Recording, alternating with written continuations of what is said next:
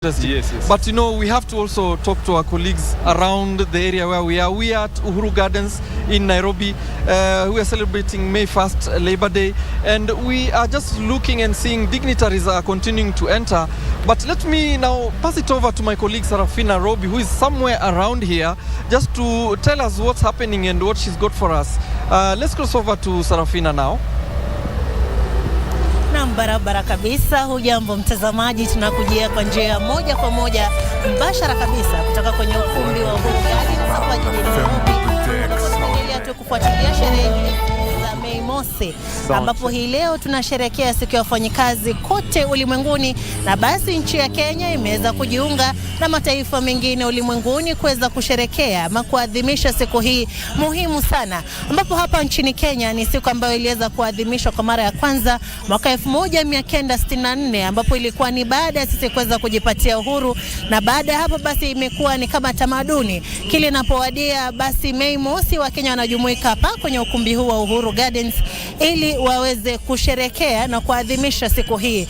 Siku hii mtazamaji, inapowadia huwa tunaona kuwa vyama mbalimbali vya wafanyakazi wao vinaweza kufika hapa ili kuweza tu kutafakari pale ambapo wameweza kutoka, pale ambapo wanaelekea, na ni mambo yapi ambayo serikali inaweza kufanya ili kuwezesha mazingira yao kuweza kuwa mazuri zaidi katika utendaji kazi. Vile wao wanaweza kuhakiki sera mbalimbali ili kuhakikisha kuwa sera hizi ni sera ambazo zinawafaidi wafanyakazi katika sekta mbalimbali. Hii leo basi hapa kwenye ukumbi wa Uhuru Gardens ninavyoongea sasa hivi ni kuwa kuna burudani tosha. Watu wameweza kuwasili, hata kama kulikuwa na mvua kidogo hapo asubuhi, wameweza kufika hapa, washaketi wanasubiri sherehe hizi ziweze kuanza.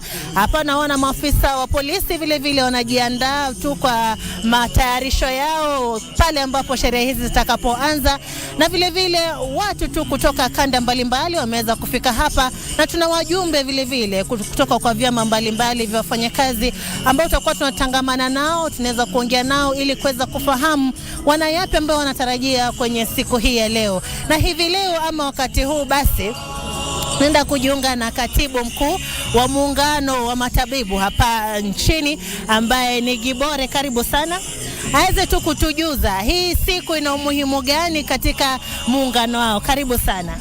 Asante sana dada Sarafina Robi kwa kunikaribisha katika studio zetu. Leo ni tarehe 1 mwezi wa 5 ambapo wafanyakazi husherehekea siku hii ya leo. Wanasherehekea mchango wao katika maendeleo ya nchi, na ndio maana tuko hapa. Siku hii iko na historia ndefu, ambapo tunajua iko na historia ambayo inaanzia 19th centuries. Mwaka wa 1886 katika nchi ya Uingereza pale Amerika kulikuwepo na kitu inaitwa Haymarket Riot. Wakati huo kuna mwenye alijitokeza na bomu na akarushia wafanyakazi walikuwa wanaandamana, na wakati huo kulikuwepo hakuna sherehe hizi. Baada ya hapo rais ambaye alikuwepo kwa ajili ya kutaka kujipendekeza kwa wahudumu kwa wafanyakazi, ndipo akatangaza siku ya kusherehekea siku ya wafanyakazi, na hiyo siku ya leo imeanzia pale Amerika, na ndio sasa tunaisherehekea ulimwenguni kote kwa ajili ya maendeleo ambayo yamekuja katika sekta ya wafanyakazi, haswa sheria ambazo zimekuwepo. Kama nchi yetu ya Kenya tunajua tumepata sheria za wafanyakazi tangia mwaka wa 2007 na zimeendelea kukuwepo, na serikali imeendelea kuongeza kuimplement, kuzitekeleza zile ambazo ziko. Na pia tujue kwamba tunapokuwa tukisema hivyo, mbeleni kulikuwepo na changamoto mingi. Wafanyakazi walikuwa wanalazimishwa zile tunasema forced labor. Hizo kwa sasa zimeweza kuisha, na pia tunasherehekea kwamba mambo ya child labor pia imeweza kuisha. Lakini pia tupo bado na matatizo mengine, ambapo tuko na kandarasi duni zile ambazo zinawadunisha wafanyakazi, na pia kuna wafanyakazi waajiri wale ambazo hawajataka kuhakikisha kwamba kuna usalama ule ambao unahitajika, ile tunaita safety and health katika sehemu zetu za kazi, ili kusudi tuweze kuhakikisha kwamba tunapokuwa tuko kazini tuko na sehemu nzuri ambaye ina promote life. na ndio maana tuko leo hapa kusherehekea, kwa sababu nchi yetu ya Kenya imetekeleza nyingi ya hizi sheria. Ndio umeweza kusema kuwa sherehe hizi zilianza karne ya 19 hadi sasa hivi kuna mambo mengi ambayo yameweza kubadilika. Hapa nchini Kenya siku hii unaona kama vile yale mambo ambayo huwa yanaongelewa kwenye hii siku ya Mei Mosi huwa yanaweza kutekelezwa, na bado kuna umuhimu ambao haswa mnatarajia kuweza kupata kutoka kwenye hii siku. Ndio, najua uzuri wa demokrasia ndio huo, kwamba siku hii inatupatia fursa ya kuongelesha serikali. Kwa mfano kama leo tunamtarajia rais wa nchi kuja hapa, na kija tutakuwa pia na viongozi wetu ambaye ni viongozi wa watetezi ama wanaotetea haki za wafanyakazi.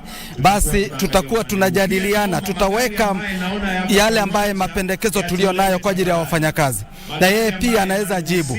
Na pia wakati huu ambapo tunajua kwamba tukiwa na rais ambaye ndiye kiongozi wa nchi, matamko yake yanapotolewa, yale ambaye yanaelekeza sheria, yanaelekeza mpangilio ya vile ambavyo waajiri wote, hata wale ambao wako katika private na wale ambao sisi pia katika nyumba zetu tunaajiri watu, anatoa matamko ambayo yanaelekeza jinsi gani hao wafanyakazi wataweza kupata haki yao, wataweza kulipwa kufuatana na uchumi wa nchi na pia vile ambavyo nchi inavyoendelea kukua.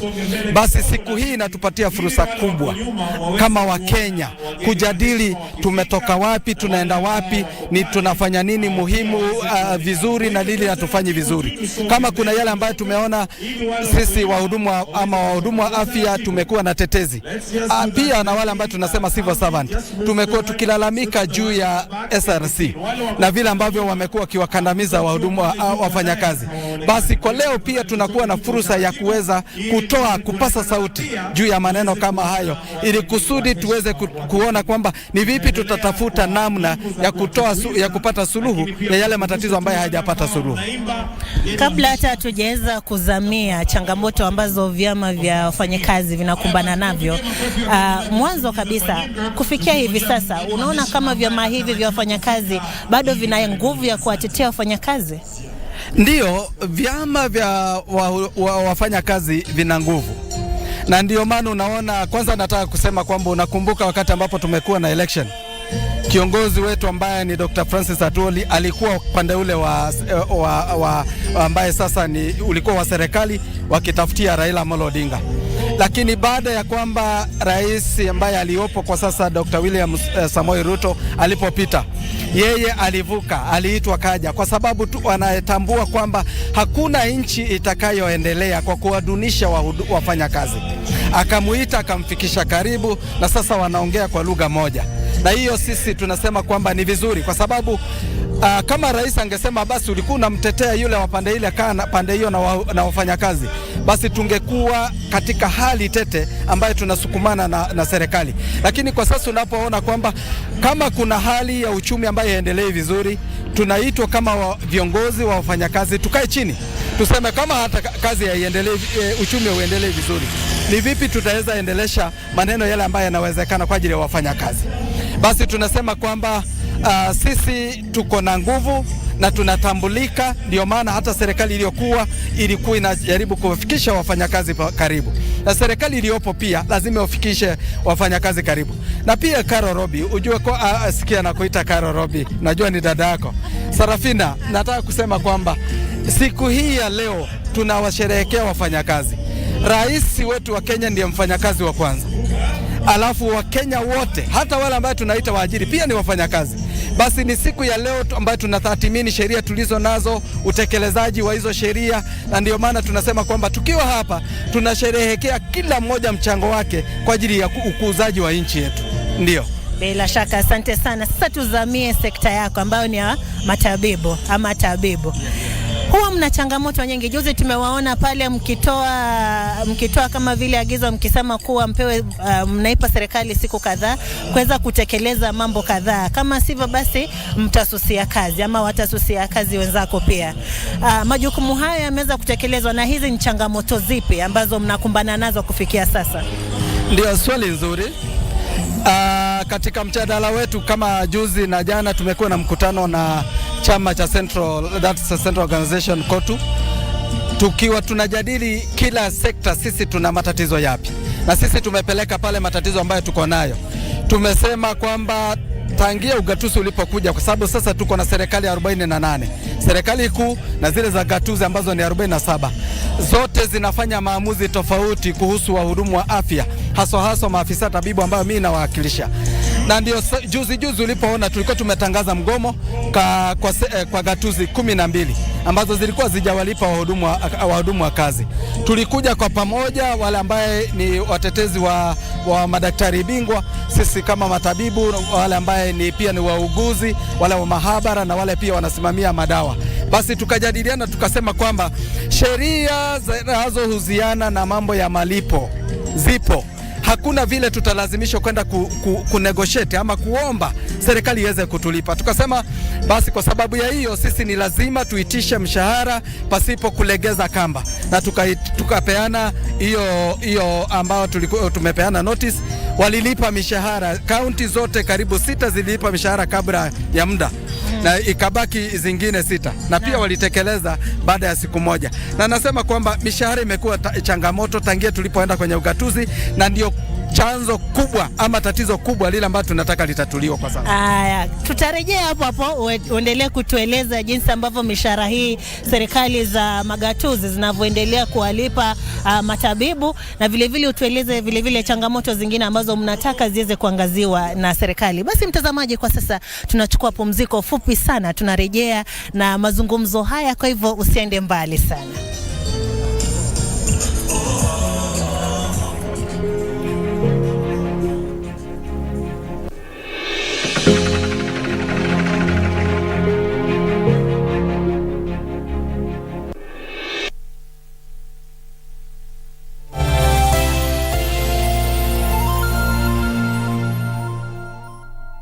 To get Skizatune Hail Mary, dial *811 *963#. Hail Mary, full of grace, the Lord is with thee. Blessed art thou among women, and blessed is the fruit of thy womb, Jesus. Holy Mary, Mother of God, pray for us sinners, now and at the hour of our death. Amen. To get Hail Mary, dial *811 *963#, *811 *963#.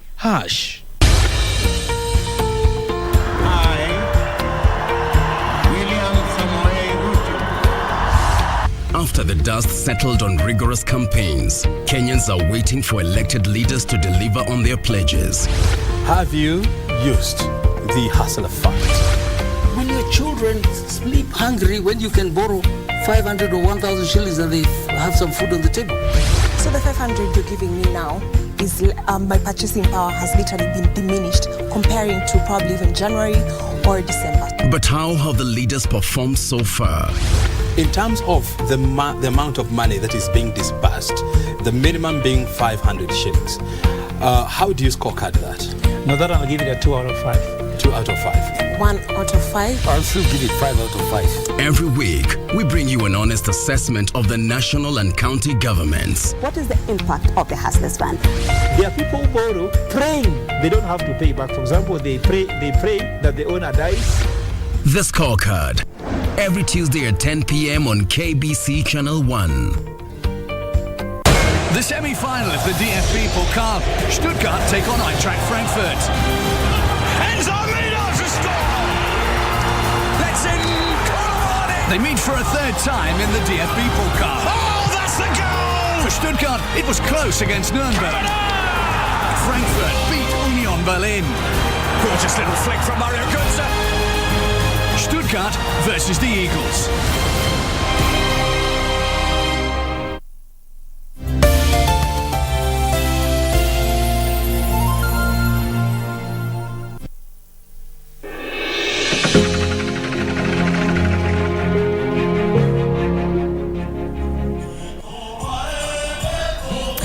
Naam, karibu tena mtazamaji, tuendelee kukujuza sherehe hizi zinazoendelea hapa kwenye ukumbi wa Uhuru Gardens ambapo kama unavyoona ni kuwa kuna mvua kidogo kidogo inaendelea kunyesha, lakini sherehe bado zinaendelea. Kama unavyosikia kuna muziki hapo imetamba hewani, tunaisikia hiyo muziki, na vile vile tunaweza kutangamana tu na baadhi ya wajumbe ambao wameweza kuwasili hapa katika ukumbi huu ili kuweza kuadhimisha siku hii muhimu sana ya Mei Mosi, ambapo wafanyakazi wanaweza kufika hapa ili kuweza kutafakari tu mambo mengi na vile vile kuweza kuona ni mambo yapi ambayo yanaweza kuhakikiwa na kuweza kuhakikisha kwamba yameweza kuwa bora zaidi, ili kuhakikisha kuwa mazingira ya utendaji kazi basi yanaweza kuboreshwa. Kama nilivyokuwa nimekujuza, ni kuwa naye katibu mkuu wa muungano wa matabibu hapa nchini ambaye anajulikana kama Gibore, na tunaendelea tu kutathmini hali ilivyo haswa katika sekta hiyo. Na karibu sana. Hapo awali basi alikuwa ameweza kunijuza kuwa zipo changamoto kadhaa ambazo wanakumbana nazo katika sekta hiyo. Ni zipi hizi changamoto? Ndio Sarafina, nilipokuwa nimeanza nimetaja kwamba tumekuwa na mambo ya kutolipwa mishahara kwa muda, na pia mishahara inalipwa ikiwa imechelewa karibu miezi miwili, mwezi mmoja. So nikasema kwamba mwezi uliopita ambapo ni mwezi wa 4 sasa, tulikuwa tumetoa tetezi kwamba kuna gatuzi karibu 12 zilikuwa zijalipa watu wetu kwa muda. Kwa hivyo tukatangaza kwamba tutaenda kwenye mgomo. Uzuri ni kwamba waliweza kulipa wengi kabla ya siku, na tukabaki na kaunti 4 ambapo ni Bomet, Kisumu, Nyamira na Vihiga. Lakini wote pia wamelipa mpaka kwa sasa. Kwa hivyo zile ambazo tunajua ni mwezi wa 4 sasa, labda kama kuna zile ambazo itakuwa hazijalipa, lakini pia nyingi kwa sasa already zimeshalipa mwezi wa 4. Sisi ni hili tatizo limekuwepo tangia ugatuzi ulipokuja, na tunasema kwamba ni tatizo ambalo limesababisha migomo mingi na limesababisha sisi kutokuwa sehemu za kazini kwenda kujaribu kuitisha mishahara zetu.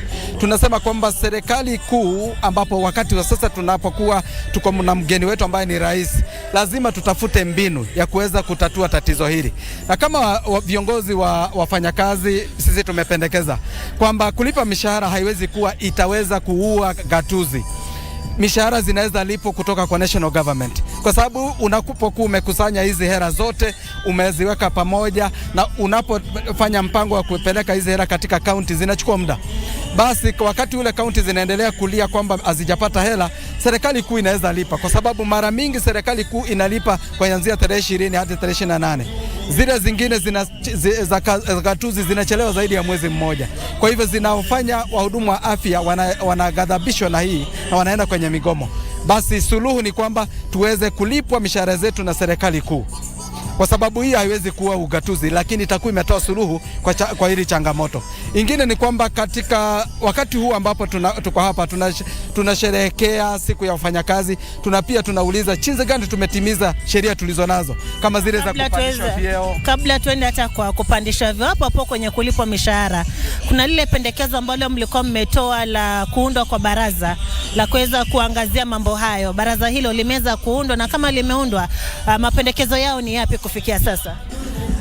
Kwa sasa tulielezwa kwamba kuna mjadala kuhusiana na hilo, lakini bado halijafanywa, kwa sababu tuliitisha kwamba serikali kuu kupitia kwa rais waweze kufanya hivyo, ili kusudi aweze kuweka committee yenye ambayo ingefanya audit, ambayo inawalete wafanyakazi pamoja na waajiri na kila mtu kwa sekta ya afya ambaye ana mvuto hapo ama ako na tajriba, tuweze kujadiliana, tuone kwamba audit yetu kuanzia tulipoenda kwenye ugatuzi, kuone kwamba changamoto zote zilizoko, zile ambazo sisi tumeendelea kuibua ama kuzitoa wakati ambapo tunalete zinasababisha hata migomo, ni vipi tutaweza kuzitatua.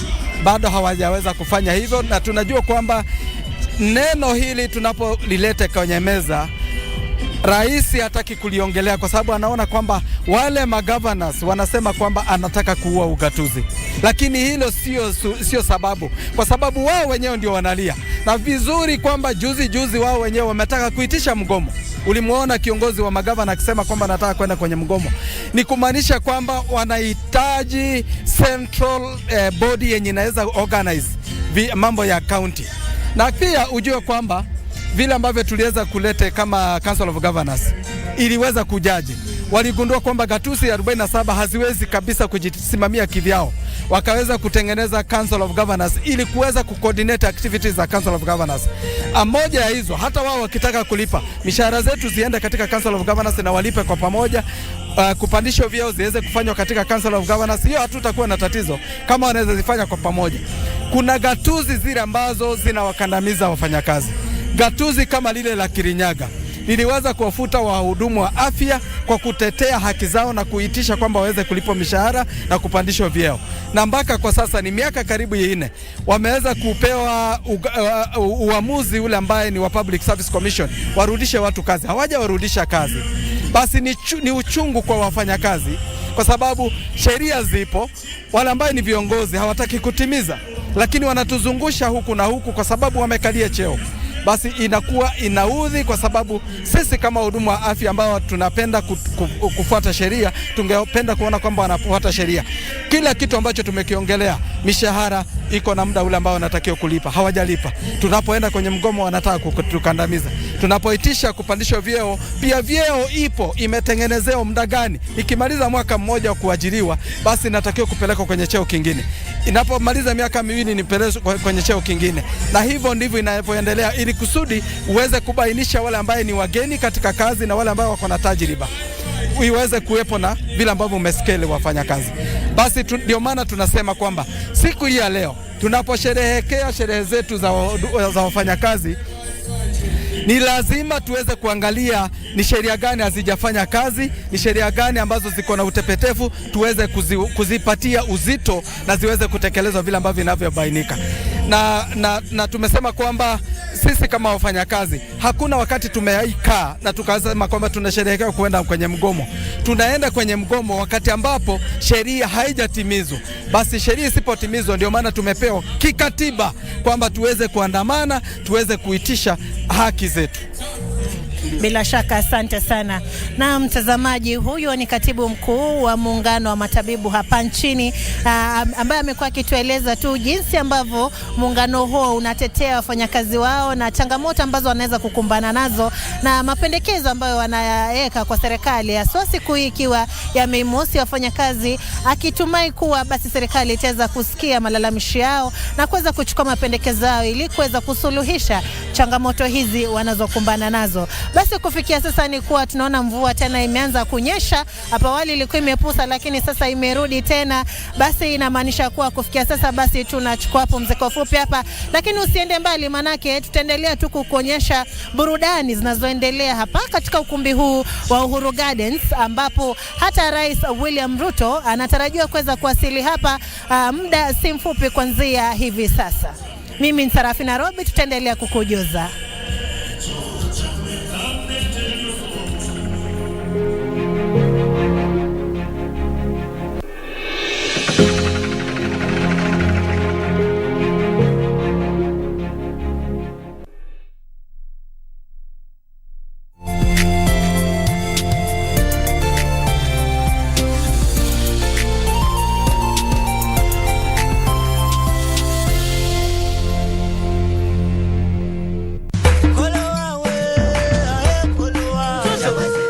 Tayari kutoka, lakini atazaliwa wakati wa kuolewa. Unaelewa mila na tamaduni zetu, na unatambua kwamba mtoto aliyezaliwa hapa usiku wa kuolewa ni laana na hatutamruhusu ni achinjwe. Lakini mama, mbona hamkuniua? Unaona shida unazozipata kwa sasa. Singeweza kukuua.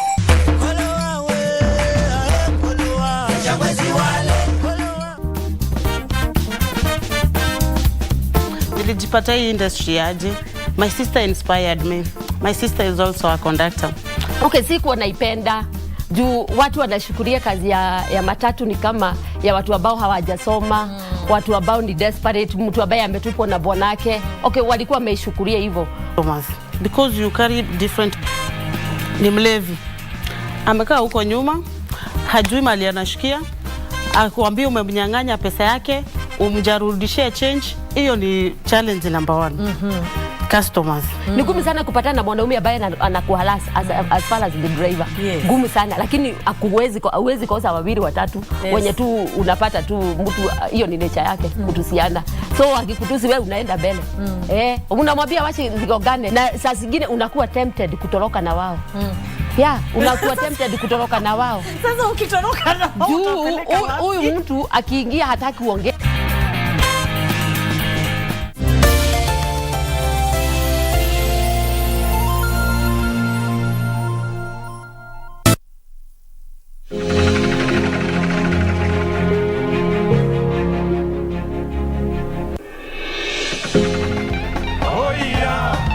Hello and welcome. If you're just joining us now, we are live at Uhuru Gardens in Nairobi, here in Langata constituency. Here we are just talking about the day which is May Day, May the 1st, Labor Day or Workers' Day.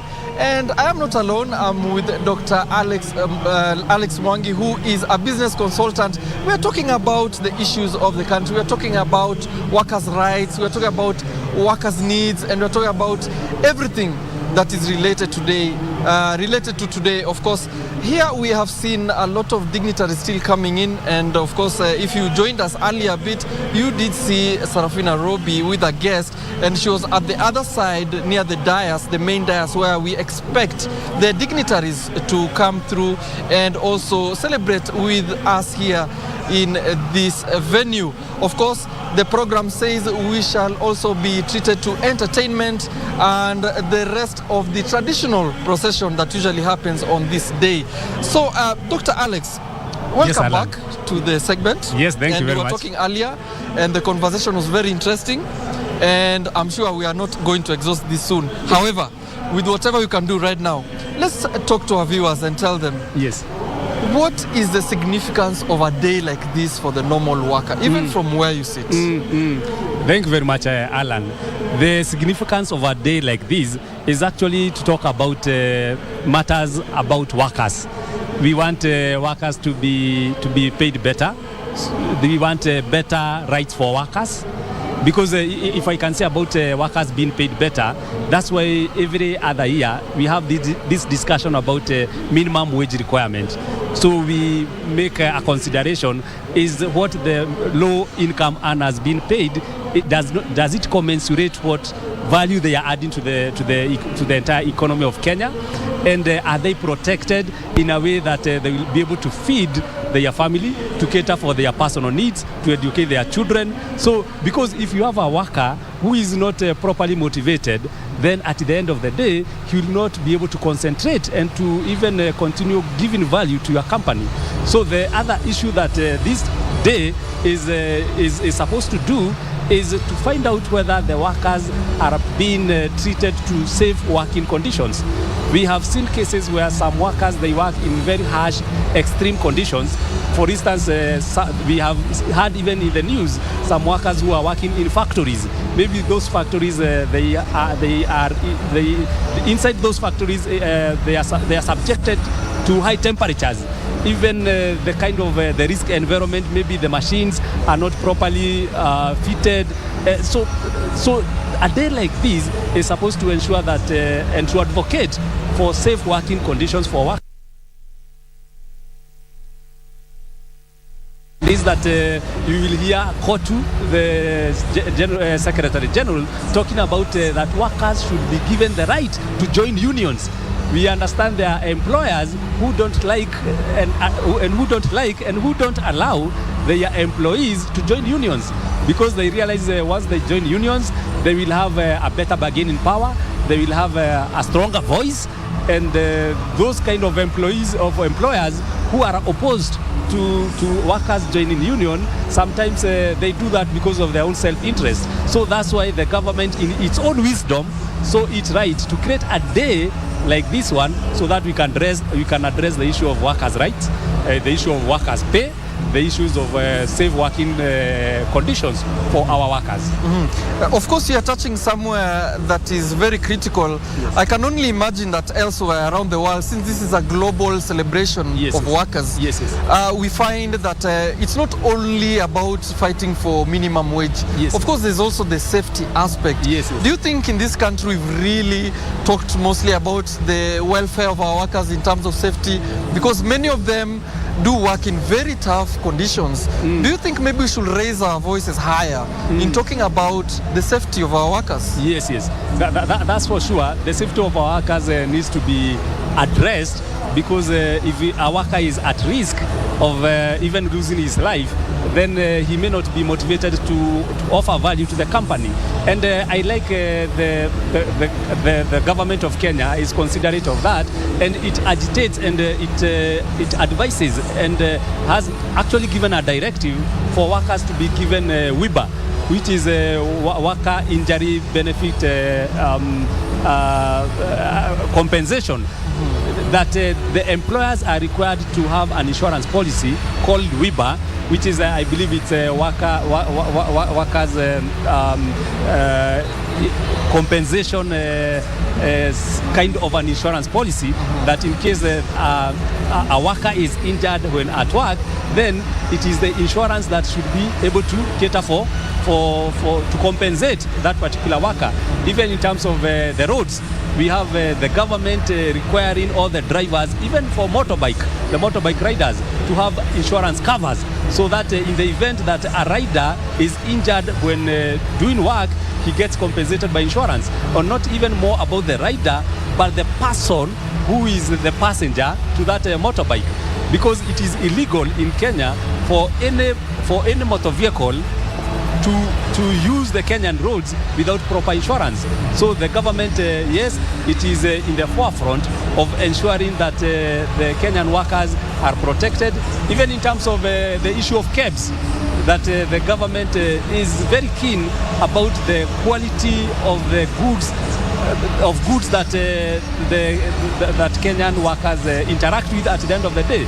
Not every, for you to manufacture, you need your products, your goods and services to be verified and to be confirmed by KEBS that they meet the required safety standards. And of course, that is a very interesting topic to tackle, because I mean, when it comes to safety, there has to be a kind of recourse. Yes. What are some of those, points of recourse for the normal worker if they're injured? Yes. Or maybe they have an issue at work? Yes. That they can follow through to get justice. Of course, I'm aware about there's a tax court as well. There's a tax court where the economics court, you can go and claim your business financial issues there. But what about the workers? Yes. Where is the point of recourse, and how often can they interrogate this recourse? Yes, for sure. It is very unfortunate that the low-income earners, the ones who are not unionized, they don't have so much of a recourse apart from using the normal judiciary system, the court system. If they have been unfairly dismissed by the employer, or they need to go to, they start from the chief, then they go to the court system, they look for justice in the judiciary system, which at the end of the day, it may take long. And again, this low-income earner may not have the required resources to employ and to hire a lawyer to fight for his rights. But in regards to the unionized workers, the ones who are under KOTU, probably like a teacher who is covered by NAT, the Kenya National Union of Teachers, or the one that is covered by KUPPET, those ones, they have the advantage that because they have those people that they have appointed as the union leaders to fight for their rights. So in case one of them is, you remember, for instance, the case of Will Kimani, the lawyer when he was coming from court, that lawyer, the umbrella body for lawyers came up, they pick up the case. Eventually, after maybe having a court case that ran for 10 years, the culprits and the people who had actually performed that act of killing, they were apprehended and they were justice at the end of the day. Well, indeed, it's a dynamic situation right now, and as our viewers are watching, we want to just switch on now, and so that she can who she's with and what she's doing over there. Kamche? Astaafu ili apeane nafasi kwa wengine. Yes. Na limeanza kufanyika. Na limeanza, tumelitekeleza, linafanyika vizuri sana. Mtu akifika miaka yake ya kustaafu kisheria, basi aende nyumbani. Akihitajika ataitwa.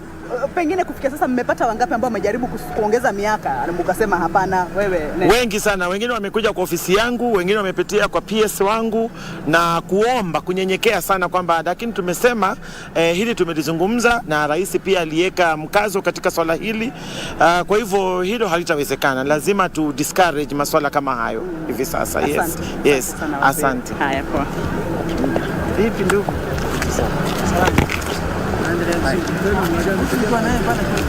KBC.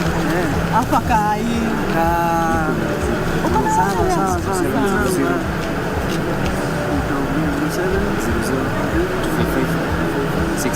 Wewe unamenifunza kazi.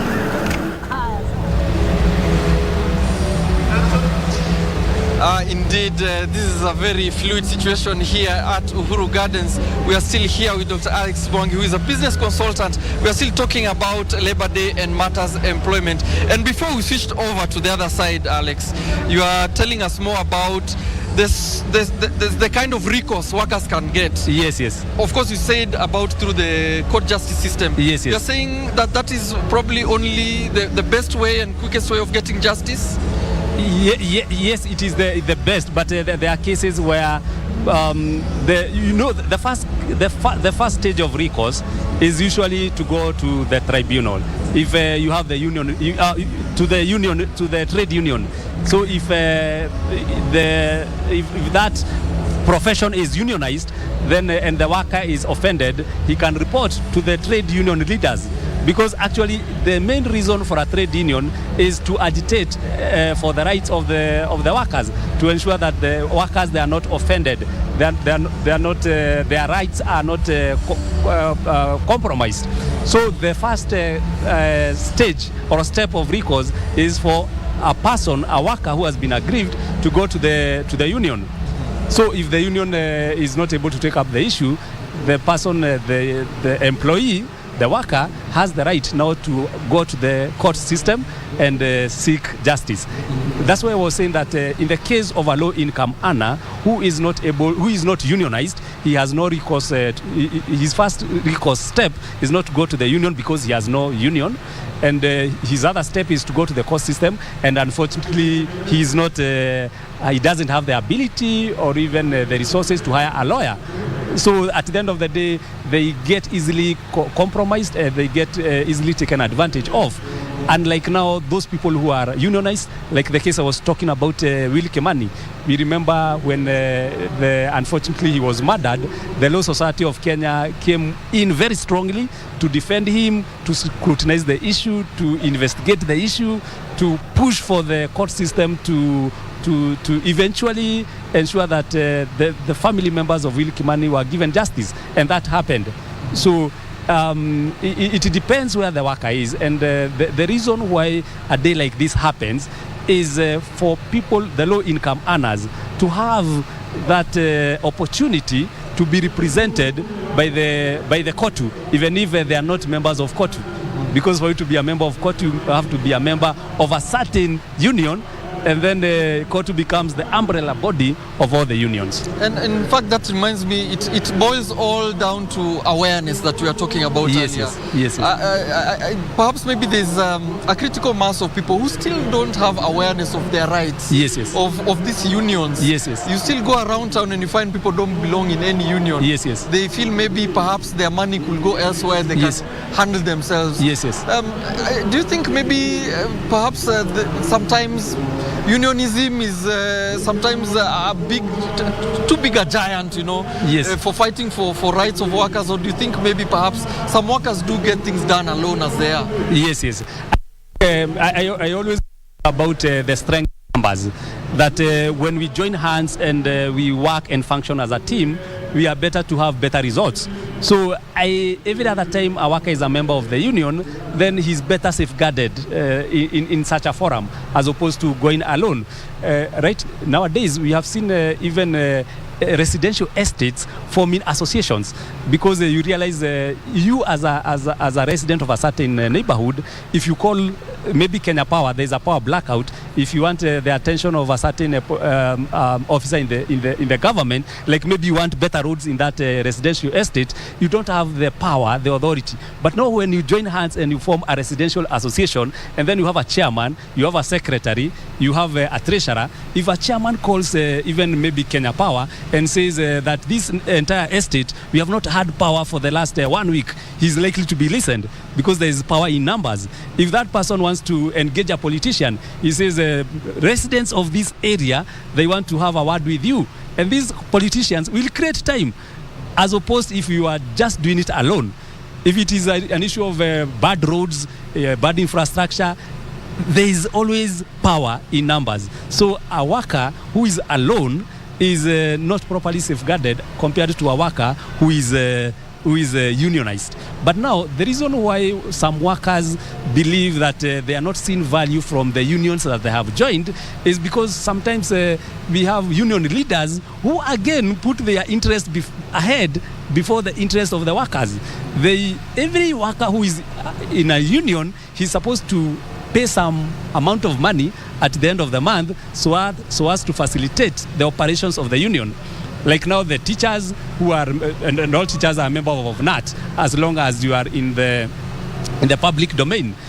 So teachers are deducted some money to go to the NAT. So if a teacher feels that the money they are being deducted is not being properly used by the union officials, then he will feel aggrieved and he may not appreciate the other benefits that that kind of a union gives to him.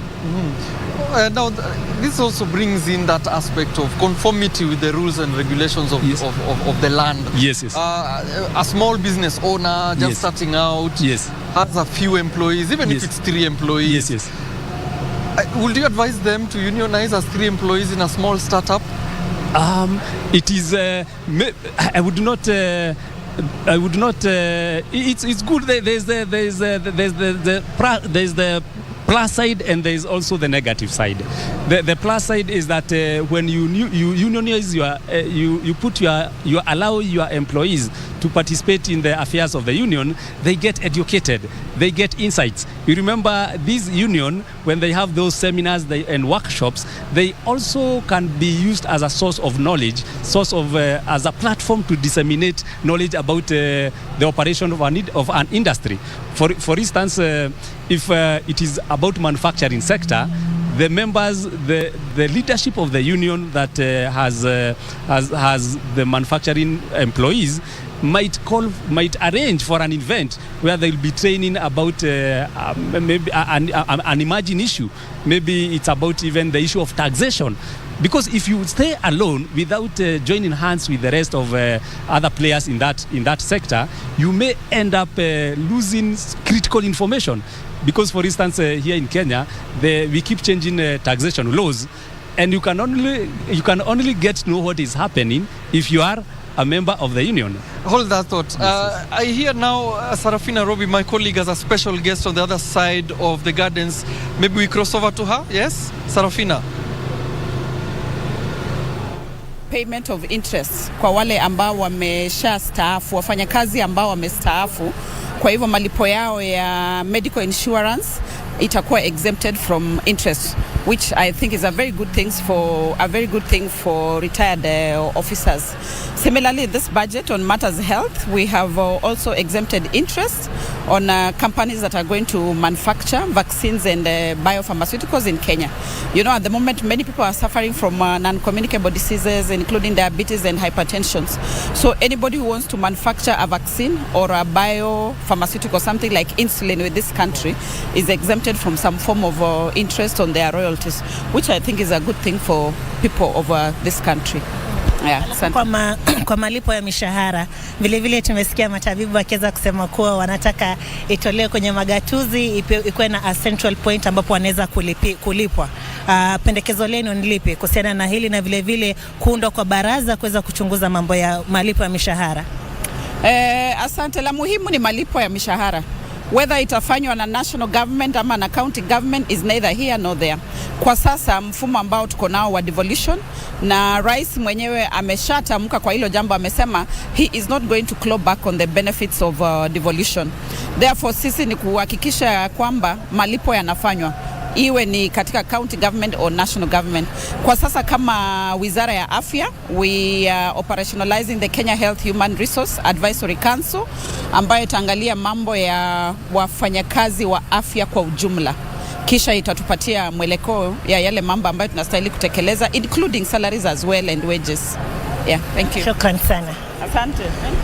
Na huyu amekuwa ni waziri wa afya Susan Nakhumicha, ambaye amekuwa tu akiweza kutupa tafsiri ya mambo ambayo wafanyakazi wa sekta ya afya waweze kutarajia kutokana na siku hii ya Mei Mosi, akisema kuwa zile kampuni ambazo zinaweza basi kutengeneza madawa kadhaa ya magonjwa kama vile hypertension, basi wataweza kupata nafuu ikifikia mahali ambapo wanatozwa ushuru, na vile akaweza kusema kwa zile changamoto zinazohusiana na malipo ya mishahara ni kuwa serikali kuu inaenda kuhakikisha kuwa inaweza kuangazia na kuhakikisha kwamba changamoto hizi tena hazipo kabisa. Japokuwa hapa wale tulikuwa tumeongea na katibu mkuu wa muungano wa matabibu ambaye alikuwa anasema kuwa alikuwa anapendekeza iweze kutolewa kutoka kwa serikali za magatuzi na iweze kupelekwa katika serikali kuu.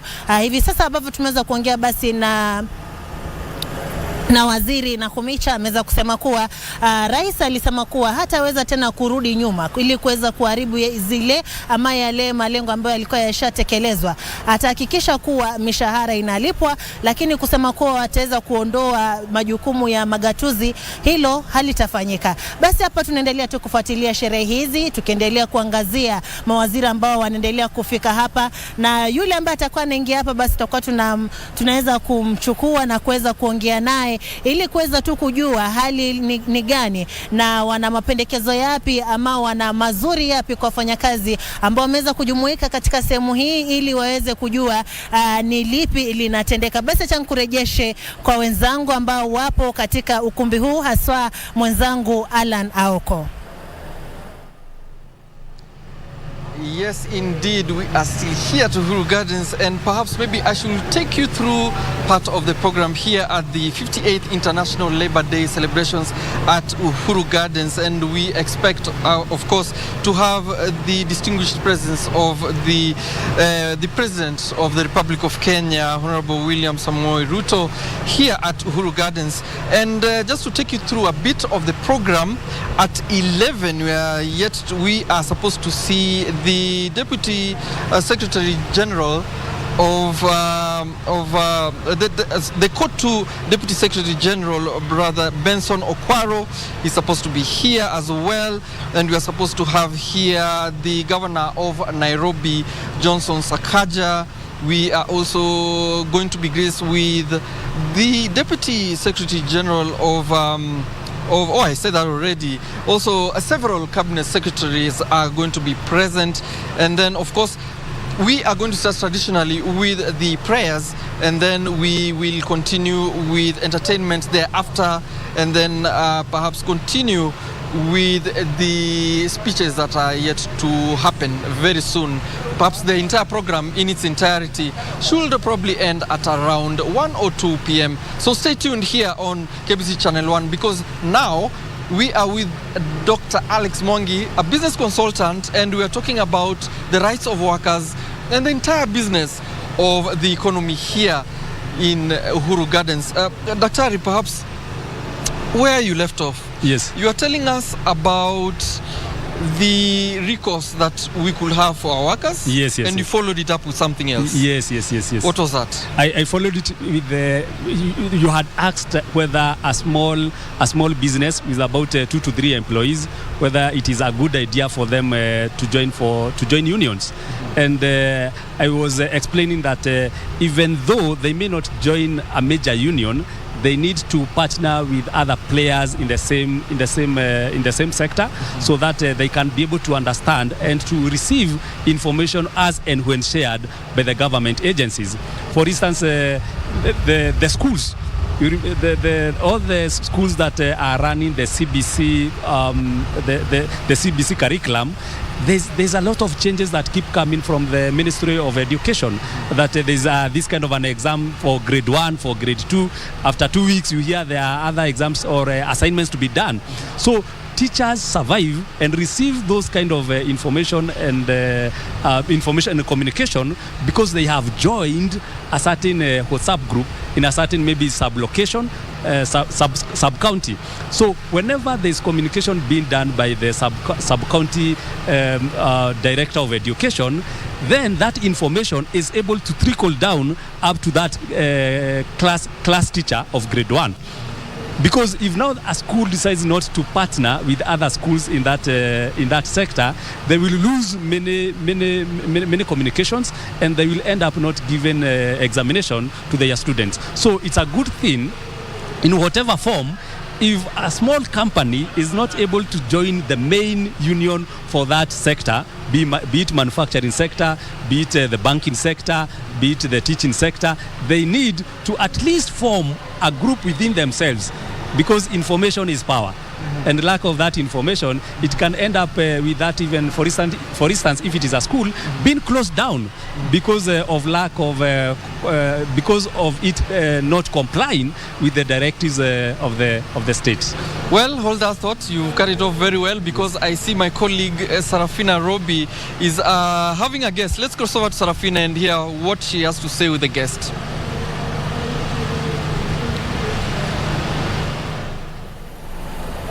Tuanze. Na bila shaka sasa tunaungana naye mbunge wa Lang'ata aweze kutujuza ana yapi hasa kwa wakazi wake wa Lang'ata kwa sherehe hizi. Kwanza kabisa karibuni sana Lang'ata. Sherehe zimeletwa nyumbani, na kama ndio kwetu eneo bunge langu, nataka kukaribisha kila mtu Lang'ata. Leo ni siku kubwa sana kwa wafanyikazi, na kilicho kubwa ni kuwa wengi wanajitokeza.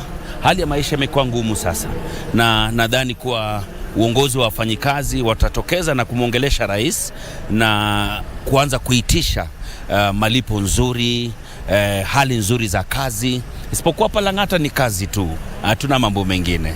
Bila shaka pewe ni mwenyekiti wa ile kama kamiti ya utangazaji ama broadcasting. Sisi kama wanahabari tutarajia yapi kutoka kwenye hii siku ya Mei Mosi? Kweli kabisa, ni unajua kama kuna kitengo ya wafanyikazi ambao wanajisukuma zaidi huwa ni wanahabari, na mimi nimekuwa mwanahabari kwa miaka 15 nikiwa mbele ya TV, mbele ya redio. Endeleni na kazi, hakikisheni kuwa habari ambazo mnatuletea kama wananchi mumehakikisha ni habari nzuri, habari za kufana, za kubadilisha. Ni hivyo tu jamani. Kuna changamoto ambayo inakumba vijana katika taifa la Kenya. Pendekezo lako litakuwa lipi kuhusiana na suluhisho la kudumu kwa ukosefu wa kazi? Ukosefu wa kazi pia ni vijana kuanza kuangalia kazi mbadala. Unajua, kazi zingine mbadala. Wengi wanaenda shule, nishakutana na wengi wako na madigrii zao na vyeti vyao, lakini ukimwambia kuwa tunaweza ingia hustle na tukafanya hii kazi nyingine, ameshikilia ile degree yake na kusema kama sitapata kazi ya actuarial science mimi sina kazi. Lakini ukitoka huku nje, ukisafiri, unaanza kupata kuwa kazi za white collar jobs zimepungua kila pahali. So ni wengi wanajituma, mamilionea saizi, wengi hata si maengineer, sio ni watu ambao wametengeneza vitu kwa mikono, wana biashara. Ndio sasa tuanze pia kuanza kuangalia kazi mbadala, not only white collar jobs. Kweli kabisa. Asanteni sana, muwe na mosi njema. Asanteni sana. Asante. Na huyo ni mbunge wa Lang'ata Jalango, ambaye alikuwa akitueleza tu mambo yalivyo, watu watarajia nini hii leo hapa. Na hivi sasa basi tunajiunga naye seneta wa Kisumu ili aweze vile vile kutujuza wakazi wake watarajia nini siku hii ya Mei Mosi, na vile vile wa Kenya kwa ujumla. Karibu sana. Asante sana. Watarajia nini? Unajua leo ni siku ya wafanyikazi. Na Labor Day haswa ni siku tunatarajia kuwa mapato ya wafanyakazi imarishwe ili wale wanapata mshahara ya kiwango ya chini angaa wapate mishahara yenye naweza kuwawezesha kuishi maisha ya kawaida. Na pia unajua siku ya labor pia ni ile celebration ya siku ya wafanyikazi ya ku appreciate wale wafanyikazi wenye wanafanyia nchi kazi na wenye wanaimarisha uchumi. Unajua mambo ya kulipa kodi kwa mfano yataimarika, yatakuwa mazuri ikiwa tunapea at least wafanyikazi ile mutisha ya kuwa encourage, kueleza kuwa mnafanyia nchi kazi, nyinyi ndio tegemeo la nchi na ndio muhimu wa siku hii ya Labor Day. Bila shaka pia tumeweza kuzungumza na baadhi ya wasimamizi wa vyama vya wafanyakazi. Baadhi yao ni wale wa matibabu. Wameweza kutueleza kuwa walikuwa wanapendekeza malipo ya mishahara ya matabibu yaweze kutolewa katika magatuzi yaletwa kwenye serikali kuu. Pendekezo lako ni lipi kuhusiana na hili, kizingatiwa kuwa mishahara imekuwa ni swala tete kabisa hapa nchini? Kulikuwa pale mbeleni ile mambo ama mazungumzo kuhusu mambo ya Health Commission ili angalie mambo ya matibabu. Wacha nikupee mfano kwa kaunti yangu ya Kisumu. Mimi ni seneta wa Kisumu. Najua kumekuwa na tabu kwa kupeana matibabu, kwa kupeana services kwa wananchi. Kwa hivyo hiyo ni kitu mzuri kwa nchi. Shukrani sana. Huyu amekuwa ni seneta Kisumu Tom Ojenda, vile akiweza tu kutupa moja mawili kuhusiana basi na jinsi mambo yanayotarajia kufikia hivi sasa. Basi tunaona magari yanaweza kuingia, ni msafara ule ambao kama kawaida watu tunaona kama wa rais. Ni wa rais. Basi muda si mchache hizi sherehe zinaenda kuanza hivi sasa, kama unavyoona hapo kwenye picha zako kwenye runinga, ni kuonyesha kuwa sherehe hizi basi wageni mashuhuri wa nchi tayari washawasili hapa, na muda si mchache basi sherehe hizi zitakuwa zinaanza.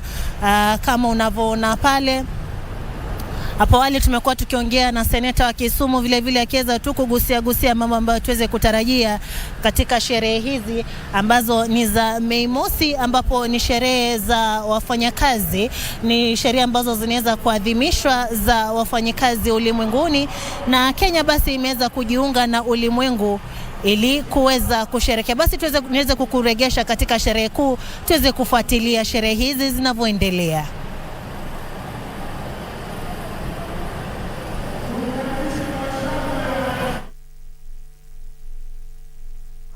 Karibu sana naibu wa rais, wakaribishwa kabisa.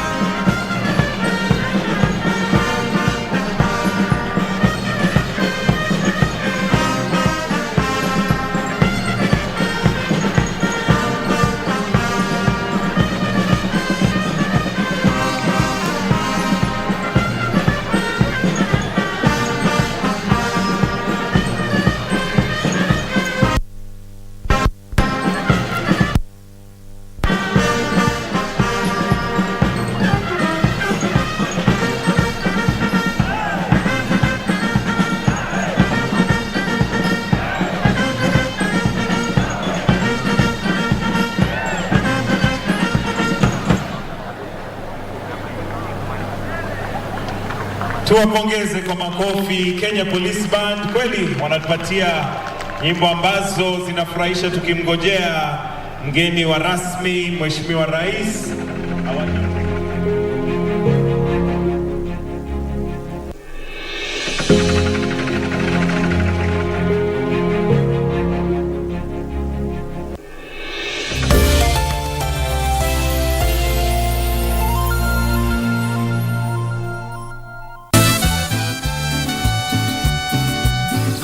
Be considerate. Oh, considerate, Mother? I'm fed up.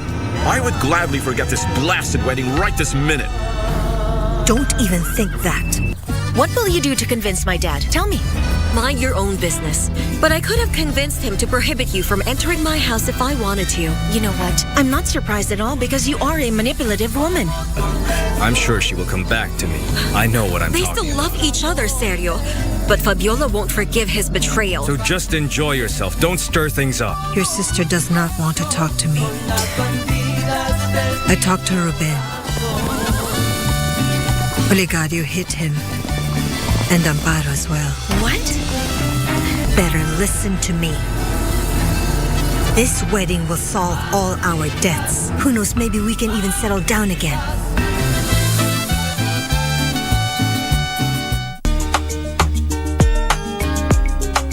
Kalenda na mimi kuja zinapatania wapi? Basi leo ni siku ya wanafanya kazi duniani. Hatufanyi kazi leo. Kana hata hiyo chakula yenu naenda kuambia mama Kayai. Make me become violent on you. I will react on you. Hapana. Mbona umemwandika Mogaka kanono? Nakaa kama tube ya tractor. Atachua hachui. Haki yenu gani? Mnenaji wa wafanyikazi. At KBC Channel 1, we put people at the heart of events with our captivating.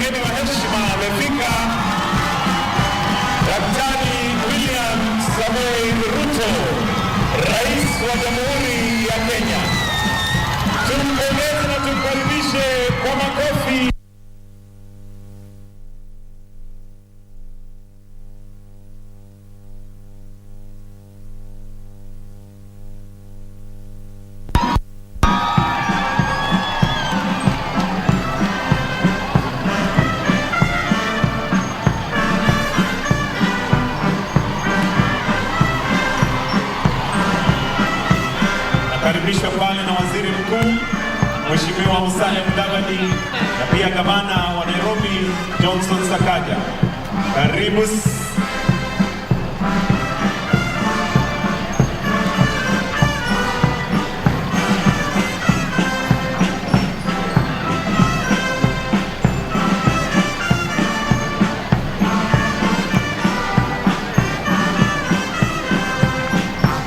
Nakaribishwa pia na brother Francis Atoli,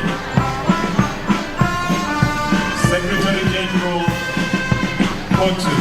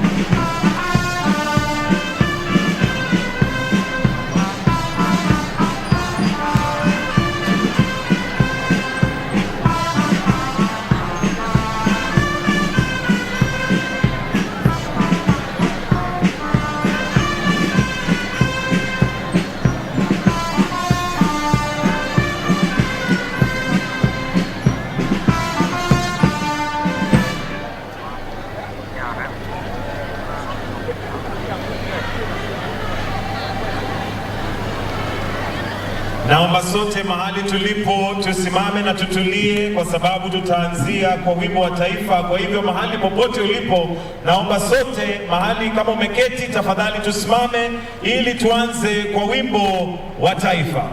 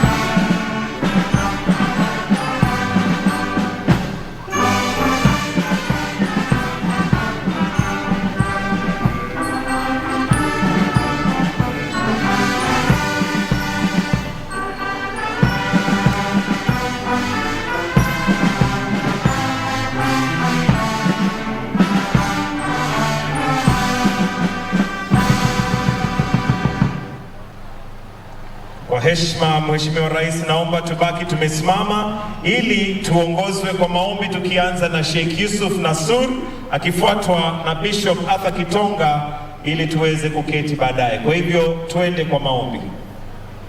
Bismillahirrahmanirrahim. Kwa jina la Mwenyezi Mungu mwenye kurehemu, mwingi kwa kurehemu. Ya Allah, kwa utukufu wako na kwa ubora wako, wewe ndiye utusikiae sauti zetu, uzijuae shida zetu, na vile vile wewe ndiwe ujuae nia zetu. Tunakuomba utuepushe na shari, utuepushe na chuki, na utuepushe na fitna za aina mbalimbali. Kila tunapoamka asubuhi kukuomba, ewe Mwenyezi Mungu, ijalie asubuhi yetu iwe yenye nuru. Tunakuomba na ujalie mchana yetu kila siku iwe ni yenye furaha, na ujalie jioni zetu ziwe ni zenye kheri. Tunakushukuru ewe Mola wetu kwa kuitikia dua zetu ya kuiombea nchi yetu mvua. Tujalie iwe ni mvua yenye baraka na neema, na wala usitujalie iwe ni mvua ya karaha, majuto na maafa. Ewe Mwenyezi Mungu, wewe ndiye mwenye kuzisikia sauti zetu, wewe ndiye mwenye kuzijua shida zetu, na wewe ndiye mwenye unaweza zifahamu nia zetu. Tujalie wepesi katika maisha zetu, na kila zito ulifanye sahali. Tujalie kuishi kwa amani na furaha, na utupe mafanikio na ustawi wa kiuchumi. Ya Allah, tunakuomba utuhesabu katika wale waliokuumba ukawapa, utuhesabu katika waliokuomba ukawapa, utuhesabu katika walioitaka neema yako ukawaneemesha, na pia tunakuomba utuweke miongoni mwa waliokutegemea ukawatosheleza. Ya Allah, tunamuombea rais wetu Daktari William Samoei Ruto pamoja na viongozi wetu wote. Ewe Mwenyezi Mungu, muongezee busara katika kazi yake, muongezee subra, muongezee hekima, na vile vile muongeze uwezo katika utendaji wa kazi zake. Tunakuomba ya Allah, uwalinde na uwabariki wafanyakazi wote katika taifa hili wanaojitolea kwa bidii kila siku. Uzibariki riziki zao za halali na uwalipe kwa jasho zao, ewe Mwenyezi Mungu. Ewe Allah, kama taifa na kama nchi, tunakuomba kwamba popote pale penye kasoro au popote pale katika mapungufu ndani ya mienendo zetu, tunakuomba ewe Mwenyezi Mungu utusamee. Amin. Wa sallallahu ala sayyidina Muhammadin nabiyil ummi wa ala alihi wa sahbihi wa sallam. Amin.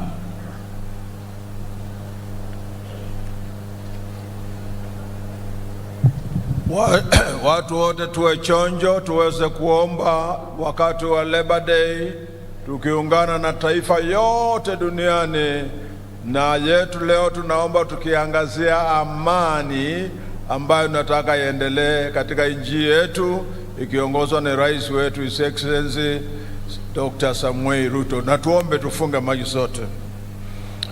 Baba mtakatifu, katika jina la mwanao Yesu Kristo, twaja mbele zako wakati wote tukitoa shukurani katika nchi hii, tukiwa zote kutana wakati wa Labor Day ambaye ni siku inasherekewa kote duniani. Na Baba, tunaomba wakati wa sherehe ya Labor Day, Bwana, tukiombea wafanyikazi wote wawe ni watu wa amani na kutangaza amani, ndio business zote siwe zinaendelea vizuri. Hatutaki maandamano tena kuona katika nchi hii. Tukisungumuza leo na tukiomba katika Labor Day, tunasaidia amani yako yaendelee, na mambo ya mapambano barabarani kuharibu business za watu wakiwa na sherehe sio na maana, tunaikataa katika jina la Yesu. Neema yako Baba na itoshe.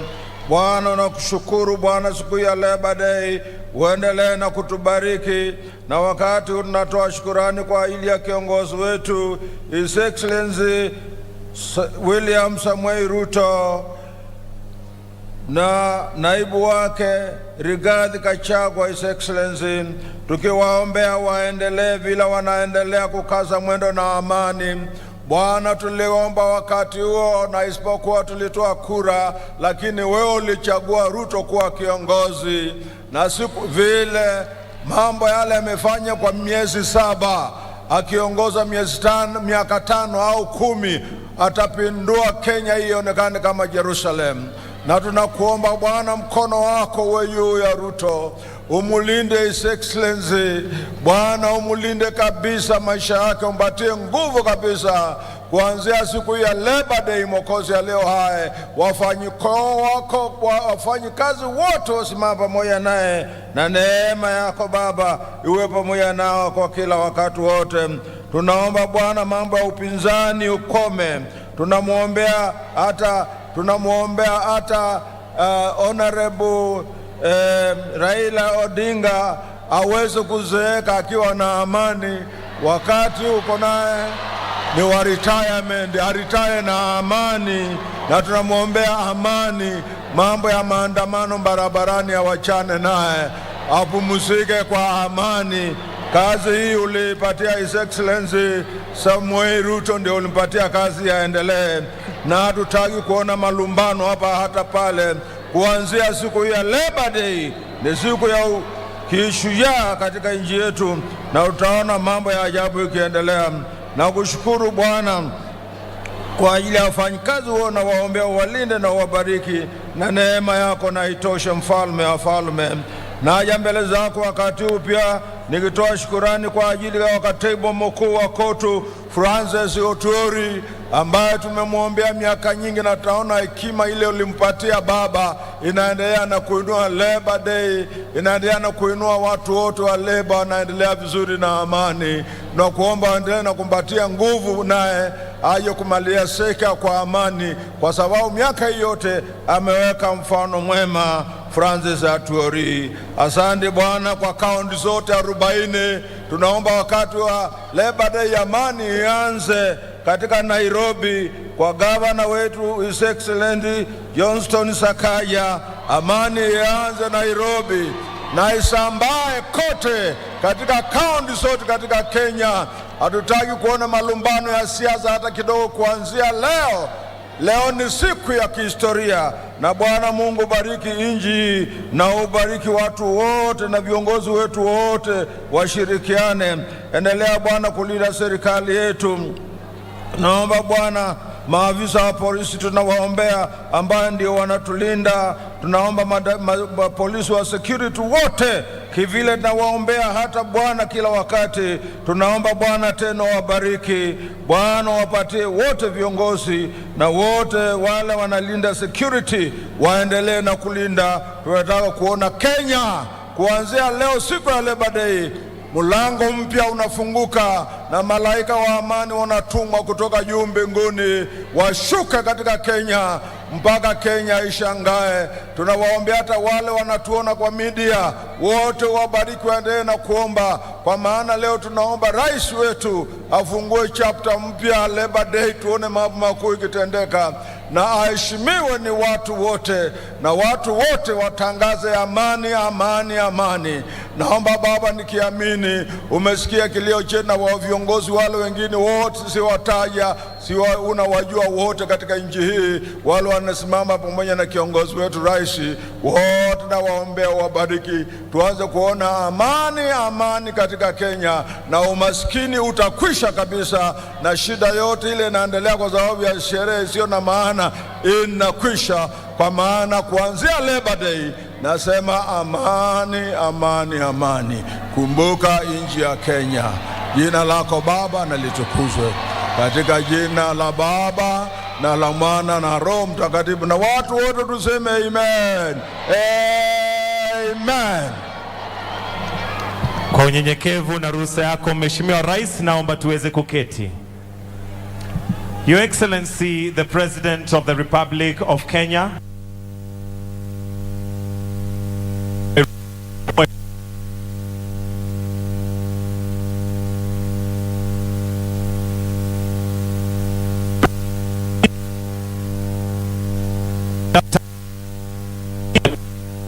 Honorable the Governor, Nairobi County, Honorable Johnson Sakaja, all governors present, the CS Labor and Social Protection, Honorable Florence Bore, all cabinet secretaries present, all ambassadors, high commissioners and members of the diplomatic corps, members of parliament present, all principal secretaries, the Secretary General, Central Organization of Trade Union, COTU, Brother Francis Atwoli, the COTU leadership, international organizations represented, all workers and hustlers, distinguished guests, ladies and gentlemen. Allow me to now hand over to Brother Wangura to mention the March Past Parade as they begin to march past His Excellency the President. Also, we'll have some entertainment. Brother Wangura, take it up.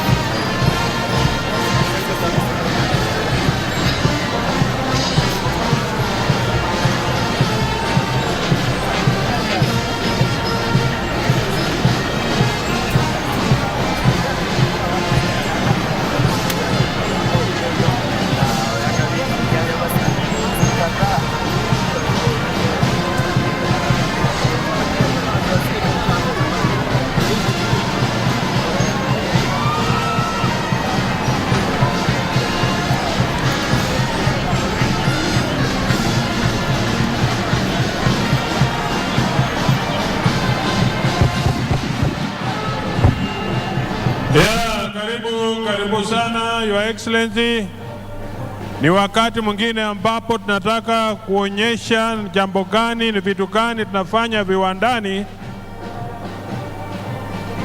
Na kwa siku ya leo kwa hakika tumefurahi sana kuwa na wewe, ikiwa ni siku yako ya kwanza ukiwa kiongozi wetu mpendwa kuhudhuria siku ya wafanyakazi. Ni siku kubwa, tunakutambua, tunakushukuru, tunakuenzi na tuna kila sababu ya kufurahia wewe kuwa na sisi. Bila wewe sisi tujue tungekuwa wapi, lakini Mwenyezi Mungu anajua. Na ndugu yangu mhubiri ameongea mengi ambayo yanahusu. Kwa hivyo ni wakati ambapo tunaingiza vifaa ambavyo ni zetu zinatengenezwa hapa nchini. Na kwanza tunaanza na wale viongozi wa KOTU, wale ambao wanajua ya kwamba mkubwa wao ni ndugu wetu Francis Atwoli.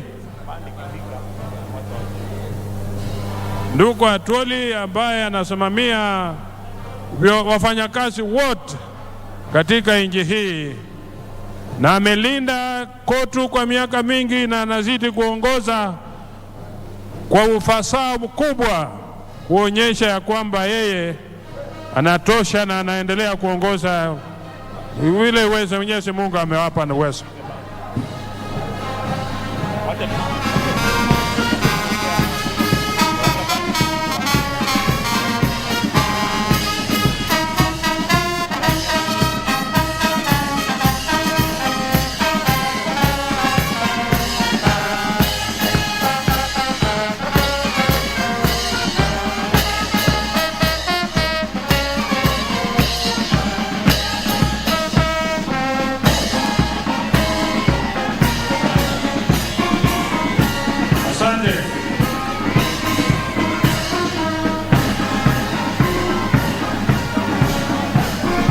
Wanaofuata ni wakina mama wa KOTU ambao wanawakilisha serikali ya KOTU. Say no to gender violence.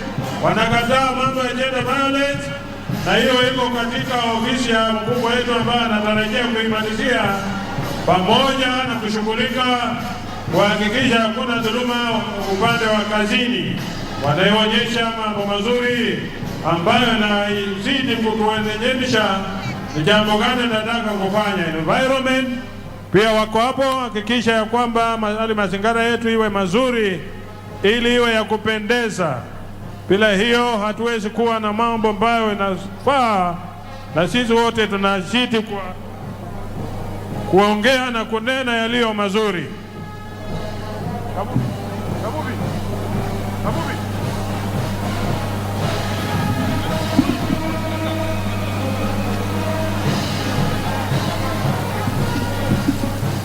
Hiyo ni ya Hotels Union ambayo inaongoza nukudea. Hiyo Hotels, asante sana, karibuni. Civil Servants Union ya wafanyakazi wa serikali ongezwa na Mheshimiwa Odeke ambaye hako hapa sawa. Seafarers ambaye inaongezwa na ndugu yetu ambaye anaitwa kutoka Mombasa kule, anafanya kazi mzuri. Watu wa bandari maritime ambao wanahusika na mambo ya kufunza watu mambo ya baharini pia hawajawachwa nyuma, wako na sisi siku ya leo, na wanaongozwa na ndugu yetu ambaye ana Mombasa kule Mwangure.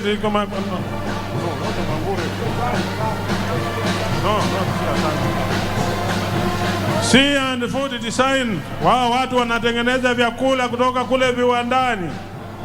Wako kila kitu, na si watu wa kueleleza mambo yote. Alafu wanapata na Kenya Railways ambayo inaongoza na ndugu Chumo ambaye pia inahakikisha ya kwamba mambo ya SGR na ingine wana matumaini hiyo itaongoza.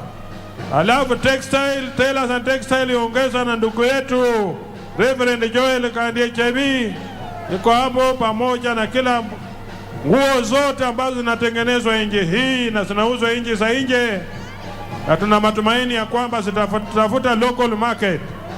Zozote watu ambao wanafanya kazi kwa roho safi na kwa njia safi sana. Hizo nguo kuna mambo mengi ambayo yanasema juu yao ya kwamba mambo ya ushuru yaangaliwe na wataangalia vilivyo. Kwa hivyo ni wote wanahusika na mambo ya manguo, textile, Sunflag, wote wako hapo, na ni kiwanda kikubwa ambacho kimeajiri watu wengi sana. Na washukuru kwa kazi nzuri ambayo mnafanya. Tulali na baridi, tunapata blanketi, tunapata kujifunika kwa njia iliyofaa, na nguo tunafaa vizuri sana. Textile industry, kiwanda kikubwa ambacho huwezi ukasema ni kiwanda cha aina gani. Banking and insurance companies,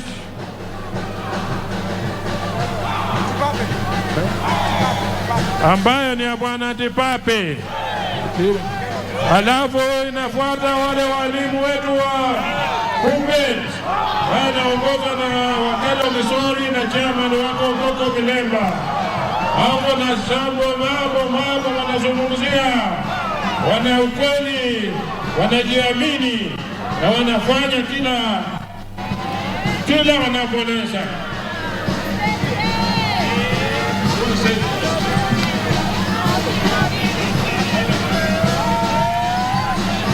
Union ya Kunsel ambayo pia inaongozwa na ndugu yetu Korome wako hapo, wanafanya kazi kwa njia inayoonekana.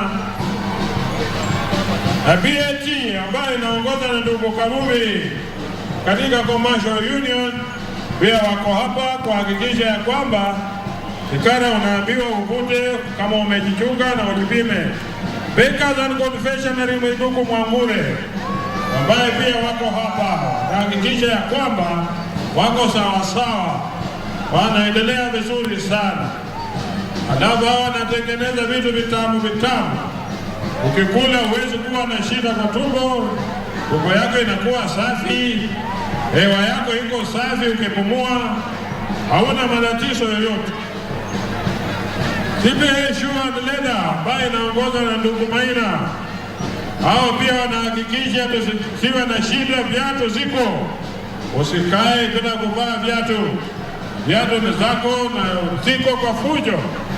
Kwa hivyo uhakikishe ya kwamba unafaa viatu, usije ukashitwa na wadudu wa kukula miguu yako. Nimesahau viatu ziko za kila aina, watu wapata ndio hao, na hakikisha tunavaa viatu vya quality yao ambayo ni nzuri sana.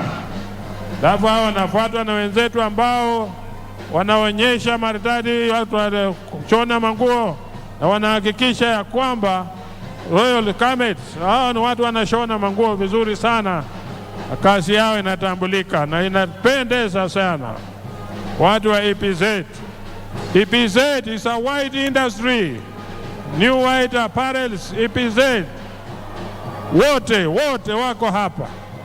Na tutahakikisha ya kwamba wote wanaruhusu wafanyakazi kujiunga na vyama vya wafanyakazi. Jambo la muhimu, kama kuna kiwanda ambacho kitapinga wafanyakazi wao kujiunga, tutalilia baba ako hapa leo, atatusaidia.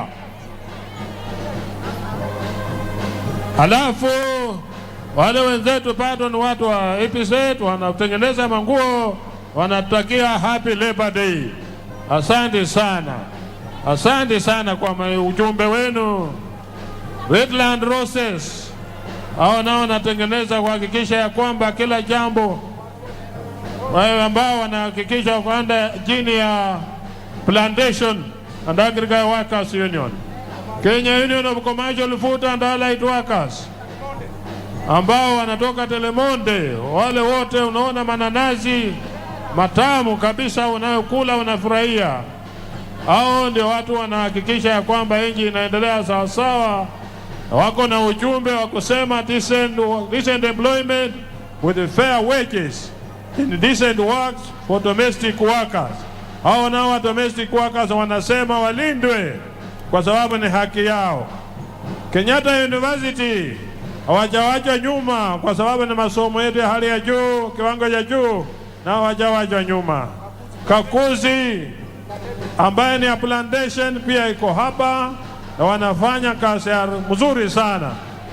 Mfanye kutembea haraka kwa sababu wakati sio wetu, wakati tunataka mkubwa wetu atukuongeleshe. Kenya Union of Commercial tena ndugu Kabubi, ambao pia wako hapa kuhakikisha wanafanya kazi, wamekuja pamoja na NSSF na wengine wote ambao wanakuja nao. NSSF iko chini ya ndugu Kabubi. Hapa ndio tunaweka rasilimali zetu. Ukifika uzeeni kuna baadhi ya kununua dawa. walimu wetu, Kenya National Union of Teachers, wote wako hapa na wamejiandaa na wamejipanga na wako sawa sawa, wako ndani ya serikali na wanataka kuunga serikali kwa kila namna, na wako tayari kufanya kazi na kukaa na kuzungumza mambo yao kwa njia ambayo inafaa kabisa. Wako sawa sawa, wako sawa sawa, wakiongozwa na ndugu Uhuru na wenzake ambao wanahakikisha NAT inaendelea kwa njia inayofaa. Wote wako chini ya kotun, wanasema ya kwamba lazima wafanye kila jambo. Kenya National Union of Nurses, ndugu Panyako ambaye ndio kiongozi wao, pia wako hapa kuhakikisha ya kwamba matibabu yanaendelea sawa sawa, wanalinda wagonjwa, wanawatibu kwa njia inayofaa. Kenya Medical Sector Workers Group Union, asante sana kwa kazi nzuri mnayofanya, na tunatambua uwepo wenu kwa siku ya leo, kwa sababu bila nyinyi hatujui tulikuwa wapi. The East African journalist ndugu Eric Odwor ambaye anasambaza habari katika Kenya hii yote, na journalist wanalia kwamba waangaliwe, wapewe haki yao, wapewe uhuru wao, ili waendelee kutupasha wale ambao hatuna nafasi ya kufika mahali kila jambo linapotendeka. Alafu naingia security firms ambazo zinaongozwa na ndugu Andabwa. Hii ndio one of the biggest industries ambayo tuko nayo, na bila ulinzi ujue ya kwamba huko na shida. 911 ambayo sasa ndio inalinda kuhakikisha ya kwamba una usalama kwako, wako na kila namna ya ulinzi. Ukiwa na shida wako, ukiwa utaibiwa, mwizi atoroke, wako na umbwa na kusaidia kutafuta wewe mwizi, wako na magari za kutafuta kufanya kazi yote hata bila shida yoyote. Ukiwa umeandikisha nao, unahakikisha una ulinzi wa kutosha. Hawa ni 911 security. Alafu tuko na PM security. PM security pia ni one of the recognized, well established organization ambayo pia wanafanya kazi yao kwa njia iliyofaa, njia mzuri sana. Wanahakikisha ya kwamba mambo yote ambayo yanafanyika kwa ulinzi chini ya usimamizi wao uko katika hali maridadi sana. Wanafanya ulinzi wa kila aina ulinzi wanafanya, na utaona vile wanavyopita hapa wanaonyesha ni ulinzi wa aina gani wanafanya. PM security, asante sana kwa kazi nzuri mnafanya, kwa sababu bila nyinyi usalama utasambaratika. Kitu wanaomba tu waende mafunzo ya kutosha hizi security firms zote, ili wapewe silaha, wasaidie polisi na wengine kupigana na makaidi na wale watu ambao wanaweza kuleta fujo. PM security kama ni nzuri, pia wanasambaza mails, kila kitu wanahakikisha kila kitu kinaenda sawa sawa. Kampuni ambayo imejiamini na inajiamini kabisa. PM Securities, kila jambo nipata mails, barua zako zifike haraka, PM Securities wako watakufanyia kazi mzuri. Tukiendelea hivyo maenda mpaka kufika mbele, PM Securities msonge haraka kidogo kwa sababu mko wengi.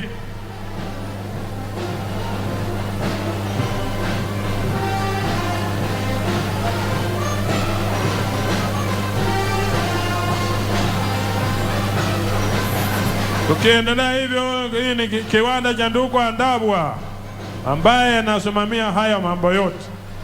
Bila yeye huyo uongozi ulikuwa umerudi chini wa kuunganisha hawa, lakini kwa saa hizi wako imara kabisa.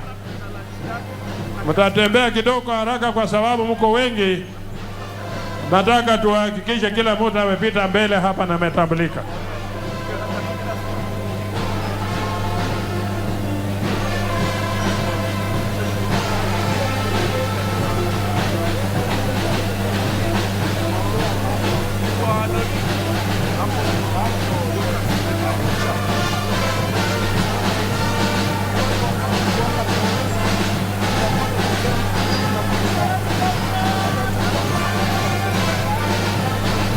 G4 Securities, kampuni ambayo pia inatambulika kikamilifu na kazi yake, inajulikana kwa kazi ambao wanafanya both locally and internationally.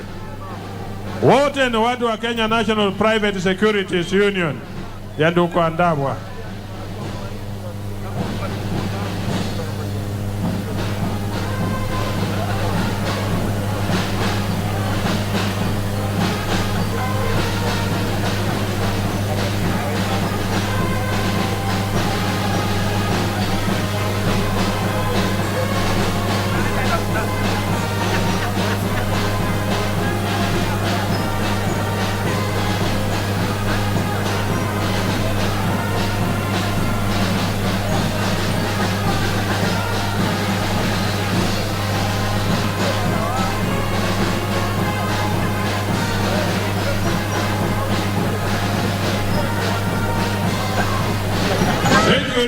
Ni famu ingine ambayo inadili pia na ulinzi na mambo ya kuhakikisha Kenya inalindwa vizuri kupitia kwa kampuni yao ambayo pia ni ya ulinzi na inafanya kazi mzuri. Kiwa nao najua ya kwamba uko salama usalimini.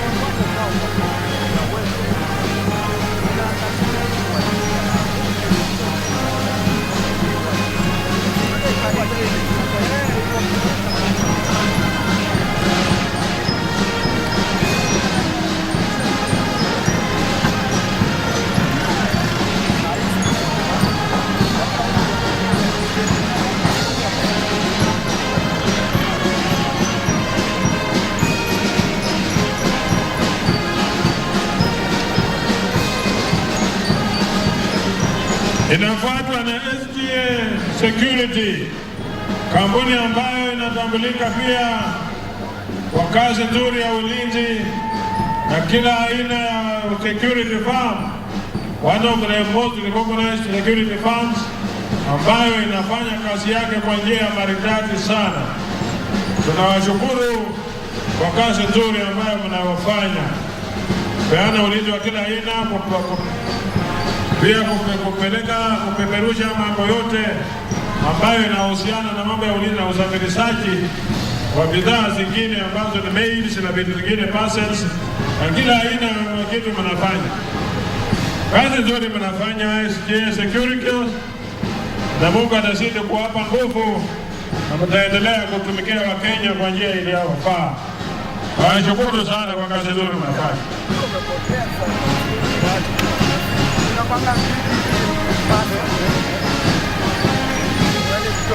Big one.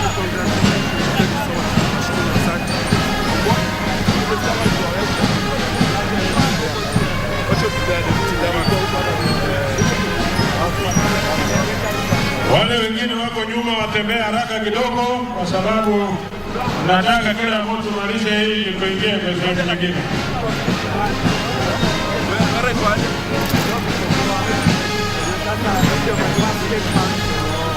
Chafua. Angalia kazi yenu. Safi.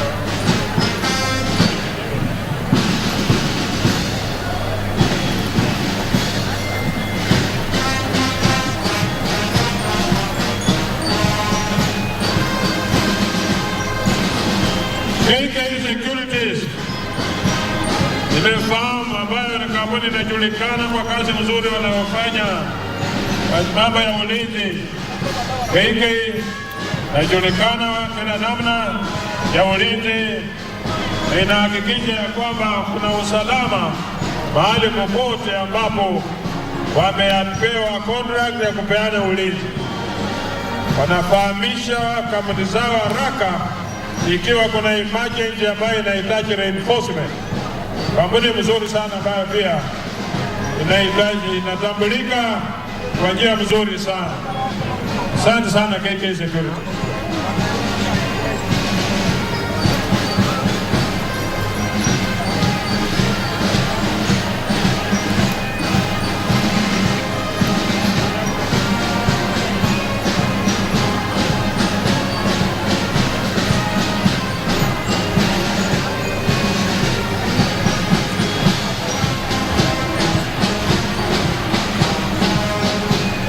hata na silver dogs kila aina ya namna. KK Security, very organized, very established, and up to the task. Asante sana, ni watu wazuri.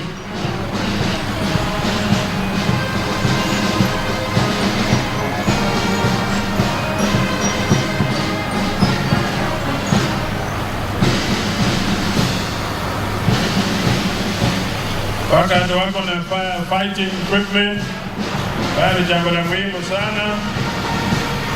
Tunawatambua, tunawapenda, tunawashukuru.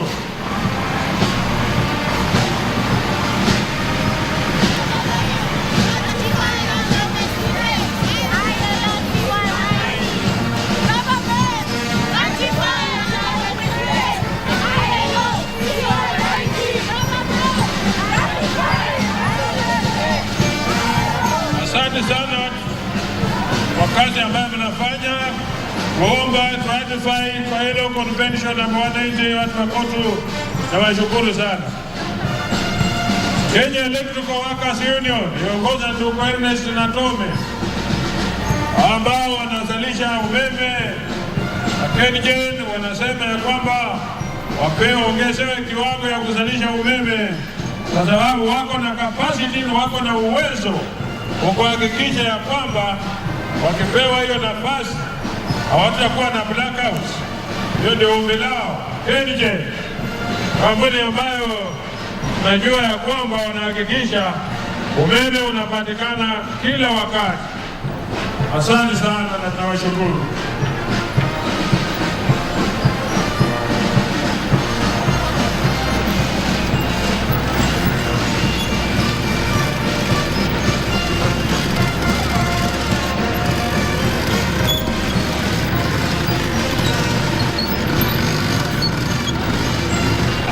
Kwanza ni wakusalisha na wenye wanafuata sasa ni wakusambaza. So wasalishaji wamehakikisha ya kwamba watazalisha umeme wa kutosha, na wasambazaji wanasema hatutakuwa na blackouts kuanzia leo. Blackouts out.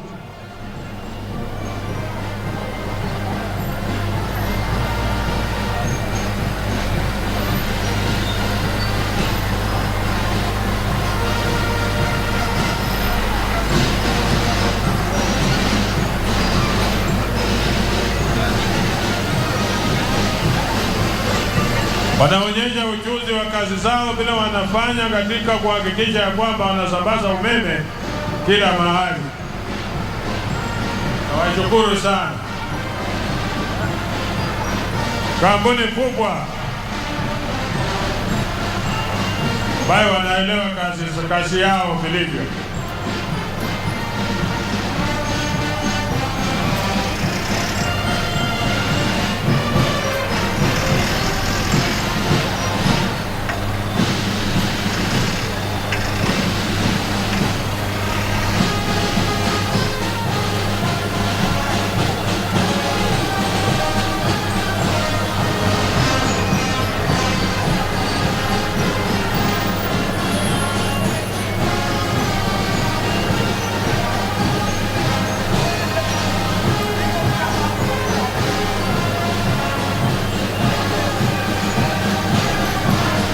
Asante sana Kenya Power.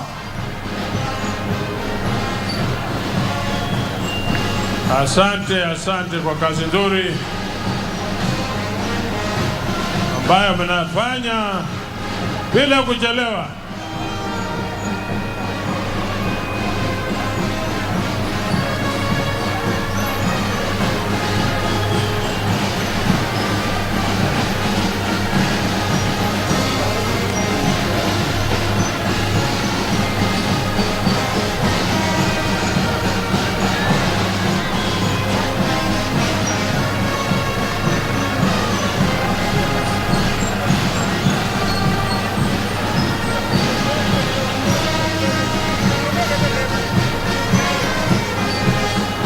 Hawa na wengine wanaitwa hata class ambao wanaongozwa na ndugu Okoth Jabiro.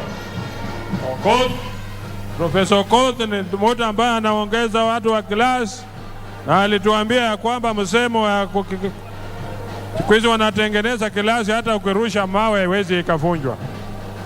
Hapa inafuatwa na commercial food and allied workers tena, ambao wanaongoza na ndugu Kabubi. National Cereals and Produce Board, ambao wanahakikisha tunapata nafaka. Wakati wa upanzi unaendelea ukiisha, lakini hujachelewa kwa sababu climate change inatuencourage kuendelea kupanda wakati wowote. Bila mvua inanyesha, tuhakikisha tunapata nafaka ya kutosha kupanda mashamba yetu ili tukabiliane na hii shida ya njaa.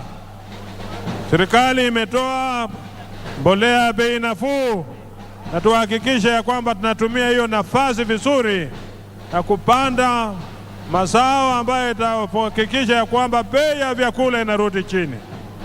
Asante sana kwa rais wetu na serikali yako kwa kufikiria njia rahisi ya kupunguza gharama ya maisha.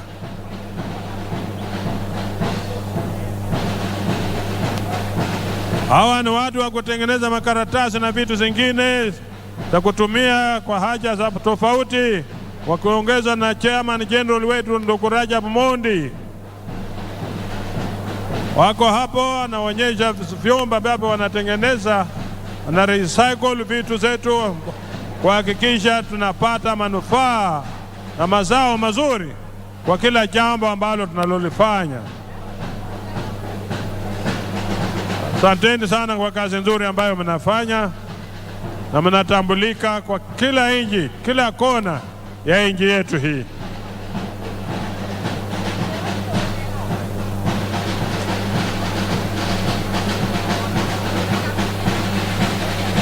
Asante kwa kazi nzuri ambayo mnafanya.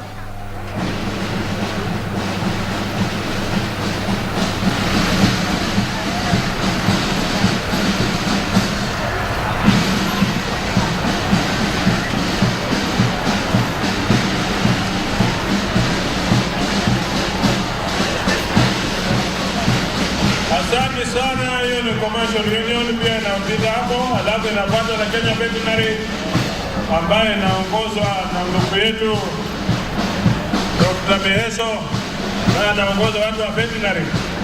Anahakikisha ya kwamba kila jambo la veterinary linaendelea kwa njia nzuri, na kuhakikisha mambo kila kitu ambacho kinahitajika kufanyika kupitia kwa madaktari wa veterinary kinafanyika kwa njia iliyo nzuri. Wanyama wetu ambao tunafuga nyumbani na kila jambo ambalo nataka kufanya linafanyika kwa njia iliyo nzuri sana. Asanteni sana kwa kazi nzuri ambayo mnafanya kuhakikisha ya kwamba hatuna infections zozote ambazo zinaweza kudhuru maisha ya watu wetu. Kenya Union of Commercial tena hata wanakuja na kinywaji naitwa Tusker Brand. Wanakuja na kila aina ya brand iko mbele ya Tusker. Zamani tulikuwa tunaambiwa wimbo Tusker ni baada ya kazi. Commercial food and allied workers. Kila jambo Kenya Breweries Limited. Baada ya kazi kurudika ukiwa na Tusker, sio kabla ya kazi. Haya, naendelea hivyo mambo yao hiyo yote. Mifinyo zimekuja za kila aina kwa wale ambao wanashughulika nazo, lakini zoronga tuhakikishe ya kwamba nalinda jamii yako kwa njia inayofaa. Wanaofuata ni ground base. Ground base ni rangi ambayo inajulikana kwa uzito wa nyumba yako, ukiwa unahakikisha kuhakikisha ya kwamba iko chini ya ndugu yetu anaitwa Vito huko, ambaye ni wa chemical and allied workers. Ground base, rangi ambayo inadumu. Ukitaka utaalamu ambao unahitaji special, unaenda kwa kampuni, watakupatia mtaalamu ambaye atakushauri na kuhakikisha ya kwamba rangi ambayo unapaka kwa nyumba yako ni rangi ya kudumu, sio rangi ambayo baada ya muda kidogo utakuta imeoshwa na mvua. Na vitu zote ambazo unafanya tunahakikisha ya kwamba inaendelea sawasawa. Usiishi na rangi moja kwa nyumba yako miaka mingi, wala unaweza kubadilisha kupitia kwa Crown Paints, kampuni ambayo inaimarisha vilivyo. Asante sana Crown Paints.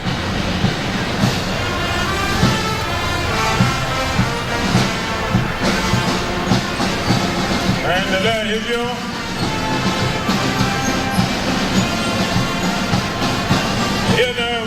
Posta wao wako chini ya ndugu Ole Petule. Ndugu Ole Tipape ndiye anaongoza wale wafanyakazi wa benki ya Posta.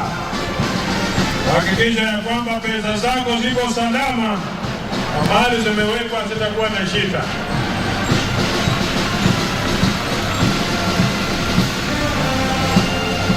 Asante sana. NSSF, shirika ambalo linachunga maslahi ya wazee.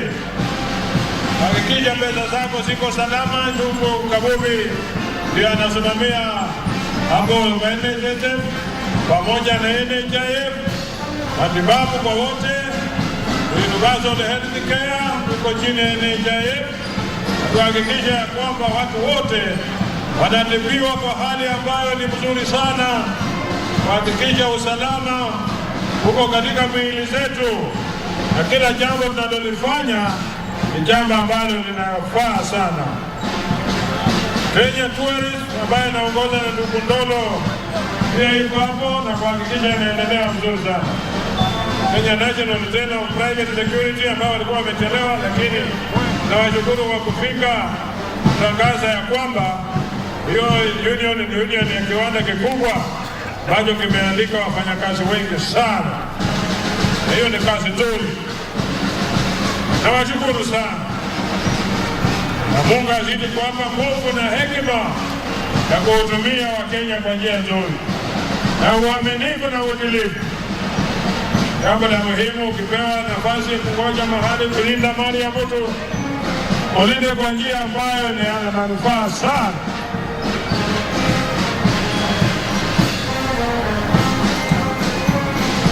Petros ambayo na hospitali iko chini ya ndugu Njeru, Albert Njeru, ambao wanahakikisha ya kwamba wanalinda maslahi ya wagonjwa kwa njia inayofaa.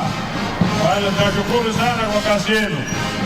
Wale wangali nyuma watembea haraka kidogo, hatutaki kuacha. Nakaribia kumaliza, lakini tuhakikishe kila mtu amepata nafasi ya kupita hapa.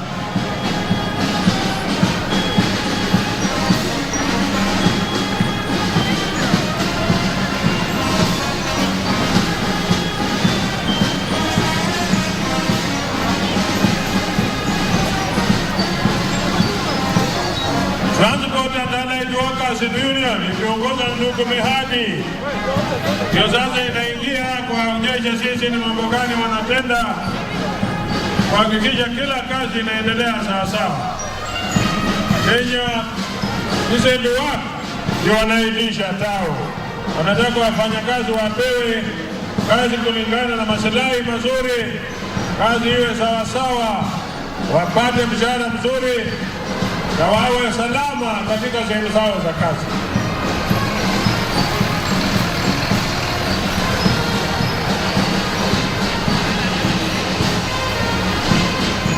Hizi coach pamoja na wale wako chini ya tao Transport and Allied Workers,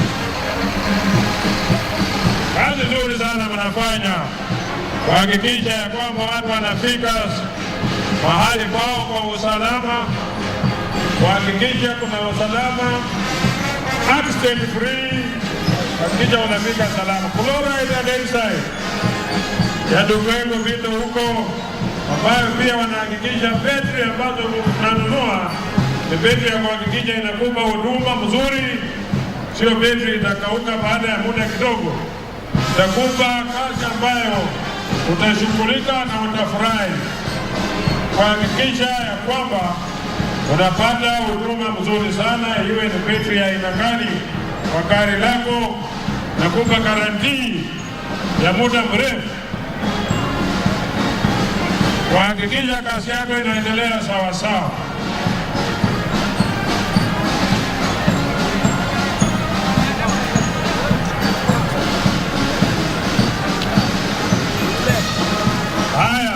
Amalgamated Union, Boso Mamo, ambaye anaongoza union hiyo, mama mzuri sana.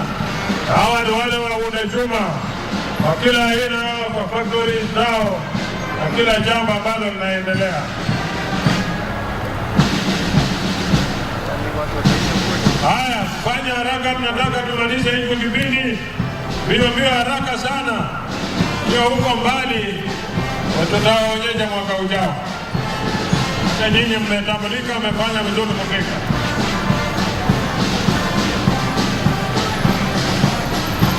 Huyu anaenda kusimamisha.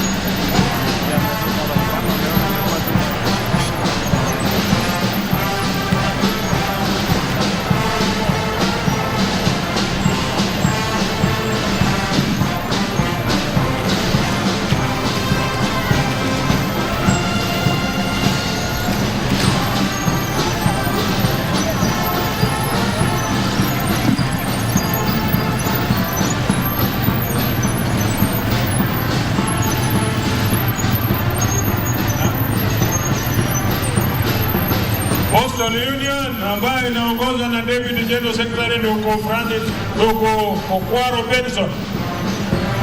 Hiyo ambayo ni huduma ambayo imetulinda kwa muda mrefu sana, na tunashukuru kwa kazi nzuri ambayo wanafanya.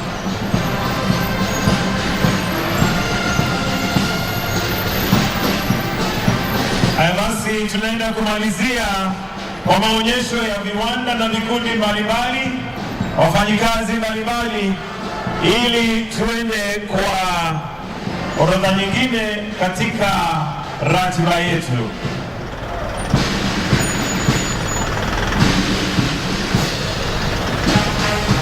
Tuende kumalizia maonyesho ya viwanda na vikundi mbalimbali.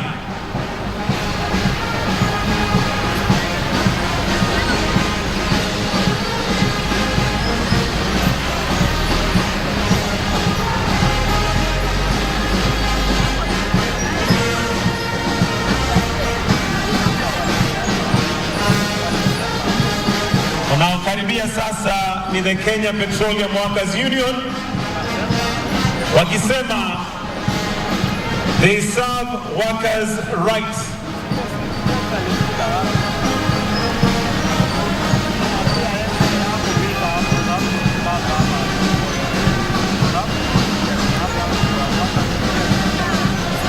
Tukienda kumalizia kipindi hiki cha maonyesho ya viwanda na vikundi mbalimbali ya wafanyikazi.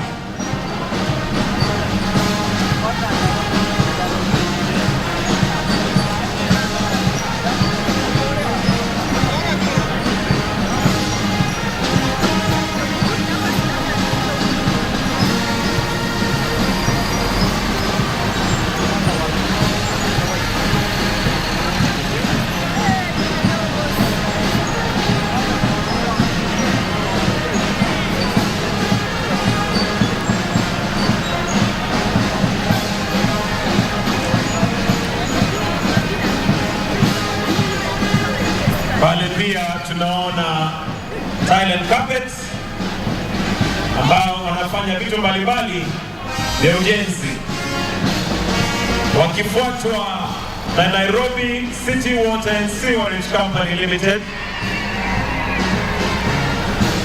Tukienda kumalizia maonyesho ya viwanda na wafanyikazi na vikundi mbalimbali, ili tuende katika mwelekeo mwingine katika ratiba yetu ya leo. Tukimalizia pale na Nairobi County,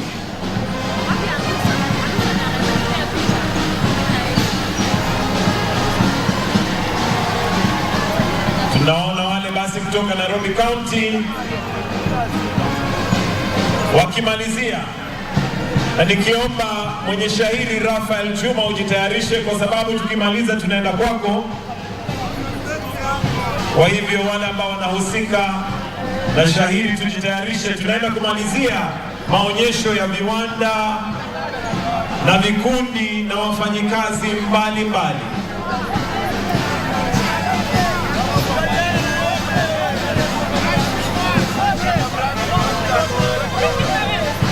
Nairobi County pale wakiwa na mbwekse. Ndio hiyo. Najua gavana wa Nairobi County anaelewa mbwekse sana. Ndio hiyo basi. Haya basi, tukienda kumalizia pale, Mheshimiwa Rais, tunataka kwenda katika kipindi kingine na mwenye shairi ambaye anaja aitwa Rafael Juma, na shairi lake ni siku ya wafanyikazi. Kwa hivyo tumemalizia kipindi cha maonyesho kwa sasa, na viwanda ni vingi, kuna vile ambavyo hawakuweza lakini ni wingi. Na sasa tunataka tupate shairi kutoka Rafael Juma, na shairi lake laitwa siku ya wafanyikazi. Juma, twende kwako.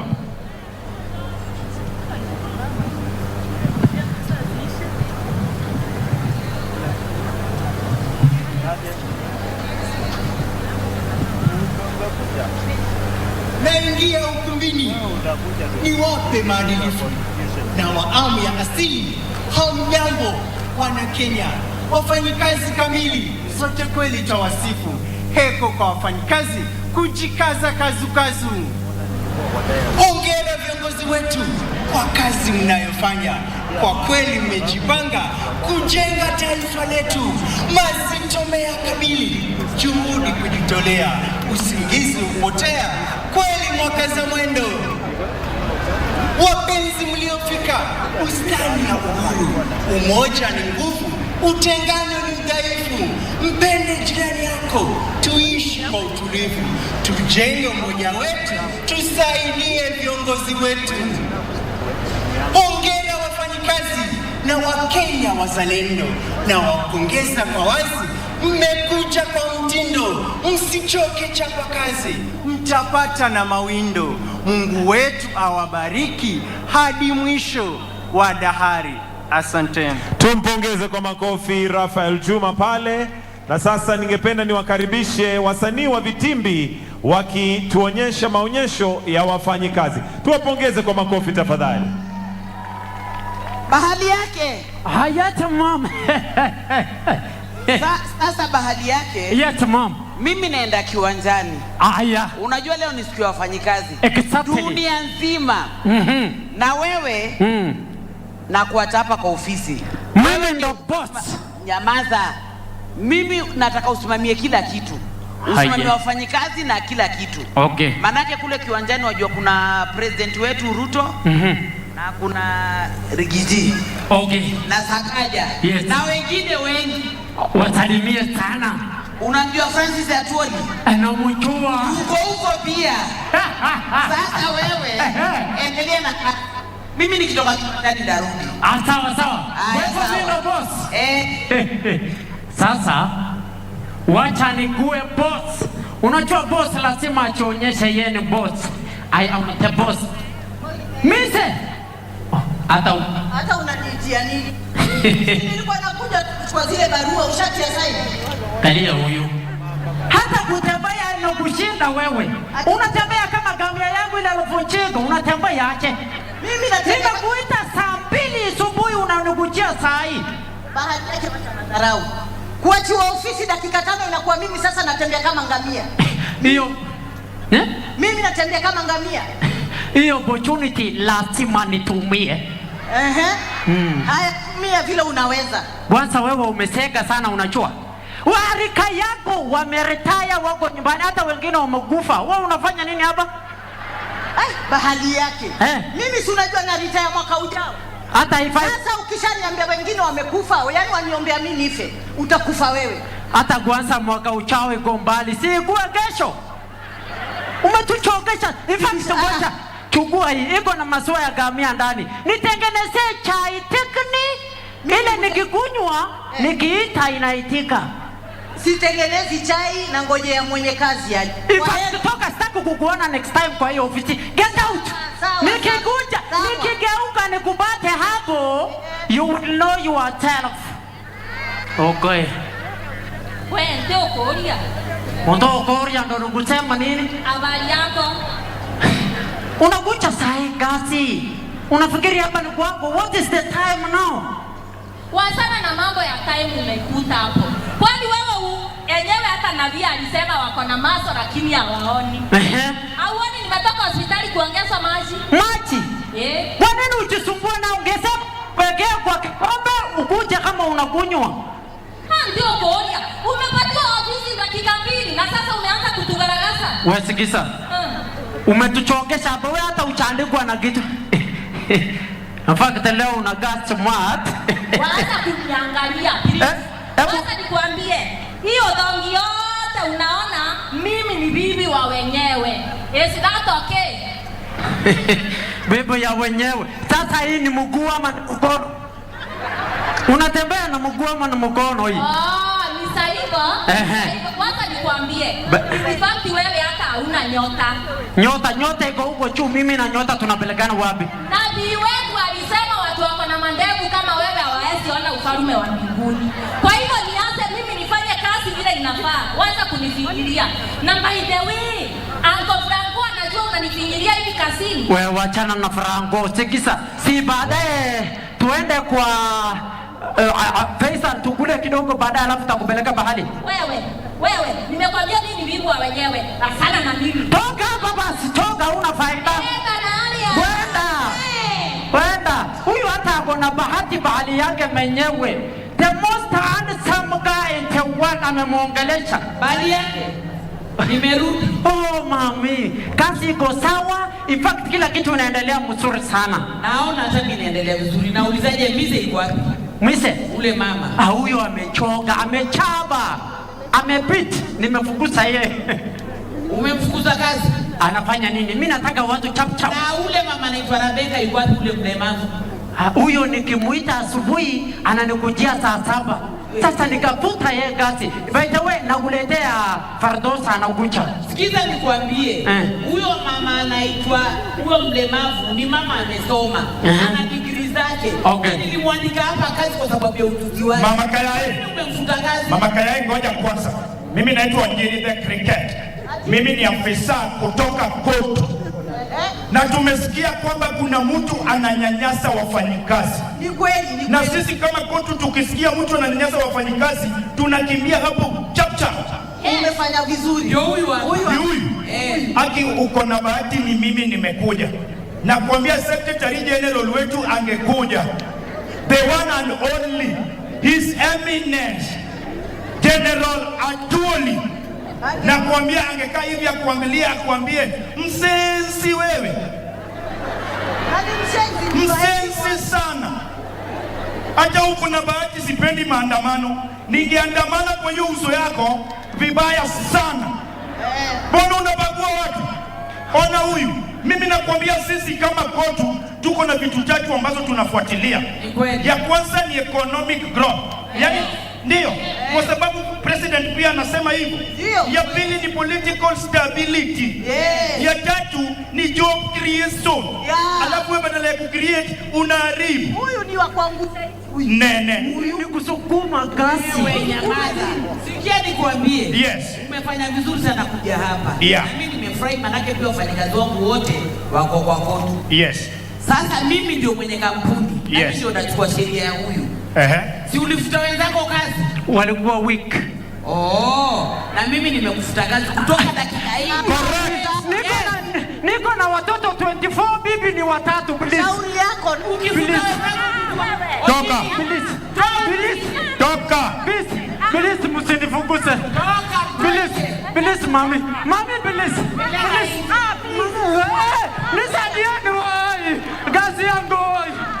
Haya basi tuwapigie makofi wasanii wa vitimbi pale wakituelezea kazi ambayo inafanywa na kotu ambayo ni kazi muhimu sana.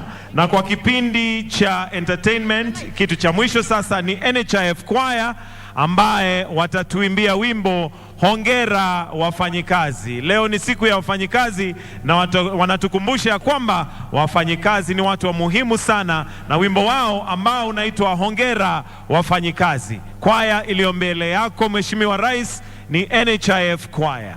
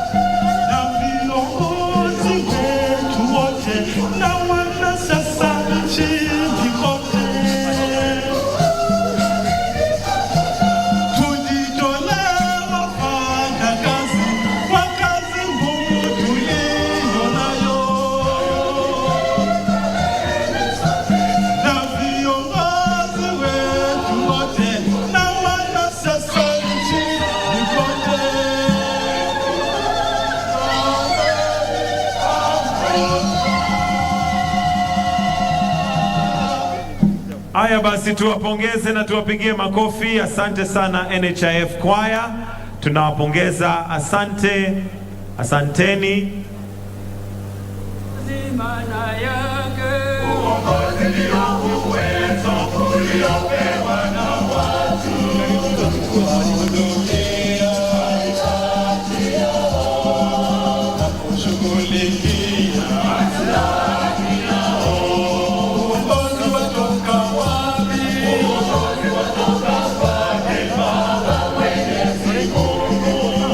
Ateule wake aliyewateua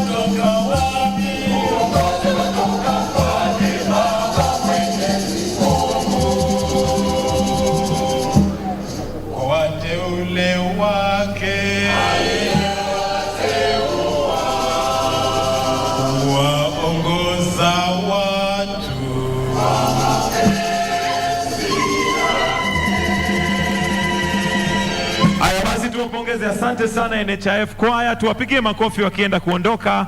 Asanteni sana sana sana. Sasa, Your Excellency, with your permission, I would like to now call upon the Deputy Secretary General, Organization of Trade Unions, Brother Benson Okwaro, to make his welcoming remarks. Benson Okwaro, karibu.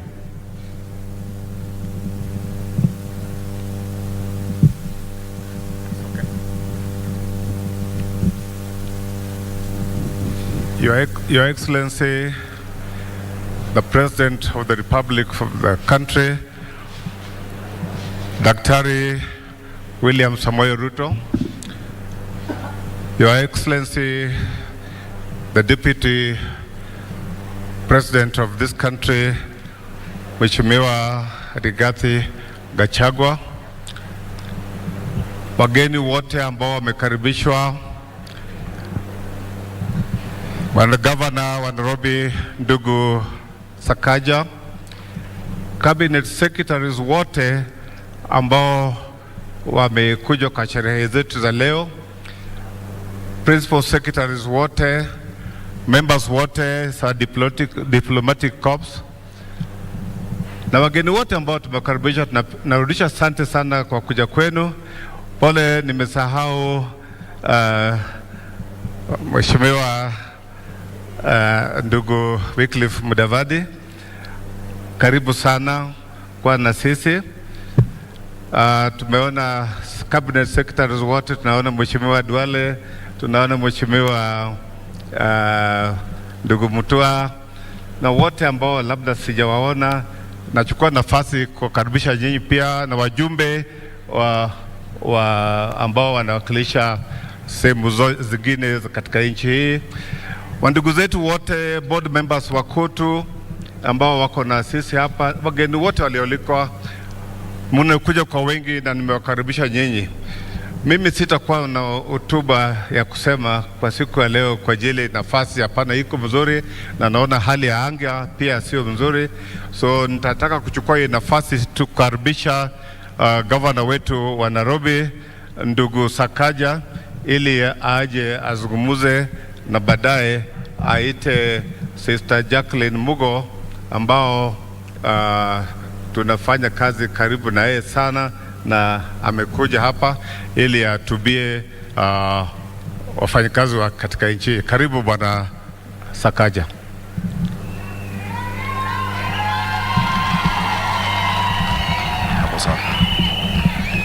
Asante sana, Your Excellency President of the Republic of Kenya, William Samoei Ruto, Your Excellency the Deputy President Rigathi Gachagua, the Prime Cabinet Secretary Musalia Mudavadi and all the Cabinet Secretaries present, the Right Honorable Speaker of the Senate, Governor Kingi, KOTU Secretary General, Papa Francis Atuoli, EBS,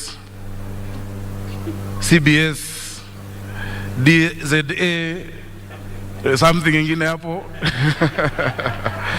Wabunge ambao wako hapa, Deputy Governor wa Nairobi, Njoroge Mushiri, leaders of the trade unions na wananchi wa Nairobi na wafanyikazi, hamjambo? Bwana asifiwe. Naomba mniruhusu kwa dakika moja, Your Excellency, kwa sababu my deputy governor is here, asalimiane tu alafu nizungumze haraka haraka. Njoroge Mushiri, karibu. Your Excellency, the President of the Republic of Kenya, William Samoei Ruto, Your Excellency, the Deputy President, Rigathi Gachagua, the Prime Cabinet Secretary, Musalia Mudavadi, the workers' leadership, and all invited guests. Your Excellency, mine very short, and is to appreciate you for finding time to come and be with us as we celebrate this Labor Day. The workers' movement is an important movement and is a movement that helps us in the production and the transformation of our country. So as you lead us in the bottom-up economic transformation model, this is a key plank in what we wish to deliver. We are happy that you associate with us. I'd also like to appreciate the workers, all the workers, and in particular the workers of Nairobi City County, because they work under very difficult conditions and every day they do their best to deliver for us in the city, the capital city, and for that we thank you. Asanteni sana. Thank you. Asante sana DG. Your Excellency, it's a distinct pleasure and honor, both as the Governor of Nairobi and also as the Chair of the Committee of Labor in the Council of Governors, to welcome you to your first Labor Day celebrations as the President of the Republic of Kenya. Karibu sana, Your Excellency. Your Excellency, ni siku muhimu sana. This is a historic day. Many don't know when Labor Day started. It started in 1886 when we had agitation for the 8-hour workday in Chicago as well as Australia, and created a worldwide movement of laborers. And it's a day that we hold to remember the sacrifices of our workers, the sacrifices that they make every day. I want to particularly honor the sacrifices made by the workers of Nairobi County Government, who toil every day to make sure we have a city of honor, a city of order, a city of dignity, kila siku. And Your Excellency, I'm glad to report that we have honored their work by making sure that they are paid on time, that they get their allowances on time. In the last 8 months, Your Excellency, Nairobi County, every 27th of the month, simu inalia. watu wamepata pesa yao, and I want to thank you because that part of that is because of your support. But beyond that, it is because they as workers have been able to increase our collections. I am happy to report that this year, if you compare January to March 2023, compared to January to March 2022, we have exceeded revenue collection by 673 million shillings, courtesy of the workers of Nairobi. And in the month of April alone, we've collected 800 million, the highest April ever since devolution started. That is courtesy of the workers of Nairobi. Tuwapigie makofi. Your Excellency, yesterday we missed you. Traditionally, every last Sunday of April, there is a service that is held at St. Stephen's, SEK, to pray for the workers. That service is held in a very historic church. And yesterday I took the members through a bit of that history. That church started in what today is Parliament buildings, where the National Assembly sits. But because the colonial government then wanted to build Parliament, the church was moved to Eastlands and became a cathedral that only the Africans could use because there was real apartheid and segregation. And that was in 1902 when they were moved. But that church, together with the labor movement, have been an integral part of the journey of independence in Kenya, because in the 50s, when the colonialists segregated and divided Kenyans along tribal lines, when the Kikuyus and people from Mount Kenya were moved out of Kaloleni and Makongeni into Bahati, Tom Mboya, a young man in his 20s, a Kanjo worker, decided to agitate. The colonialists murdered Mbotela, a councillor called Tom Mbotela, in what is now Bama Market, 24th of November 1952, just after the state of emergency, to try and bring tribal tensions. It didn't work. The next year, they murdered Ofafa, which is where we get the estate Ofafa Jericho. Because when they murdered him, they came 2 hours later, they burnt down Bama Market. The people stayed calm. The next year, they murdered Ofafa at the same place. The people stayed calm because they were trying to create a tribal rift by saying these people, Luo councillors, Mbotela and Ofafa, were murdered by Mau Mau. Two men, Jaramogi Oginga Odinga and Tom Mboya, went round Kaloleni Social Hall, Mudhurwa Social Hall in Makongeni, telling the people from the community to calm down and not to protest and not to cause chaos. Today, Your Excellency,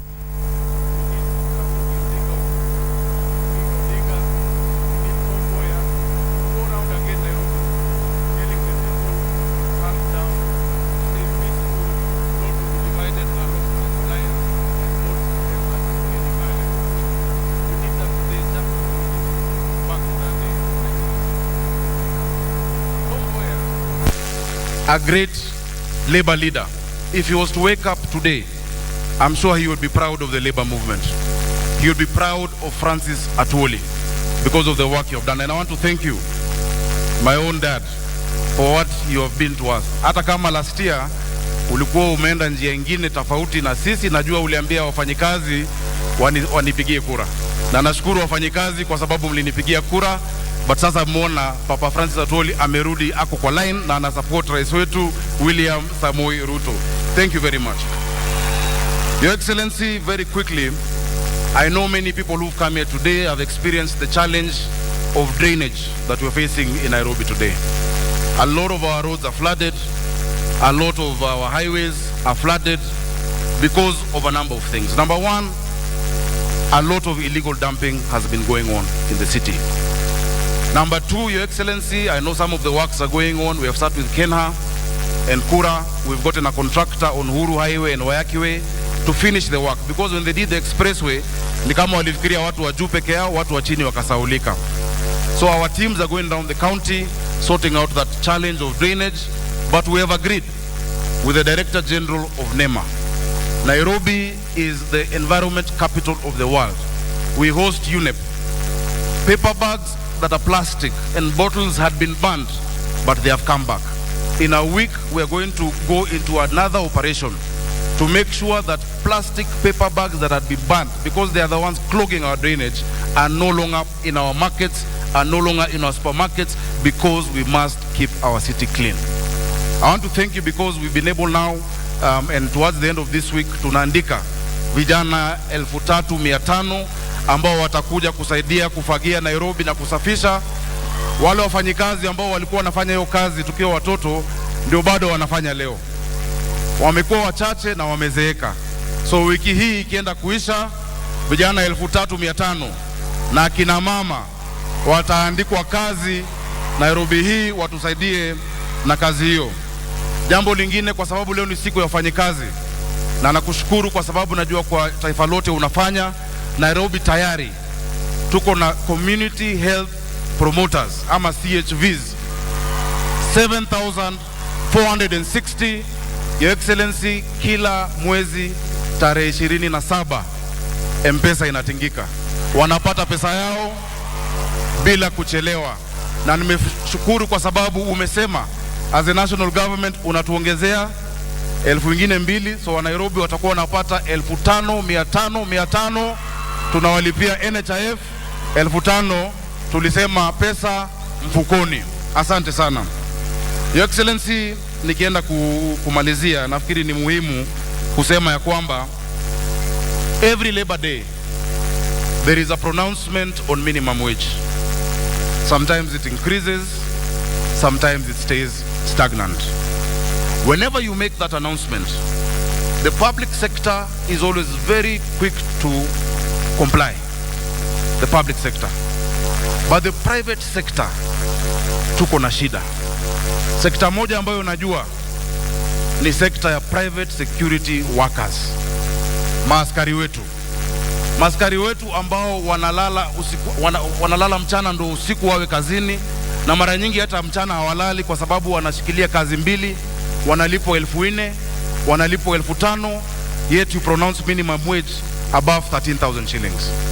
Many of these private companies zina charge wenye manyumba 30,000 shillings kwa askari moja, 50,000 shillings kwa askari moja, alafu unalipa mtu 6,000. Kwa uchumi hii, Your Excellency, ni jambo la kusikitisha sana. Tusaidie kwa private security workers. Najua Isaac Andabo wako hapa mahali, ndo yule kukaa wangu ambaye ndio Secretary General, bado utawatetea, na naomba Your Excellency uwakaribishe siku moja waje State House. Kuna wakati niliwapeleka huko awali, ilikuwa mara ya kwanza tangu Mungu ajenge Kenya askari kuingia State House. State House inalindwa na GSU, na waliingia wakaongea, lakini haijatekelezwa. I know in your government you are going to do something good because there are 450,000 of them across Kenya, there are 250,000 of them in Nairobi. Ya mwisho ambao ni wafanyikazi wanaumia ni madereva wetu wa Uber, madereva wa Taxify, madereva wa Bolt, hawa madereva wa the digital hailing companies. These companies, because of competition, na tumefanya regulations tayari ambazo ziko kwa Waziri Murkomen, they race to the bottom. Today you will take a taxi from here to the airport na ulipe 600. 90% of the accidents we have is because these drivers have to drive for 22 hours a day to make money. The Competition Authority and the AA of Kenya can come up with a pricing formula. Hiyo kazi tayari tulifanya. It is just to gazette those regulations ili pia kadere aweze kupata kitu. In town we have designated spots for them to pick and drop. Walikuwa wanashikwa. So Excellency, kwa hayo mengi ningependa kumwalika. Asante sana. Amenikumbusha jambo lingine. But Your Excellency, I would like to invite Federation of Kenya Employers. As she comes, please take that point seriously. Those people are suffering. Those drivers are really suffering. We thank you for your support, and allow me to introduce now Jacqueline Mugo, FKE Chair. I forgot to mention the area MP, Jalango, is here. Please, Mama, wave to Undo MP wa hapa Langata. Thank you.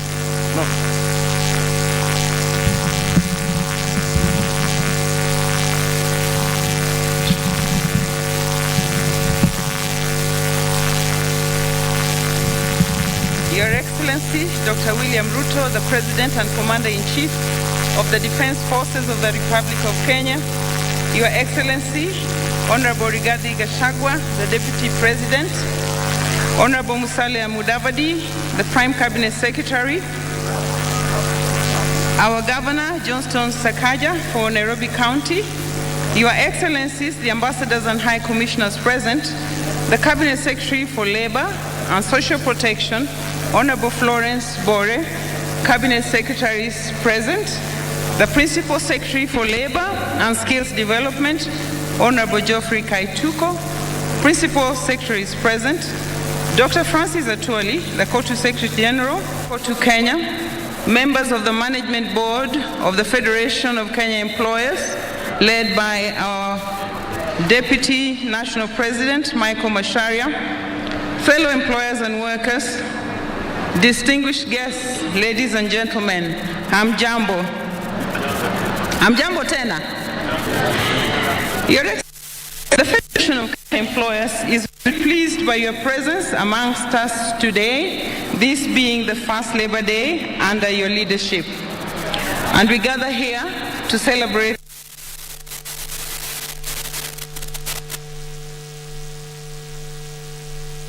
of our beloved nation. The theme of this year's celebration is an apt one and economic situation that we face. As we celebrate International Labor Day today, we have a chance to take a moment to reflect on the current state of affairs and the aspirations that we are yet to achieve as a nation. Your Excellency, the labor sector has faced several challenges in the last year. We know that households are struggling to put food on the table and that enterprises are struggling to remain in operation. The cause of this sorry state of affairs is well documented. We have experienced severe weather conditions for a long time, coupled with the global challenges that have had a direct impact on our economy, including the war in Ukraine. These global developments have caused disruptions in the global supply chains. Local business either cannot access overseas markets, or where they do that at very heavy costs. Employers believe, Your Excellency, that these challenges can be tackled to reduce the cost of running businesses, which will eventually create jobs for the unemployed youth. Because I've been asked to be brief, I just want to highlight 3 priority issues that employers plead with their government to address. One is job creation and productivity. Kenya continues to witness a shrink in the formal wage employment opportunities, as only 333,502 jobs were created in Q4 of last year. This is a decline from the 444,046 jobs which were created in Q3 of the same year. And these are statistics from the Kenya National Bureau of Statistics. Many businesses, especially the MSMEs, cannot afford the costs associated with operating in the formal employment sector. And this has led to the growth in the number of unemployed Kenyans, as many employers struggle to manage their costs. Your Excellency, the structure of our economy, as we all know, is such that only 15% of wage employment is in the formal sector. 84% is in the informal economy. These numbers continue to rise as many youth, in fact, opt not to look for jobs after they fail to do that on several attempts. Sorry, I was hurting your ears. Your Excellency, our request is that your agenda of jobs be at the core of government policy. We believe that any policy that is detrimental to both jobs in the short term and in the long term, no matter how well intentioned, should be avoided. In the area of productivity, I just want to highlight that actually our labor productivity is quite low, and we look forward to working with the government to be able to enhance the productivity of our enterprises. The second issue I'd like to highlight is the need to enhance stability and predictability in the business regulatory environment. I would like to emphasize the importance of stability in the regulatory environment for businesses to thrive. We do encourage the government to work with employers to provide a friendly and predictable business environment which will help business to recover and also perform well and expand for jobs. We therefore ask that before any changes are made, new changes, enough lead time, we are proposing 1 year, be given to businesses to be able to plan, to adjust their budgets and restructure their financial flows to meet these new costs. Your Excellency, the third area is on wages. Minimum wages in this country are very well regulated by the laws that we have, the wage guidelines and the relevant laws, which state that they should be reviewed not more frequently than once every 2 years. And we are aware that last year there was a 12% increase on the minimum wage. I know that my brother Francis will be asking for an increase in the statutory minimum wage, because this is actually in his DNA and it is the role that unions play. But we request that, looking at the current state of the economy, we allow businesses to stabilize and that we facilitate the wages councils and the National Labour Board to meet to discuss so that we can advise the government on what can be done for next year. We do appreciate the difficulties that Kenyans are going through, but we believe that if you stabilize businesses, then all of us will gain at the end of the day. Your Excellency, as I close, I want to emphasize that employers are open to engagement with your government through social dialogue to find win-win solutions for some of the issues that have been pending for a long time. We believe that if we work on these policy areas, then as a nation, we'll be able to move forward together. Let me close by appreciating your leadership and appeal also for peace in our nation at this time. I want also to appreciate the role that KOTU plays and also the leadership of the Ministry of Labor. As the famous proverb says, he who labors diligently need never despair, for all things are accomplished by diligence and perseverance. Your Excellency, we want to assure your government of the employer's support and commitment to working closely with your government to address some of the astounding issues that we have, so that we can all move towards the attainment of the aspirations contained in the bottom-up transformation plan. So happy Labor Day to you all. Thank you, and God bless Kenya. I now want to call back Brother Benson Okwaro to invite the Secretary General to address us.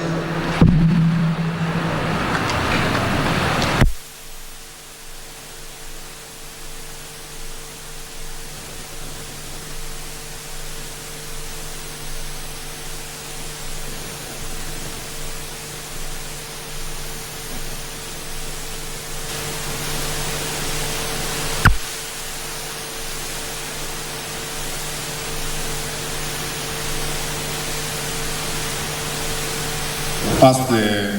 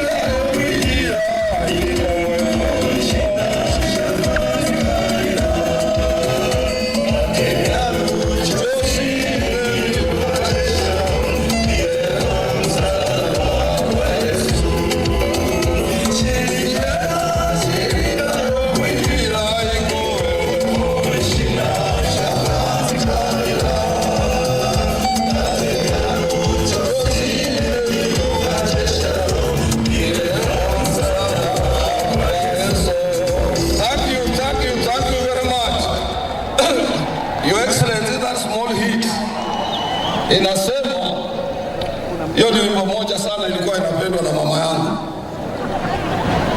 na ninajua wengi sana wale waliokuwa wanasikia hiyo wimbo. Wako pale watu waliokuwa wanasikia hiyo wimbo, wabebe mikono juu. Mungu awabariki. Hii inamaanisha hiyo wimbo ya kwamba hata uwe na nini, uwe na akili ya aina gani, na uwe na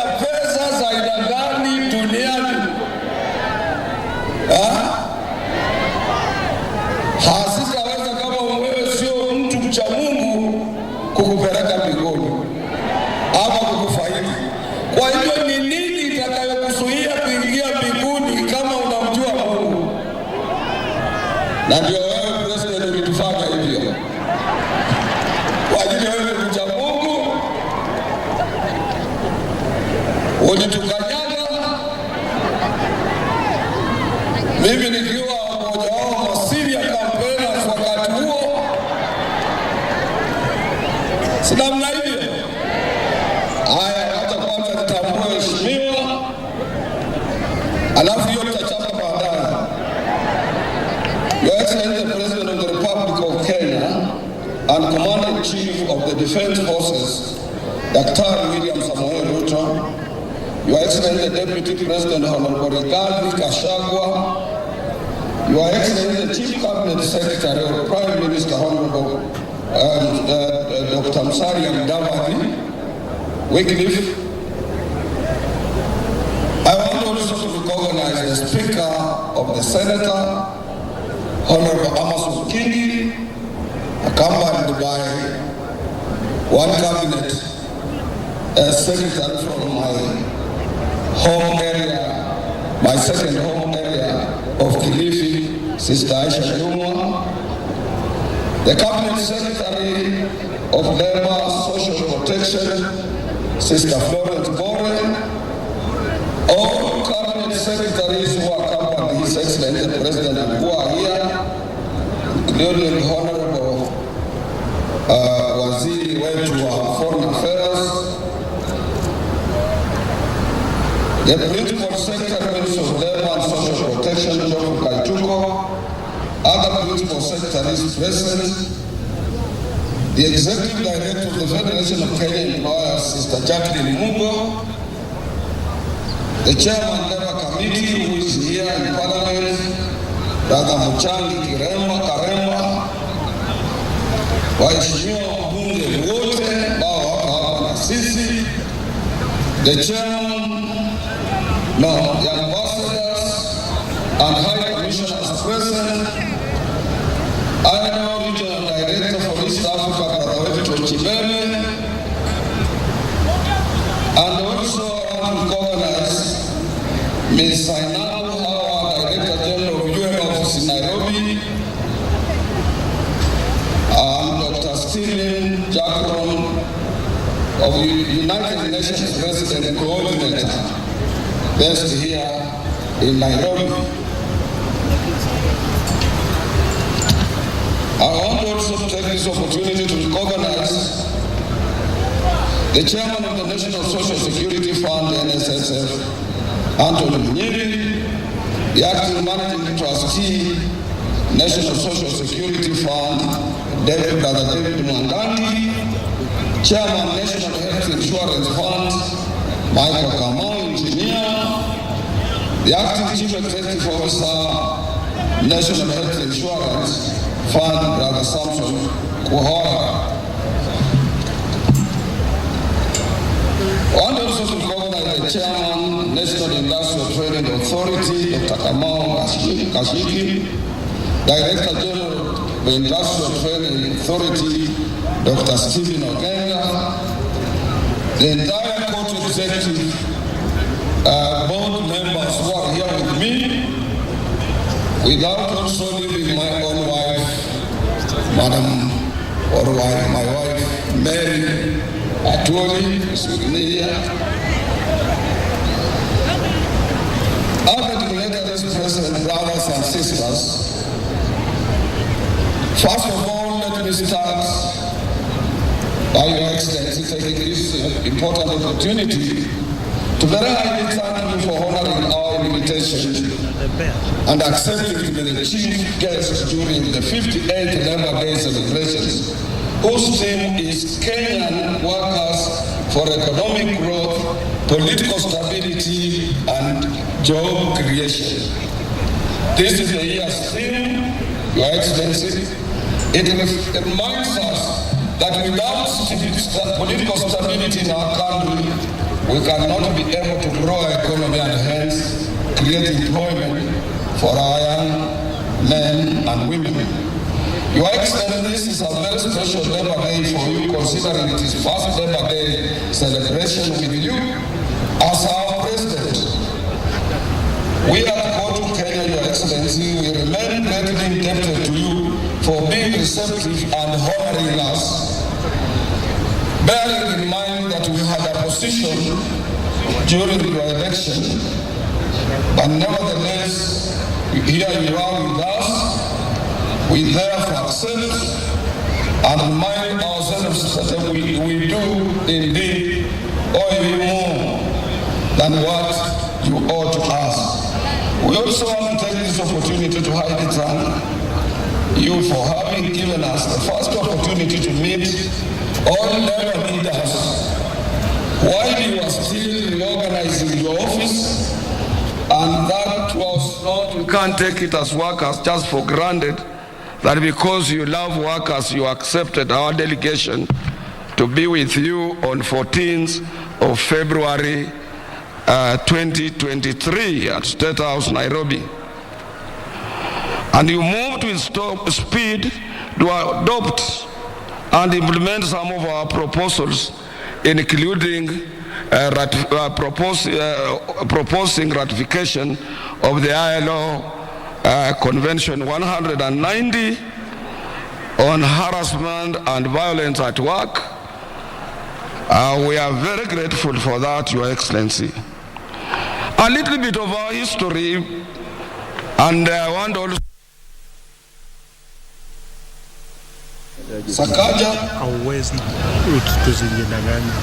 governor did narrate a very long history of visitors, including Mbotela, where I grew up, and Eastlands being part of the Nairobi and the place where workers reside in this republic of ours.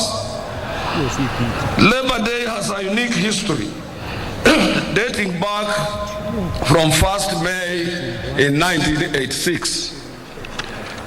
And this is all about strikes and dissatisfaction of workers in their places of work, including here in 1901 when we had a railway workers' strike that led to workers to be part and parcel of the other international workers during those colonial days.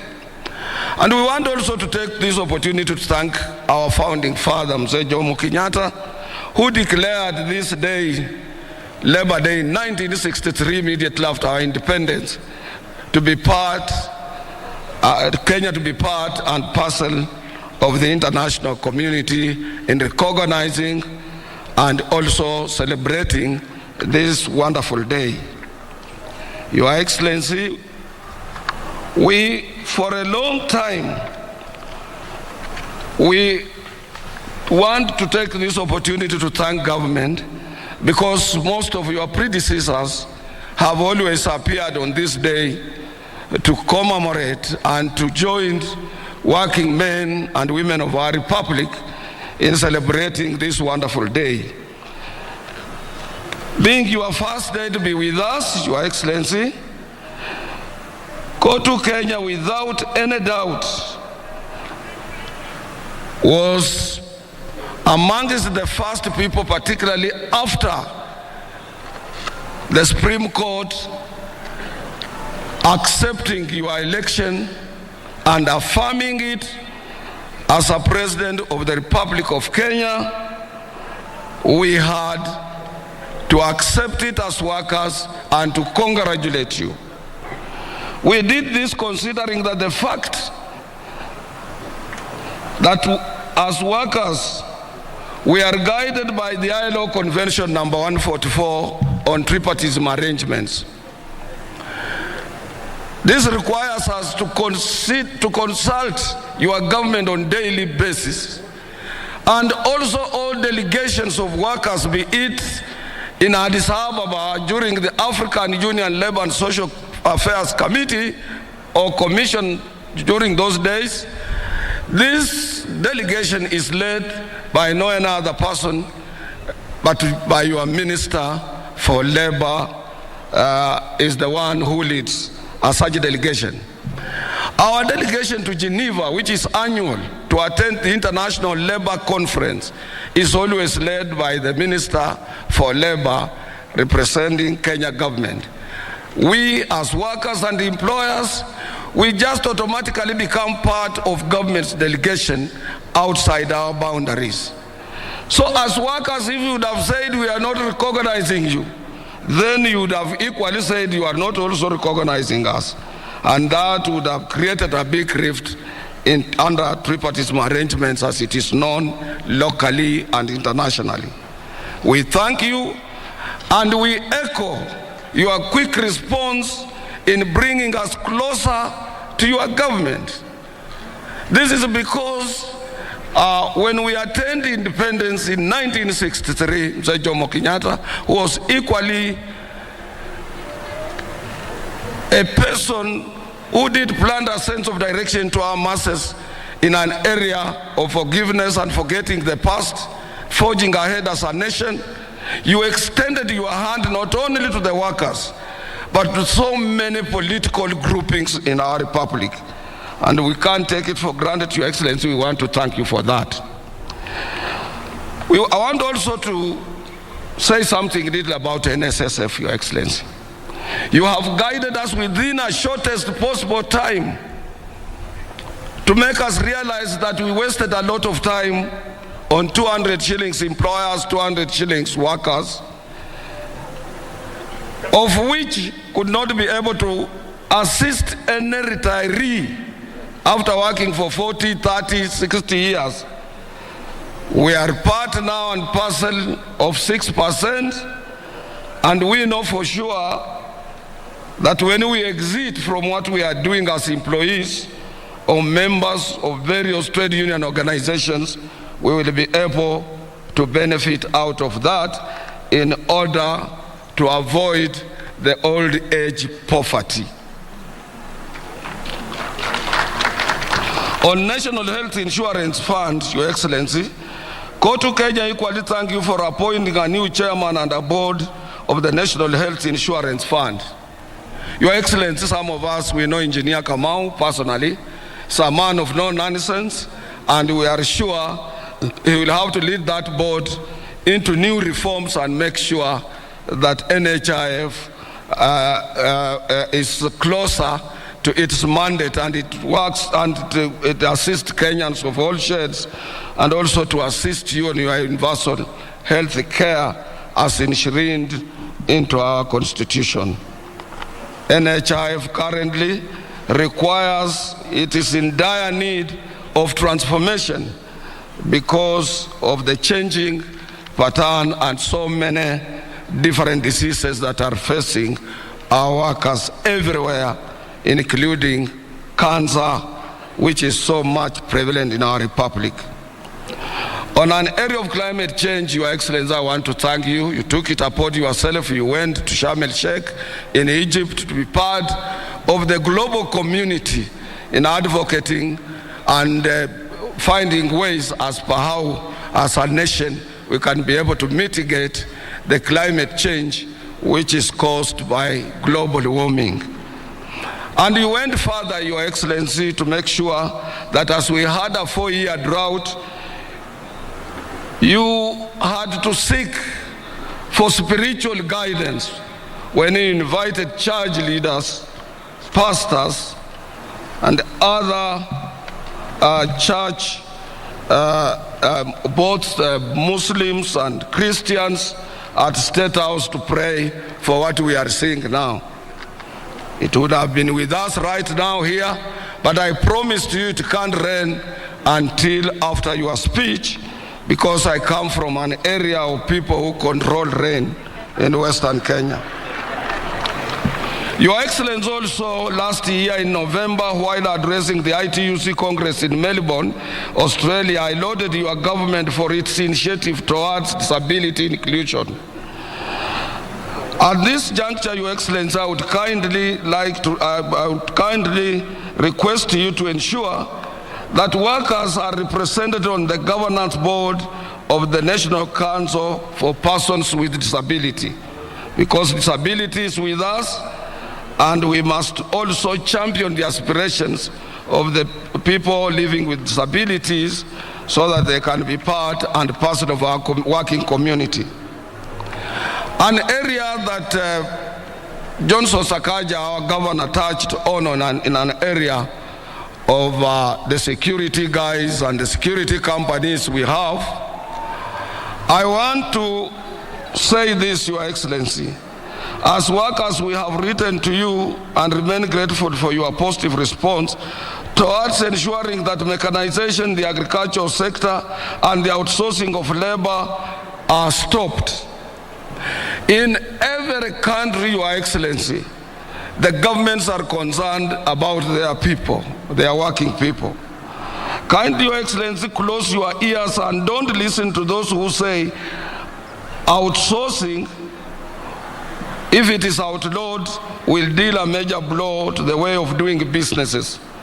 This is a total lie, because many countries have outlawed it because it amounts to indirect slavery.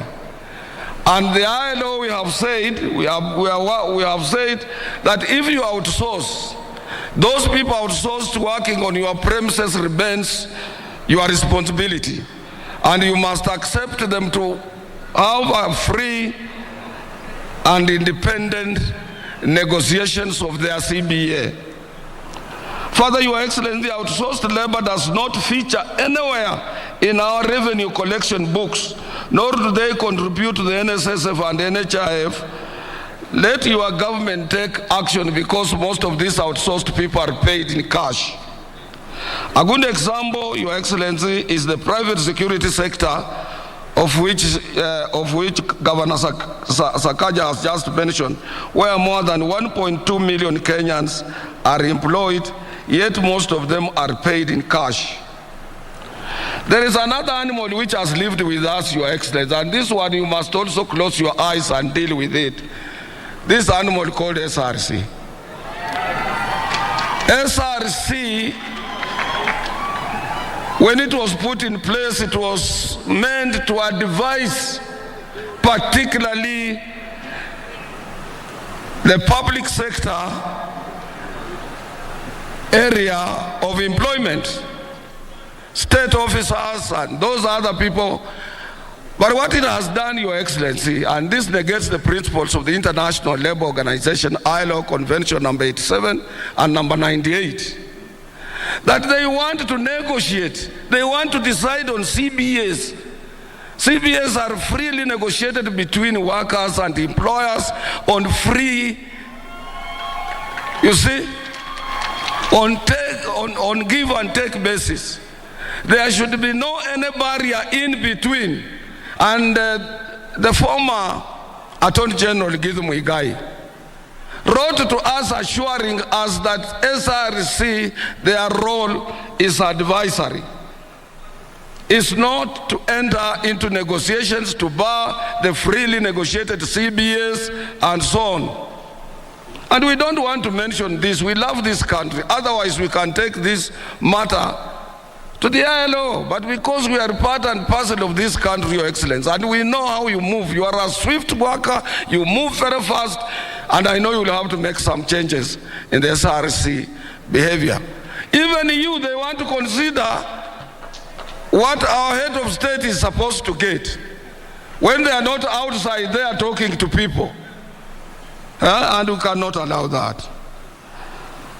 Privatization of state corporations, Your Excellency, I want to thank you very much. We have parastatals that are connected closer to our hearts, that they cannot just be privatized like that. And I want to take a good example of what you did recently when you were in Malava. You barred privatization of our sugar industries in this country. That is good. We have industries that are performing, Kenya Ports Authority, Kenya Airways, and so many others that we are proud of, Your Excellency, including KBC, Kenya Pipeline Reinsurance Corporation, and so many others that are performing well, which they just require stiff and modern applications of management to make them self-sustainable other than privatizing. And you have a lot of people who can help you to do this job. Your Excellency, the last thing I want to talk about is that this country doesn't have an organized public transport. I would like to thank the government of Kenya for making a strategic policy decision to invest in transformative green mobility in Nairobi. This came following your recent visit to the European Commission that saw the European Union and your government sign a declaration of intention to finance an electric bus line in Nairobi, BRT3. This one we support it because workers are being maimed, harassed when they are seeking transport to their places of work in matatus. And matatus must be regulated, Your Excellency. This city must remain an international city, and this city must, it is the gateway to the Republic of Kenya. Yesterday when we were in the church, I was reminding the governor of Nairobi that he must make sure he's doing very well in revenue collection, he's paying our members, even doctors he has promised to promote them, but equally we want a clean city. We need to regulate our hawkers. We can organize a market somewhere 100 kilometers, 60 or 30 kilometers outside Nairobi, and we put there an electric train to be transporting people to go to where hawkers are instead of them being everywhere in town. So the public transport is a very important thing, Your Excellency, and we want to support you on that, in that particular area. Lastly, before I sit down, Your Excellency, I would like to call upon your government to ensure about political stability in the country so that we salvage our economy from any reunions and equally attract foreign direct and indirect investments that will see the formalization of jobs. In Kenya, out of 17 million workers employed, more than 10 million workers are in informal sector. And these workers in the informal sector, if they don't access their places of work, they don't have any pay at all. And they are part of us. In 2018, 2008, 2009, when we had global economic crisis, Africa was not hit so hard because of huge investment in our informal sector. And we must protect them. To protect them, Your Excellency, go beyond where you are. Make sure you reach out to any of your political enemy to make sure that this country remains stable, Nairobi remains stable. We avoid this issue of maandamano. I'm not competent to advise you. I'm not competent to advise Raila Amolo Odinga, who is my brother-in-law. He started politics at the age of 14. Whom am I to advise him? Your Excellency, when you were fighting to become the 5th president of this republic, we in Azimio, we were calling Raila the 5th. Little did we know what sort of guns you had. Nyinyi mnajua vizuri, si namna hivyo? Si mnajua mimi nilikuwa mtu wa Azimio. Na nataka kuambia ukweli, na nikisema ukweli watu wanasema wewe Atuele anasema nini? Mimi haja yangu kubwa ni nchi hii. Saa hii ukienda Sudan, Khartoum, unapita kwa miwili ya watu wamekufa. Na hatutaki hiyo hapa. Mimi niko na ofisi Sudan. I'm the president of the larger trade union, trade federation of East Africa. Na ukienda huko watu wako kwa shida, hatutaki shida kama hiyo katika nchi hii. Sisi katika Azimio tulikuwa na president, tulikuwa na mawaziri wa internal kama wakina Matiang'i, kifua kubwa, nguvu kubwa, tulikuwa na pesa, tulikuwa na kila kitu. Kwanza tukakuweka nje, tukakulima kabisa. Pale ulitokea ukapita kwa sisi kama watu wamesimama, ama kama lile shamba kwa wale wanaotoka Kitale ama huko Western kubako kuna mashamba ya mahindi. Mahindi ikisha tolewa, ama huko Rift Valley, mahindi ikisha tolewa kwa shamba, wachawi huko Western wanakimbia kama kitu ingine. Unaweza shangaa huyu ni mtu alipita hapa. Wewe ulipita kwa sisi kama watu wale wamesimama. Nikajiuliza, hii television inasema ukweli ama ni uongo? Na sisi tulikuwa na AK-47, tulikuwa na pistols, tulikuwa na ile gas canisters, tulikuwa na grenade ile ya kutupa na inamaliza watu, tulikuwa na uwezo, na tulikuwa na ukapita kwa sisi na wewe ukuwa na hizo vitu. Sasa what makes us think atukienda kwa streets kwa maandamano we will change the status quo? I said yesterday there are other situations that are irreversible. Kuna mambo ingine ambayo huwezi kubadilisha, mambo ya Mungu. Mimi nataka kuambia nyinyi, na yakishafanyika you accept it. Because wewe ulikula kiapo. Mtoto wa Kenyatta akakupatia ile panga mrefu ya kulinda nchi. Sasa anatoka hapa anarudi anasema, sasa hii mambo ya Jubilee, labda hii election ilikuwa namna gani? Baba, angalia hapa. I said when you retire, Your Excellency, you must be a peacemaker. Huwezi kujishusha chini tena you become an activist. So mtoto wa Kenyatta anataka awe peacemaker. Na yeye alifungia watu, huwezi kuingia State House, watu yake ukuwapigia simu hawezi kuchukua. Sasa ukishashindwa, brothers and sisters, you accept it. I was with them. I know most of us, mimi, Peter Kenneth, watu ambao tulikuwa huko. Maina Kamanda alituonya mapema. Yule mzee, siku moja umuite kukuja na chai, alionya sisi akatuambia, hii mtoto wa Kenyatta anapeleka jinji nowhere.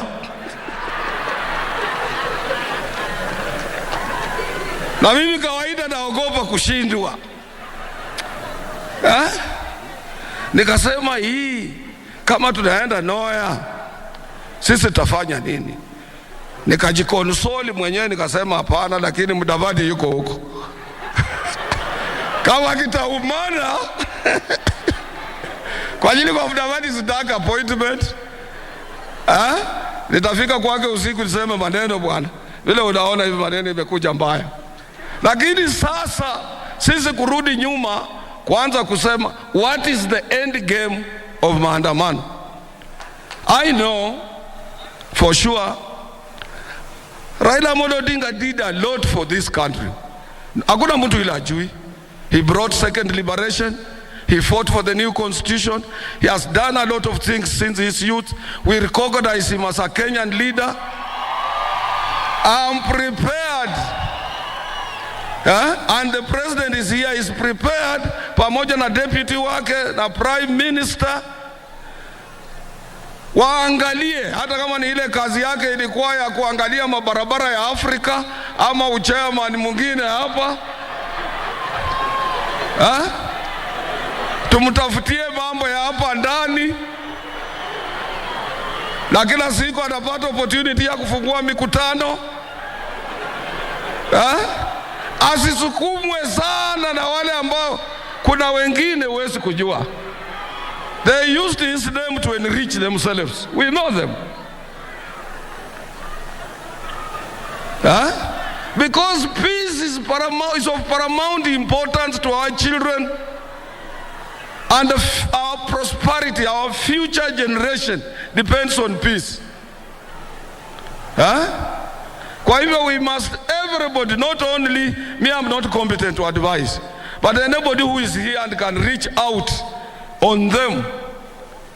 We are prepared, and I know President Mutu wa kanisa, Rigathi, hata mama ni reverend, pastor.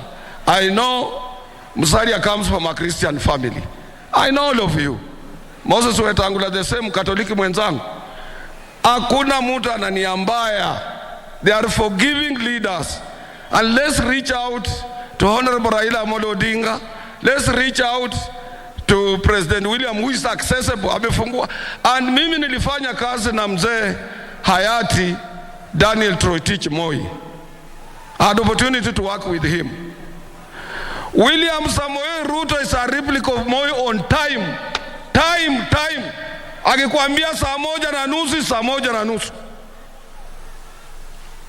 Tumuulize atupatie 1:30, 2:00, 3:00. Hii maneno ya maandamano ikwe. Because confrontation between police in Nairobi, we have a very good police officer, Mr. Bungei. A very good, well-trained officer. We were Nairobi. I know him. Hatutaka awe kwa mstari ya mbele waseme yeye ndiye anatoa mabunduki kupiga watu, yeye anafanya nini. It's a clean man, I know his heart. We must reach out to leaders so that we reduce tension between police and the citizens of this country. Workers want to access their places of work peacefully. Mimi sasa ni mzee. Mimi sio kijana, hata kama mnaona Mary bibi yangu ni myangu. Mary kazi yake kwangu ni kuangalia socks nimevaa namna gani, shati yangu iko sawa sawa, saa ya kumeza dawa ikifika ni saa ngapi, yeye anaweka hiyo diary. Because tukiandika mtu mwingine tuseme ni personal assistant atatuibia. Nikitaka kwenda Ulaya ananiambia ndege yako ni safulani, gate ile unapitia ni hii tikiti iko sasa, mzee hii boarding pass umebeba ni ya mwaka jana, hii ndio ya leo. Hiyo ndio kazi ya Mary. Nataka kushukuru nyinyi na niwaambie ni lazima to support His Excellency the President for the purpose. You are at end game, hakuna njia my friend. Juzi umeappoint mkubwa wa majeshi, uliappoint Inspector General, umeappoint cabinet. Mtu kukutoa ni shida, atakutana na bunduki mbali sana. So let's not dwell on impossibilities, things that cannot happen. Let's accept as you lose, as one day for us who have lost some of our loved ones. Unaweza kufikiria kama amelala ataamuka. Hataamuka. It is better to come on terms you have lost your loved one. And then you can't get into stress and depression and hence death. Ama kubadilisha jua kutoka mashariki kuendelea magharibi. It's not easy. Let's accept. Mimi ndio nilisema miti ikatwe. Miti ilikatwa Sugoi. Mimi nilikuwa kwa ndoto zangu tu.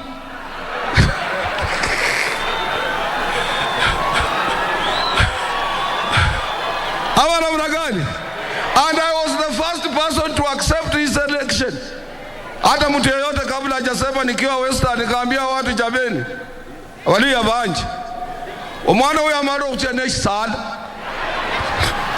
Nikasema huyu kijana ameenda na kiti, na ni lazima tukubali hiyo, na ni lazima mjue sasa from today, ingawa Musalia walimfanya the spokesperson of our community 2016 December 31st, it has now been entrenched and we must accept that.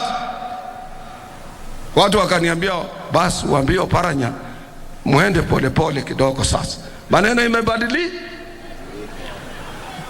So Your Excellency, I don't want to tire you with words, but what I'm appealing to Kenyans is that tomorrow wamesema itakuwa maandamano. Workers, let us not participate. Sisi ni watu wa mshahara.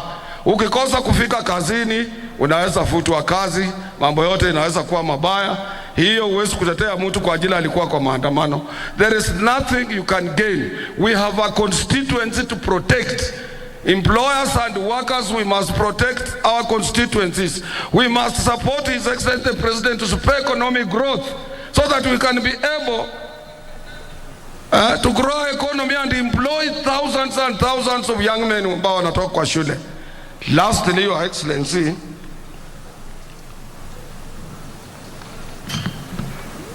nikikosa kusema hii nitanyongwa. Your Excellency, as I end, I know we are in both political and economic quagmire. But bearing in mind that all of us, including workers, are involved in the restructuring of our economy, your incentive to these workers is only in one form: a consideration for a moderate general wage increase. Hatusemi minimum. In 1973, October to 1974, January, we witnessed ile ilikuwa naitwa oil shock economic recession. Na mzee Jomo Kenyatta alipoona mambo imekuwa magumu kwa kila mtu in this republic, aliongeza ile kitu inaitwa general wage increase. General wage increase itashika kila mtu, hata kama ni percent ngapi mbili, hata cabinet secretary, hata nani, kuliko kuwa tunaomba minimum wage all the time. Governor, we need a moderate. Wakasawa nauliza if there is a moderate, because sometimes minimum wage does not affect those people covered under collective bargaining agreements, and everybody is hit. Hii uchumi na sio ya Kenya peke yake. Hii vita ya Russia na Ukraine, Russia ndio number one kwa kutoa gas. I didn't know that gas even in Europe they use nuclear energy. Nuclear energy is powered and energized by gas.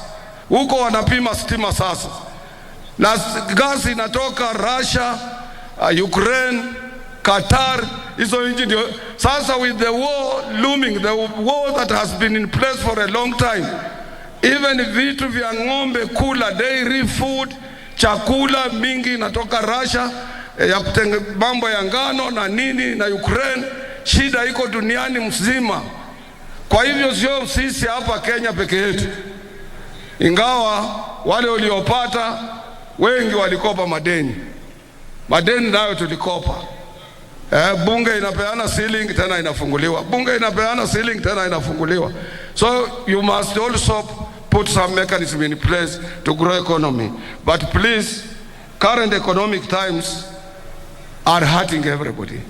Na kwa niaba ya hawa naomba tu, sina nguvu na safari yako kuja kuonana na sisi, labda next year tutasema kwa vile ulitupatia mwaka jana, hii mwaka ya pili tutakupa kupumzika kidogo kuangalia mambo ingine, lakini leo tutoke na kitu kidogo kwa mfu.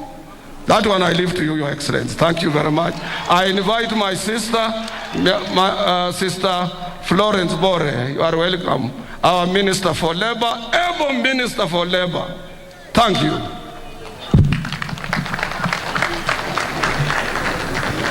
Thank you, Brother Otuoli.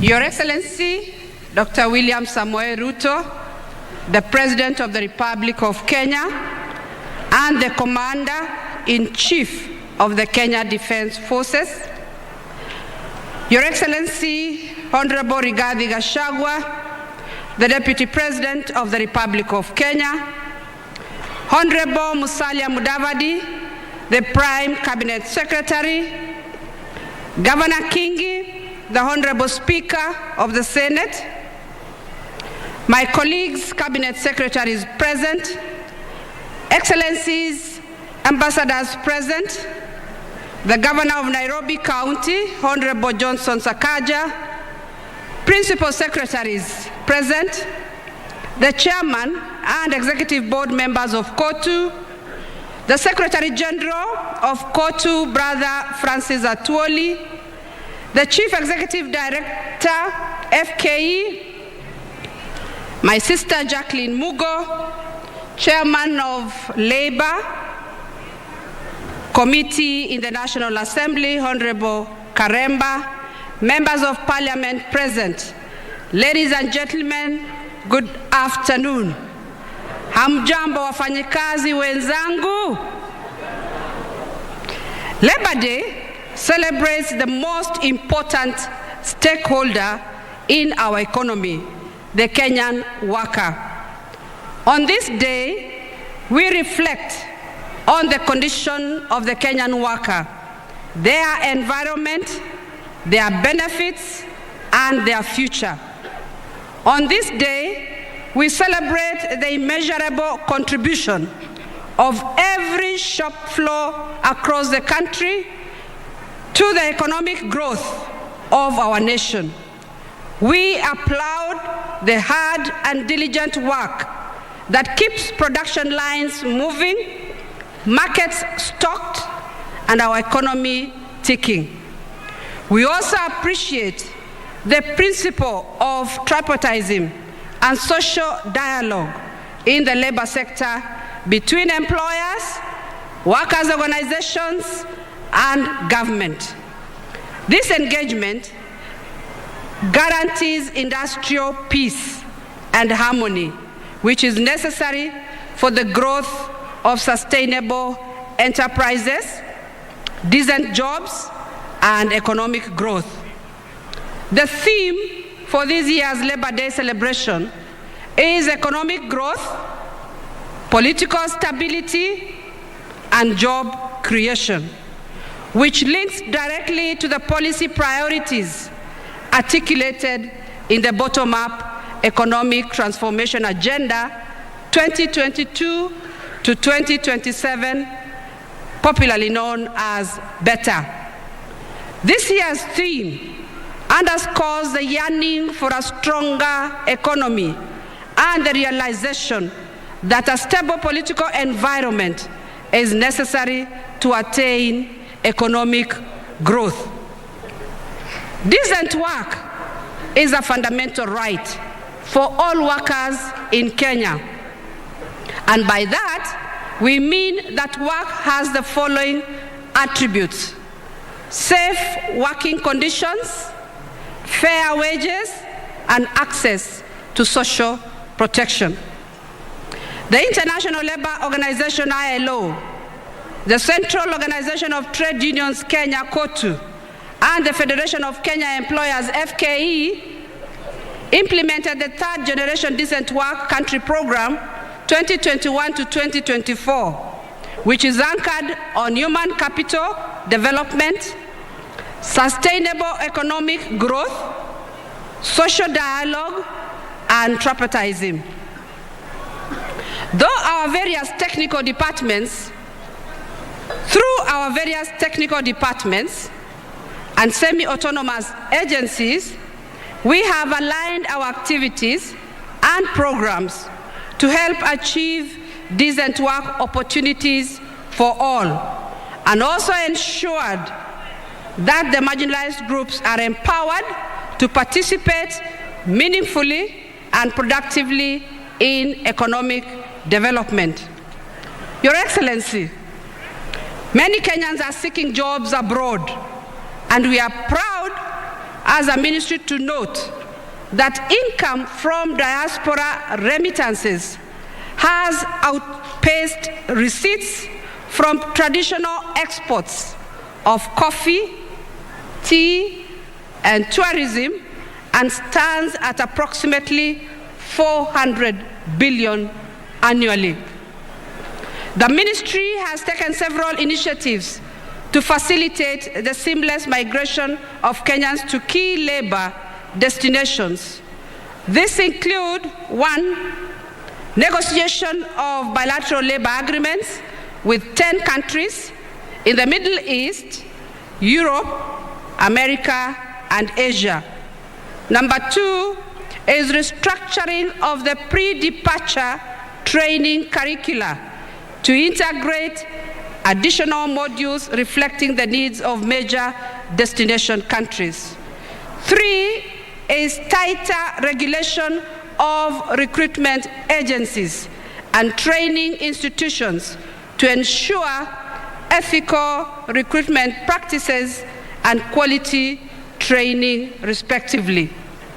Number 4 is strengthening coordination mechanisms among ministries, departments, and agencies engaged in labor migration value chain. And finally, the review of laws and policies to align them with emerging labor migration priorities. Your Excellency, we have deployed the inspection mandate of the ministry to ensure workers' rights to decent wages, safe and healthy working environments are realized. We have recorded 9,600 labor and 15,000 safety and health workplace inspections from 1st April 2022 to 31st March 2023. Further, the Department of Labor successfully mediated 16,240 labor disputes from 1st of April 2022 to 31st March 2023, resulting into payments of 82,918,457 directly to the claimants. Despite this good work, the country continues to experience a spate of industrial action in a number of sectors, particularly in the public sector, and many economic disputes still continue to find their way into the labor courts. Your Excellency, over time we have noted that a significant percentage of the disputes relate to disagreements between workers and employers on the rate of compensation and remuneration that workers should receive for work done. Many employers, both in the public and the private sector, rely on insufficient tools and mechanisms for determining and compensating labor, which in most cases does not account for worker and farm productivity as one of the parameters for wage determination. To address this problem, the Ministry of Labor has developed a draft wages and remuneration policy for consideration and adoption. This policy champions a fair, equitable, and dynamic mechanism for determination and compensation of wages to all workers in the country that takes into account all necessary parameters, including productivity indices. Your Excellency, with the view of cushioning the economy, my ministry through the Department of Social Protection is mandated to protect and empower marginalized and vulnerable members of our society, to help them lead dignified and productive lives. The department continues to implement various social assistance programs in the forms of cash transfer targeting the orphans, the vulnerable children, the older persons, persons with disability, and the Inua Jamii program. Your government, sir, has committed 28 billion to support these programs in the current financial year. Your Excellency, I restate my ministry's commitment to a prosperous and inclusive Kenya, where our workers are at the center of development and the marginalized and vulnerable members of our society are able to lead decent lives. It is now my singular honor and pleasure to welcome Musalia Mudavadi, Honorable, the Prime Cabinet Secretary. Welcome, sir. Take over the program from here.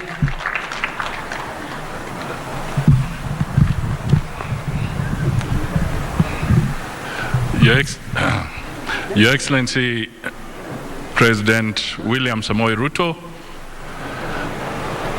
President of the Republic of Kenya and Commander-in-Chief of the Defense Forces, Your Excellency, the Deputy President, Honorable Rigathi Gachagua, my colleagues, members of the Cabinet, Governor Sakaja,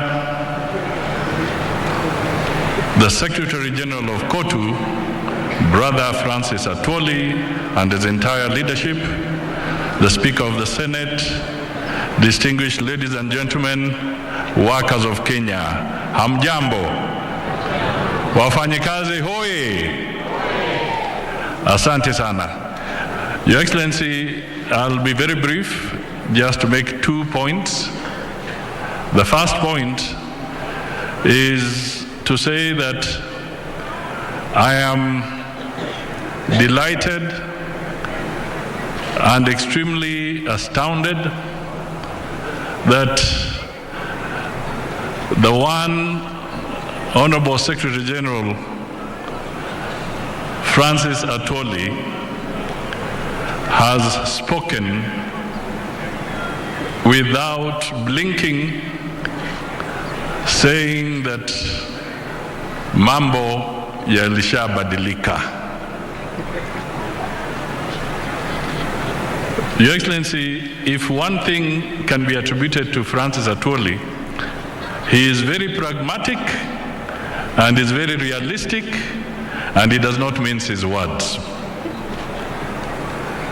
He has spoken and he has stated very clearly that we have no time for unnecessary distractions to the economy. It is time for us to close ranks, pull together, and work with the government and make sure that we can enhance the stability, particularly economic stability of this country. Mr. Secretary General, that is indeed a very powerful message to the people of Kenya. Your Excellency, I would also want to encourage, because I was not too sure whether I had it right or did not hear, but KOTU has come out very strongly on the need to avoid disruptions. I would encourage the Federation of Kenya Employers through the other entities, KEPSA, Kenya Association of Manufacturers, to also come out very strongly and stand against these disruptions, because they affect across the board. It is important that we all grow our economy, we grow our revenue, and we move forward. So let us pull together both employers and workers to make sure that we do not have unnecessary disruptions in our economy. There is no more time to waste. We have to work hard and we have to move forward. Your Excellency, it is now my pleasure to request the Deputy President, Honorable Rigathi Gachagua, to come forward, make his remarks, and then invite you. But Your Excellency, the symbolism of your being here should not be taken for granted. Sasa ni wakati mgumu kwa mambo ya kiuchumi, na President amejitokeza kuja hapa kujiunga na wafanyikazi wote wa taifa letu la Kenya wakati wako kwa hali ngumu. During the difficult time, you have come forward to stand with the workers of Kenya. That cannot be taken for granted, because it is not an easy time. We are going through challenges, but that gesture is a very strong signal that even in moments of difficulty, you shall come forward and stand with the people of Kenya. Bwana Deputy President, nafasi ni yako, umkaribishe Rais. Asante.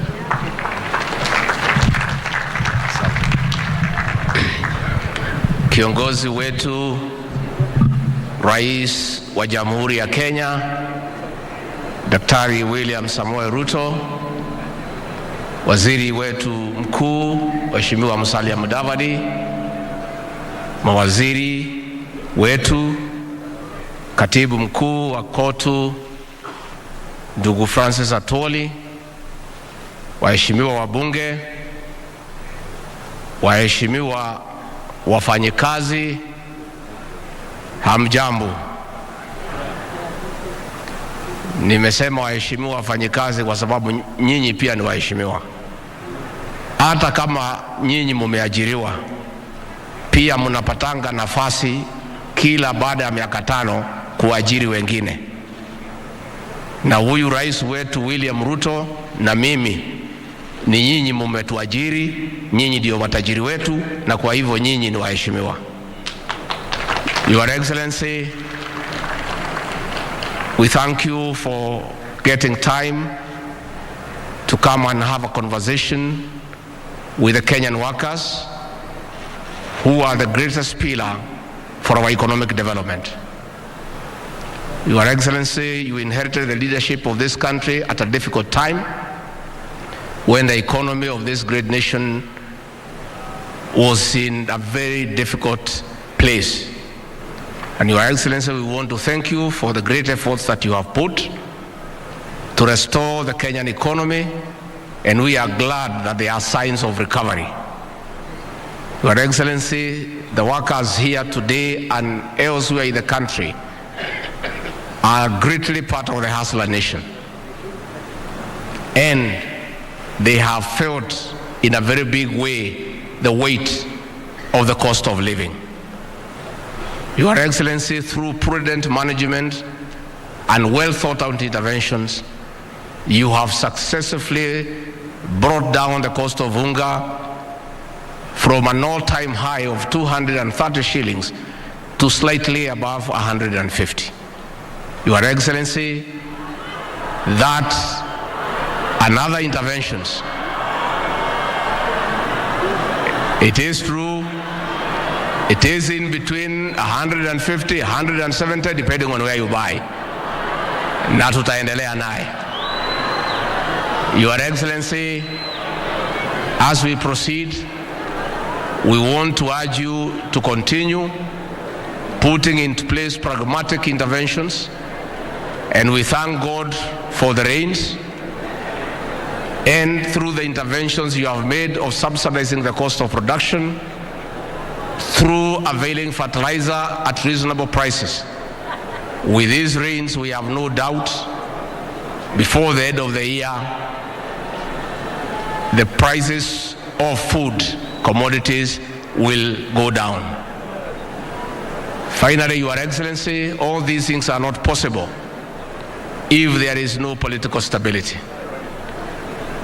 Na mzee Atwoli, ningetaka kuhakikishia kwamba our president has done everything possible to reach out and to encourage dialogue.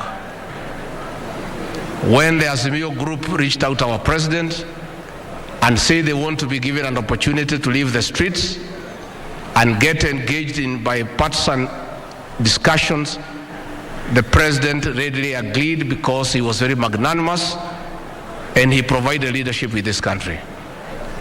Those of us who work closely with him, some of us who have a different idea, but the president persuaded us that it is useful to give dialogue a chance. The Azimio people have been given a chance, but they have instead decided to go back to the streets. What they must know, because I saw them pen a letter yesterday saying that the president should allow them to go to the streets. President William Ruto on 13th of September took the Bible before God and the people of Kenya and swore to protect and uphold the Constitution. One of his responsibilities in upholding the Constitution is to protect life and property. The several times the Azimio people were in the streets, there was no demonstration. It was destruction of property, looting of private property, killing people, and injuring others. We still urge them to consider to proceed in the bipartisan talks in Parliament. In the unfortunate event that they decide that they don't want to go that route, and they want to go to the streets, they must understand that the president has a constitutional duty to protect life and property. And asking the president to look the other way as people destroy people's property is asking him to violate the Constitution, which he cannot agree. Na ndivyo tunauliza hawa kesho waende wafanye vile wanataka, lakini tungeuliza huyo mzee kwa heshima, awache kusumbua hawa mahasara ya Eastlands na Southlands. Hawa mahasara wajui pahali sawa iko. Kwa hivyo hakuna haja kwenda kuhangaisha hao na kuharibu mali yao na kuwazuia kwenda kazini. Kama wako na shida na William Ruto president wetu, si wanajua pahali yako pale State House, waelekee hapo, watafute grupu ingine ielekee kwangu, grupu ingine ielekee kwa Aden Duale pale DOD, si ingine naweza elekea kwa Kidiki pale Harambee House. Iko haja gani ya kusumbua na nchi mahasla? Wanatafuta riziki yao, wanatafuta unga, wanatafuta vile watasomesha watoto wao.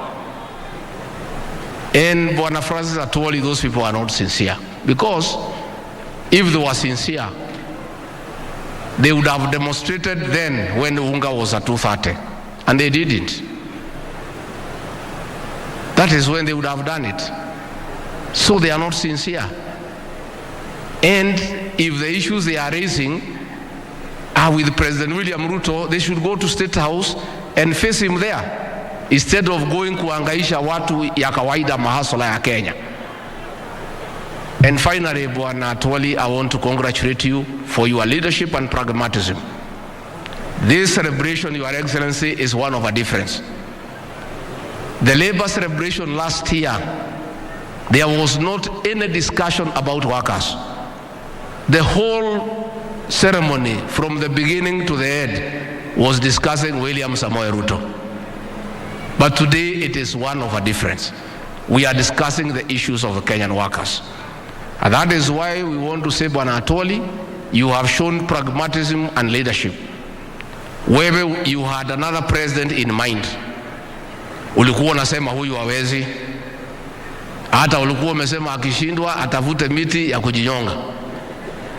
But siku ameshinda, you have done the right thing. You have shown you are a Democrat and you have respected the will of the people. And that is the way it should be. So I want to urge you with respect. Hao marafiki yako uwatafute pale kwako Kitengela. Tulikuwa tunakufuatilia mkikaa na hawa. Uandalie chakula na ile vitu mlikuwa mnakunywa na hawa na ile muziki ya Lingala. Mkishamaliza uwaambie maneno ya kwamba uchaguzi uliisha na rais wa Kenya ni William Samoei, na hiyo ndio ukweli. They should stop living in denial. Hata wakivaa sufuria kwa kichwa, rais wa Kenya ni William Samoei Ruto. Hata wakisema nini, hata wakimtukana, yeye ndiye rais wa Kenya. Na wewe Bwana Mzee Atwoli, kwa sababu wewe umeelewa maneno, wewe ni mzee waite. Wakiburudika pale, wakichapa 1, 2, 3, watasikia maneno. Waeleze ya kwamba uchaguzi uliisha na wewe mwenyewe umetii demokrasia and you have respected the will of the people, because that is the way it should be. Kwa hivyo rais wetu wa Kenya wanategemea kwako ya kwamba utalinda mali yao, kwa sababu uko na kazi ambaye ni ya kikatiba ya kulinda mali ya Wakenya kutoka kwa muhalifu wowote, akuwe ni nani au ni nani, kwa sababu hiyo ni katiba na ni lazima katiba itekelezwe. Kwa hayo mengi, ningemuuliza kwa heshima sote tusimame, tuchukue nafasi hii, tumukaribishe rais wa Kenya, President William Ruto.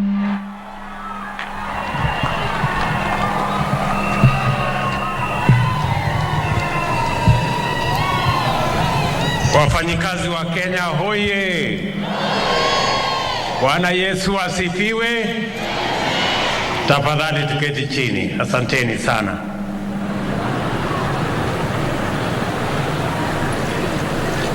Kwanza mimi nataka nichukue nafasi hii kwa heshima kubwa katika siku hii ya Labor Day tarehe 1 mwezi wa 5 2023 kuwashukuru wafanyikazi wote wa Kenya na vile vile kuwapongeza wafanyikazi wote wa taifa letu la Kenya nikisema Happy Labor Day. Nichukue nafasi hii kuwashukuru ninyi na Wakenya wote kwamba mwaka uliopita tarehe 9 mwezi wa 8 sote tulienda kwa uchaguzi, tukachaguana kwa njia ya amani, tukamaliza ukabila na tukaweka taifa letu katika ramani mpya ya kwamba Wakenya wanaweza kutimiza haki yao ya kikatiba ya uchaguzi kwa njia ya ungwana na kwa njia ya amani. Mimi nataka niwashukuru wafanyikazi wa Kenya wote kwa sababu ya kushiriki katika uchaguzi huo kwa njia iliyofaa. Pongezi na asanteni sana. Nataka vile vile kwa njia ya kipekee na kwa heshima kubwa ni washukuru wa Kenya, wengi wao wafanyikazi walionipatia nafasi kwa kura zenu na kwa maombi yenu niwe kiongozi wa taifa letu la Kenya wa 5. Nataka niwaambie asanteni sana. Nataka niwapongeze Wakenya wote. Najua Secretary General wetu wa KOTU amesema hapa ya kwamba wengi wa wale ni viongozi wa wafanyikazi na watu wengine wengi walipiga kura kwa upande wa Azimio. Mimi nataka niwaambie viongozi hawa na Wakenya wote, sote tulioenda kwenye uchaguzi, ya kwamba kila Mkenya ambaye aliamka asubuhi na mapema na akaenda akapiga kura kutekeleza wajibu wake wa kikatiba wa kuchagua viongozi, mbali na kuchagua wa mrengo hii ama mrengo mwingine, mimi nawaambia Wakenya wote walioenda kwa uchaguzi, pongezi zangu nyingi sana. Every citizen of the Republic of Kenya that woke up early to exercise their right to choose leaders for our country deserves celebration and congratulations. Irrespective of which way you voted, you exercised your right. Hakuna Mkenya alifanya makosa kupiga kura upande wowote. Ni haki yetu ya kikatiba kuhakikisha kwamba tunachagua viongozi wetu. Wale wa Kenya ambao hawakuenda kupiga kura, hawa ndio wanahitaji tuwazungumzie, kwa sababu wale ndio wenye makosa. About 35, almost 40% of the citizens of Kenya who are eligible to vote. Nyinyi mmechaguliwa na hawa na mimi pia nimechaguliwa na hawa. Sisi wote ni wafanyikazi ya wananchi wa taifa la Kenya. Tushirikiane. Nataka niwaambie wafanyikazi wa taifa letu la Kenya ya kwamba pengine hatuna gold ama dhahabu, pengine hatuna almasi, ama pengine hata hatuna mafuta, ile kidogo yetu iko Turkana bado, lakini tuko na the most important resource in the Republic of Kenya that defines our country, and that is the Kenyan labor force. Wafanyikazi wa taifa letu la Kenya ndio rasilimali ya taifa letu la Kenya ya muhimu kuliko rasilimali ingine yeyote. The Kenyan workforce is what will shape the destiny of our country. Na kwa sababu hiyo, kwa sababu the Kenyan labor force is that important to the development of our country, we must look after it, we must work for it, and we must make it possible for it to grow, expand, and flourish. Ni jukumu letu kuhakikisha ya kwamba Wakenya wanapata nafasi ya kutosha kupata ajira, ndio wachangie katika kupeleka taifa letu la Kenya katika kiwango kipya. Nasema hivyo kwa sababu hata katika mazungumzo tulioenda kwa Wakenya wakati tulikuwa katika msururu wa mambo ya uchaguzi, kati ya mambo mengi tulioambiwa na Wakenya, real value to our farmers by eliminating middlemen, cartels and brokers, so that the Kenyan worker in the farm can earn a decent wage and a decent living. Vile vile tuko na export promotion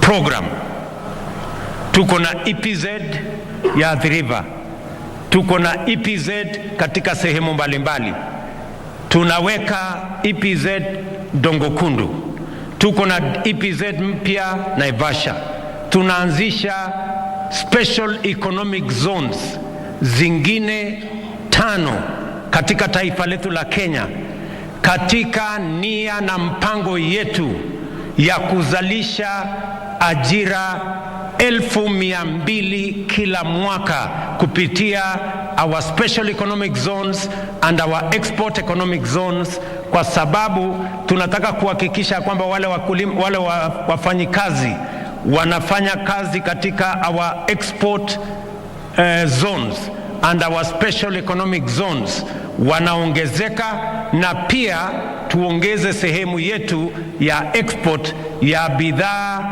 zinatotoka mashambani katika taifa letu la Kenya. Hiyo ni jambo la pili. Jambo la tatu, tumekubaliana ya kwamba wafanyikazi, wafanyibiashara wale wa small, medium aweze kufikisha mazao yake sokoni, mahali atakutana na wanunuzi, na tuondoe changamoto ya mabrokers na makartels ambao wanaharibu jasho ya mkulima kwa kununua bidhaa zake katika bei duni na kusababisha mkulima jasho yake ipotee. The reason why we are going to expand markets in all our constituencies, we have agreed with county governments on agricultural aggregation and industrial parks in every county, where we are going to spend as national government 5 billion shillings in the coming budget, and the county governments will spend equally 5 billion shillings, so that we can aggregate our agricultural produce and give real value to our farmers by eliminating middlemen, cartels and brokers, so that the Kenyan worker in the farm can earn a decent wage and a decent living. Vile vile tuko na export promotion program, tuko na EPZ ya Athi River, tuko na EPZ katika sehemu mbalimbali, tunaweka EPZ Dongokundu, tuko na EPZ mpya Naivasha, tunaanzisha special economic zones zingine 5 katika taifa letu la Kenya, katika nia na mpango yetu ya kuzalisha ajira 200,000 kila mwaka kupitia our special economic zones and our export economic zones, kwa sababu tunataka kuhakikisha kwamba wale wafanyikazi wanafanya kazi katika our export zones and our special economic zones wanaongezeka, na pia tuongeze sehemu yetu ya export ya bidhaa zinatotoka mashambani, entrepreneurs to access credit even if they do not have other securities. Their track record, their borrowing record will be the new title deed, will be the new collateral that will make it possible for our small traders, for our micro, small and medium entrepreneurs to access credit. Tulianzisha miezi 6 iliyopita Hustler Fund ambayo leo imekopesha pesa bilioni 27. Wananchi wameshalipa bilioni 17, na wananchi ambao wamekopa hiyo pesa ni karibu wananchi milioni 15. Nataka niwatangazie ya kwamba kuanzia mwezi ujao tutapeleka Hustler Fund katika awamu ya 2, mahali sasa wewe mfanyibiashara wa kiosk, wewe mfanyibiashara wa kinyozi, na wewe jamaa wa bodaboda unaweza kukopa shilingi 10,000 hadi shilingi 200,000 kuanzia mwezi ujao. Hiyo ni katika nafasi yetu ya kuhakikisha ya kwamba wafanyabiashara wetu wadogo pia wanaweza kuchangia katika kuajiri watu 2, watu 5, watu 10, because we believe kazi ni kazi. Si tulikubaliana namna hiyo jameni?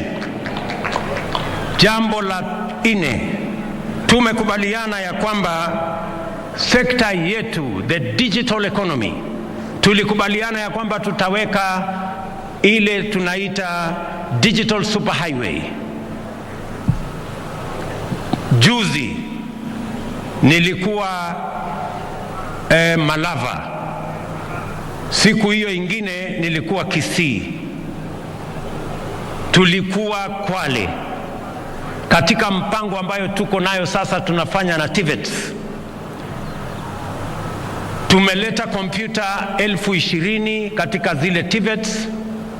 Sasa tunataka wabunge wetu, tutashirikiana na wao, tuwe na digital hubs in every ward in the Republic of Kenya, so that we can tap into the digital economy and we can move our young people in their millions into digital jobs, kwa sababu kuna ajira ajabu katika sekta ya teknolojia, na kwa sababu Wakenya ni wafanyikazi na umaarufu ya wafanyikazi wa taifa letu la Kenya inajulikana kimataifa, hiyo sekta ambayo vijana wengi wa taifa letu la Kenya ni wanaelewa zaidi the digital space.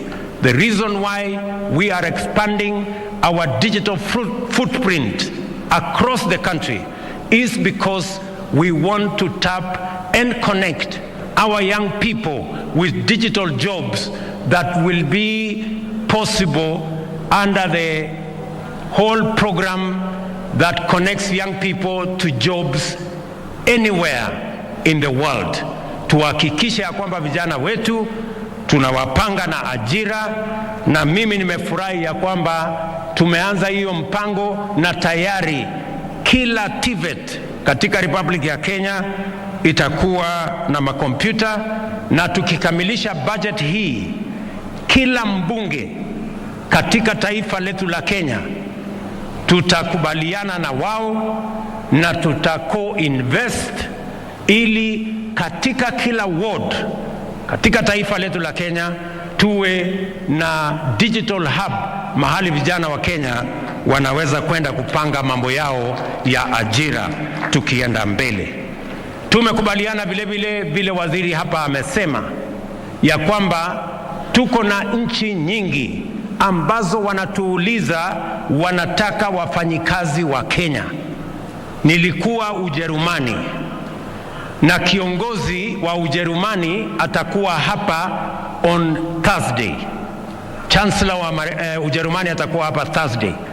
Na katika hiyo mkutano tumekubaliana tutasign bilateral labor agreement ili wananchi wa Kenya wapate nafasi, kwa sababu wametueleza wanahitaji wafanyikazi milioni 250 kila mwaka Ujerumani, na wanataka wa Kenya wachangie kwa wale wanataka kupata kazi hizo Ujerumani. Tuko na nafasi za ajira Canada, tuko na nafasi ya ajira kule Marekani, tuko na nafasi za ajira UAE, Saudi, tuko na nafasi za ajira katika sehemu tofauti.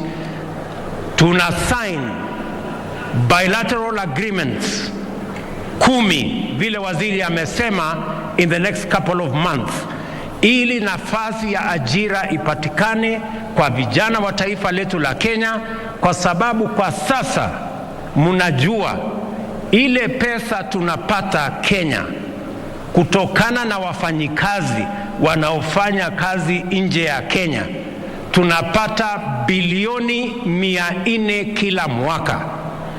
Wale wafanyikazi wanafanya kazi nje ya Kenya hata wamepita pesa tunapata kwa chai, wamepita mapato yao imepita pesa tunapata kwa kahawa ama hata horticulture, kwa sababu ni nafasi nzuri.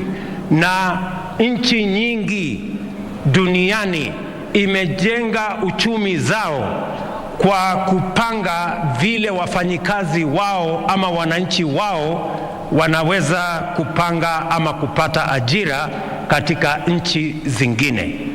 So tutakuwa na mpango ya kuzalisha ajira hapa nyumbani, na vile tutakuwa na mpango ya kuzalisha ajira ama nafasi za ajira katika nchi zingine. Jambo la 5, si niliwaambia tuko na mpango? Jambo la 5, katika mpango yetu ya housing tumesema ya kwamba tuko na upungufu wa manyumba. Wananchi milioni 6.5 Kenya wanaishi katika vitongoji duni katika miji yetu hapa Kibera, kule Mathare, Kawangware, sehemu hizi zote. Na nafasi hiyo tunaweza kuibadilisha. Ile changamoto ya kukosa nyumba tunaweza kuibadilisha iwe ni nafasi ya kupanga ajira ya vijana wetu. Tumekubaliana kama serikali ya kwamba tutakuwa tunajenga nyumba 200,000 Kenya mzima kila mwaka, na hizo nyumba 200,000 tunahitaji vijana zaidi ya 1,000,000 kutusaidia kama plumbers, electricians, watu ambao ni carpenters, wale masons, wafanyikazi wa mkono, wale wote tunahitaji vijana zaidi ya 1,000,000 kutusaidia katika hiyo mpango. Mimi najua ya kwamba kazi hiyo, nimeanzisha nyumba kadhaa hapa Nairobi. Hapa Nairobi saa hizi tumefikisha nyumba 40,000 ambazo tunajenga. Nitakuwa hapa Makongeni tena in the next 1 month kuanzisha nyumba 30,000 zingine, na tunataka kuhakikisha ya kwamba hiyo mpango katika budget yetu tumeweka nyumba 100 katika kila constituency as the catalyst ya kuhakikisha kwamba tunaanza kuspread mambo ya ujenzi wa manyumba, ili tuhakikisha kwamba vijana wetu wanapata ajira. Watu wengi na naona viongozi wengine wanashinda wakishangaa, mbona huyu hasla anasukuma sana mambo ya ujenzi wa manyumba. Sikizeni. The reason why we are pushing the housing plan ni kwa sababu nchi zingine wamegundua ya kwamba ajira, huwezi tu kusema ajira itapatikana. You must have a plan. Huwezi tu kusema uchumi itakuwa alafu ajira itapatikana. Hapana, lazima uwe na mpango. You must be deliberate about where and how many jobs you are going to create in which sector and for what reason. Wale ambao wananiuliza maswali kwamba hii nyumba unaongea juu yake, wewe uko na haja gani na ile nyumba mimi naishi? Siwache tu mimi nijipange na nyumba yangu. Mimi nataka niwaambie hawa wadosi, tafadhali, unajua mpango ya housing sio nyumba peke yake tunatafuta. Hapana, tunatafuta pia ajira ya hawa vijana, kwa sababu na hiyo ndio muhimu hata kuliko ile nyumba tunajenga. Kwa sababu tusipopanga ajira ya hawa vijana, watakuwa wanatungojea barabarani, watakuwa wanahangaika mitaani, wataingia kwa madawa ya kulevya na sote tutapata hasara. It is important, and I want the good people of the labor movement who are here to listen to me very carefully. I know muko na maneno kidogo na mimi hapo, lakini I am going to explain myself mpaka tukubaliane vile tutaenda mbele pamoja. Mimi nataka tukubaliane hivi. I said 5 things. I said 6 things. Nimekamilisha. Nimesema mpango yetu ya housing, mpango yetu ya kilimo, mpango yetu ya MSME, mpango yetu ya housing, mpango yetu ya digital na mpango yetu ya diaspora.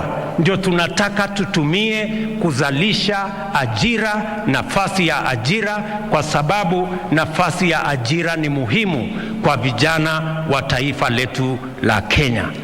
Otherwise, we are not going to solve the unemployment problem unless we have a plan on how we are going to solve it.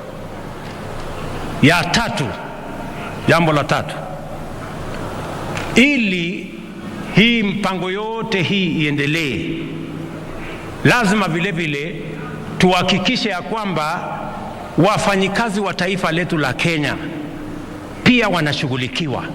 How are we going to make sure that the Kenyan worker is ultimately going to reap a benefit from their work and from their sweat? Jambo la kwanza, how do we protect the Kenyan worker? How do we serve the Kenyan worker? How do we work for the Kenyan worker? For those of us who are in leadership and for those of us who have an opportunity to serve. Number one, we must make sure that when the Kenyan worker, after working for 10, 20, 30, 40, 50 years, they can retire in dignity. Today, Bwana Atwoli na hawa viongozi, nataka niwaongeleshe as one of you, as a leader like you. Hawa wafanyikazi ni jambo la kusikitisha sana kwamba baada ya miaka 50, miaka 40, Mkenya amechangia jasho yake, amefanya bidii, anaenda katika maisha ya umaskini. Kenya, the Global Age Watch Index, you people in the labor movement should know it. The Global Age Watch Index inasema Kenya, kwa zile nchi ambazo zimefanyiwa utafiti, Kenya ni nchi namba 72 kwa nchi 96. Karibu sisi tuko mkia kwa wale watu wanaenda nyumbani ama wanaretire kwa umaskini. Why should the Kenyan worker retire into poverty? Lazima tujiulize. Lazima nyinyi kama viongozi wa labor movement, you must ask yourselves, how can you be leaders in the labor movement when the people you lead end up in retirement, in poverty. And it is the reason why mimi nimekuwa na shida sana na mzee Atwoli for a very long time. Nilikuwa nauliza Atwoli, wewe unapinga hii 6%, wewe unasema mwananchi atoe shilingi 200 kila mwezi, ati hiyo ni pesa ya retirement, 200 shillings.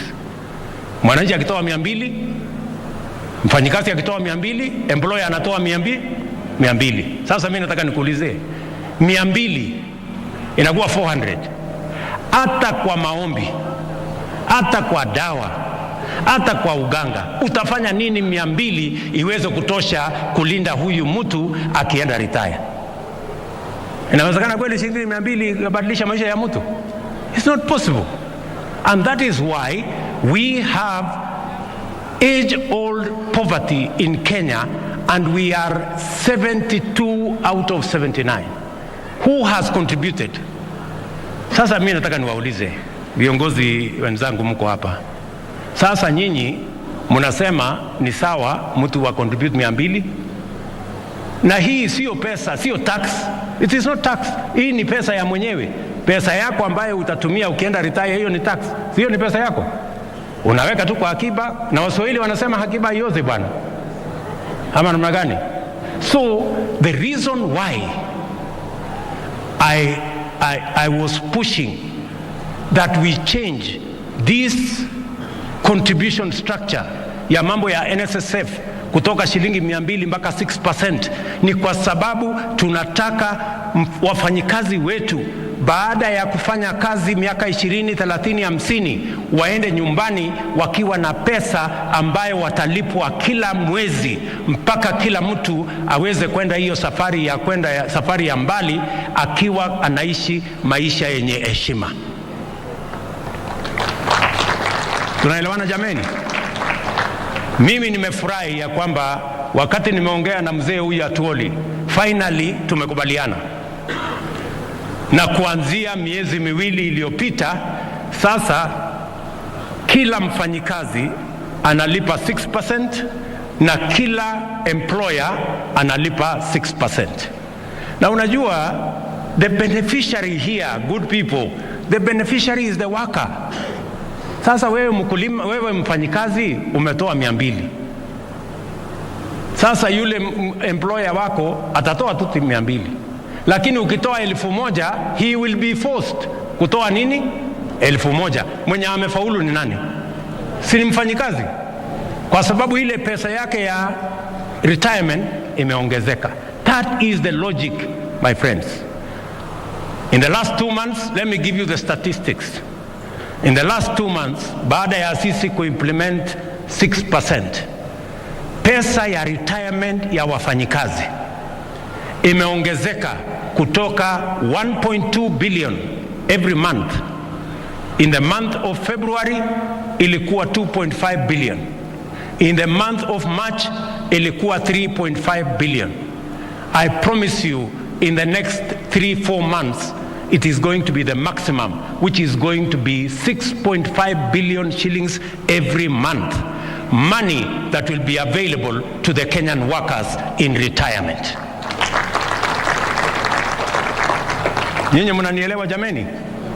That is the thinking, that is the transformation that is going to change Kenya. Hatuwezi kubadilisha Kenya kwa kufanya mambo ya jana na juzi. We have to learn from best practice. Mimi nataka niwahakikishie, kama mimi pia nikiwa ni mfanyikazi, nimeajiriwa kama vile nyinyi na wananchi wa taifa letu la Kenya, ya kwamba hiyo statistics ambayo nimepatiwa kutoka Wizara ya Labor ni kwamba we are only at around 60%.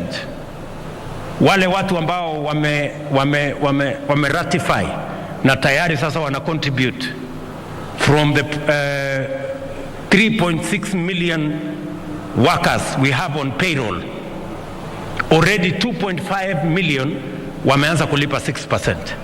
Imebaki only 1 million, and I am confident that progressively we will get to the numbers and we will begin the journey. Kwa sababu nataka niwaeleze, and I have to tell you this because by God's grace I am the leader today in Kenya, ya kwamba Kenya, the culture of saving, we are only at 8% of GDP. Nchi zingine ziko all the way to 55% of GDP. Ndio munaona tunaenda kukopa pesa kutoka China, kwa sababu in China their saving culture is at 55% of GDP. Hatutaki kwenda kukopa pesa China tena. Tunataka hii pesa yetu ambayo tunia wafanyikazi wa Kenya ndio watatusaidia kujenga nazo barabara, kujenga nazo dunia hii, na tuwalipe ile interest tunalipa wale Chinese na tunalipa wale watu wengine. Hawa wafanyikazi wa Kenya wafaidike na interest ya serikali. That is all we are asking, good people. Hiyo ni agenda yetu ya kwanza, kutetea hawa wakulima, hawa wafanyikazi. These workers, they should retire in dignity because they have saved enough money to take care of their retirement. Jambo la pili, ili tuweze kuprotect these Kenyan workers, jambo la pili ni mambo ya matibabu, NHIF na matibabu in general. Niliwaahidi wa Kenya ya kwamba tutachunguza upya maneno ya afya. Wakenya wengi, karibu Wakenya milioni 1, statistics show that up to 1 million Kenyans sink into poverty because of medical bills, meaning that many families end up in poverty because a loved one got sick. They sell everything, they sell their produce, they sell their wares, they sell their property and end up in poverty. And we must address ourselves to the issue of health in Kenya. Niliwaahidi ya kwamba hii mambo ya health tutaichunguza. Mimi nataka niwatangazie hivi. Nimeketi chini na wizara yetu ya afya, tumepanga ile mpango tulikuwa nayo. Niliwaahidi ya kwamba tutaanza mambo ya health upya. We are going to have a paradigm shift in the delivery of our health products in Kenya. We are not going to go the route that we have always invested in curative health. We are going to go the opposite direction in promotive and preventive health interventions. Hatua ya kwanza ni ile Sakaja amesema hapa. Tumekubaliana na county governments ya kwamba mambo ya health, asante governor, mambo ya health tunaanza pale chini kwa community health promoters. Na tumekubaliana ya kwamba we are going to recruit 100,000 community health promoters in Kenya. Kila familia kila familia 100, munisikize vizuri, kila familia 100 tutakuwa na community health promoter mmoja ambaye kila mwezi atatembelea kila familia, na tumempatia equipment ya kupima pressure, kupima nini, ili ugonjwa yako tuanze kumbambana naye mapema kabla hujaenda hospitalini. Tayari almost all the counties already have community health promoters. What we are going to do as national government is to agree with them on how we are going to remunerate these community health promoters. And we are going to share 50-50. Every county that contributes whatever money, we are going to match the money you are contributing in making sure that we have community health promoters that are going to help us to prevent diseases, to promote health among its citizens in a manner that ensures that we begin from the bottom going up. Nyinyi mnanielewa? Jambo la pili, niliwaambia haiwezekani kwamba mimi rais nalipa shilingi 1,700 kila mwezi na mama mboga na mtu ya bodaboda analipa shilingi 500 ili akuwe na kadi ya NHIF. Mimi mshahara yangu ni 1,000,000. Yule bodaboda mapato yake ni 5,000. Kuna ungwana pale kweli? So nimesema tumebadilisha the contribution mechanism and the contribution formula.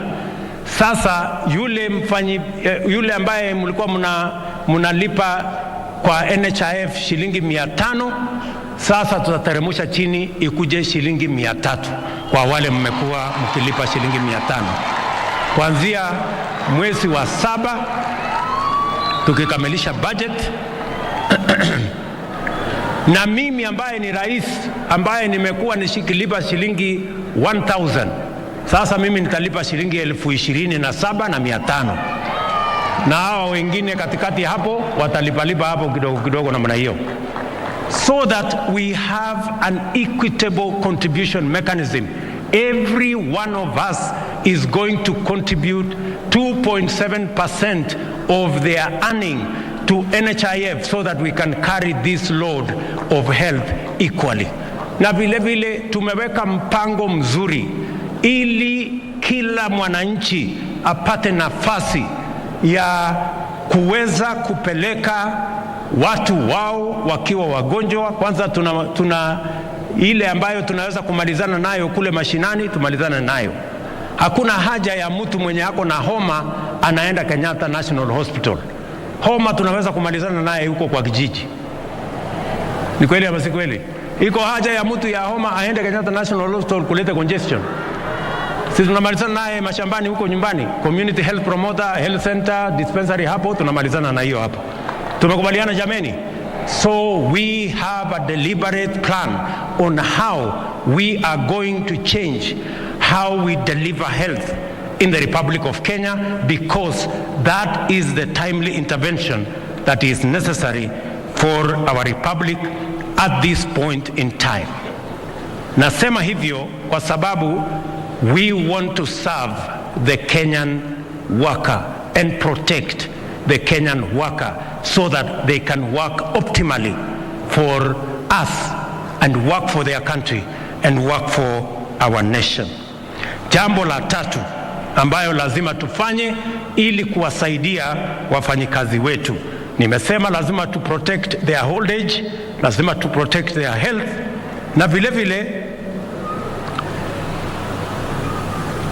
sera mpya. We are going to have a new wages and remunerations policy. Tunatengeneza sera mpya ambayo itashughulikia ni nani analipwa pesa ngapi. Tuondoe tofauti ambayo iko kati ya wafanyikazi wa umma, wafanyikazi wa private sector. We must harmonize how we treat all our workers so that all workers work for equal pay that is fair and that ensures, hata tukisema minimal wage, lazima tukubaliane, how do we arrive at minimal wage? How do we arrive at a decent livable wage? Hiyo sera tayari iko katika baraza letu la mawaziri. Bwana chairman wa Labour hapo bunge, Bwana Karemba yuko hapa, anaitwa Bwana Mushangi. Tutaleta hiyo sera bunge, alafu nyinyi kama bunge mtatembelea hawa wafanyikazi wa Kenya wote, walete mchango wao vile wangependa hiyo sera itekelezwe kwa manufaa ya wafanyikazi wote wa taifa letu la Kenya. Jambo la 4 ambayo tunataka kufanya kushughulikia hawa wafanyikazi wetu ni mambo ya injury in the place of work. Kuna wafanyikazi wengi wanaumia pale kazini, na inakuwa ni changamoto kubwa kupata compensation. Wengi wanakuja pale katika wizara ya Labour, wanahangaika ofisi hii, wanahangaika ofisi hile, kwa sababu tumesema ile mpango iko sasa for compensation around injuries at the place of work ni kwamba it is the employer who bears liability. We want to change the structure because some employers run away from that responsibility when it happens. We are going to change that whole framework so that it becomes a social insurance scheme called the Workers' Compensation Fund, so that it is predictable, so that every worker has access, na pia itakuwa rahisi kwa employers, so that employers don't carry too much burden when their employees are injured. They only contribute an insurance premium that will ensure that if workers are injured, there is a fund that will make sure they are paid. Some of the workers lose their limbs, they lose their hands, and that is what makes them underpay. We must be able to compensate workers in that manner. Vile vile, mimi nataka niseme ya kwamba wakati nimekuwa hapa nimeona vibango ambazo zimepita hapa. Wafanyikazi wakisema wanataka ile section, ile ILO Convention 189 on decent work for domestic workers. Mimi nataka niwaambie, nimeshaongea na waziri wetu, anapanga. We are going to discuss in the next cabinet.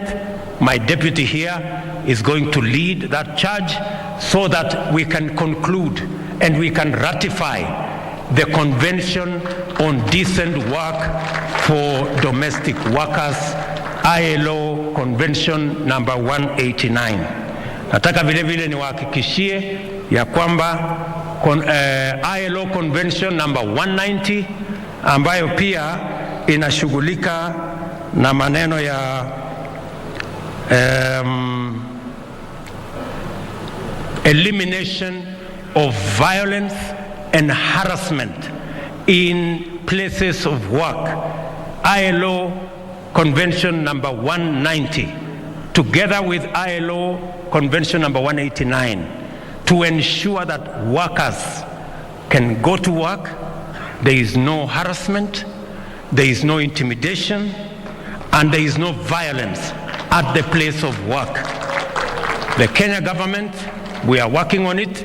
In the next 3 months, we will have concluded the ratification of those two conventions so that we can protect the Kenyan worker as they serve our country and as they work hard for our nation.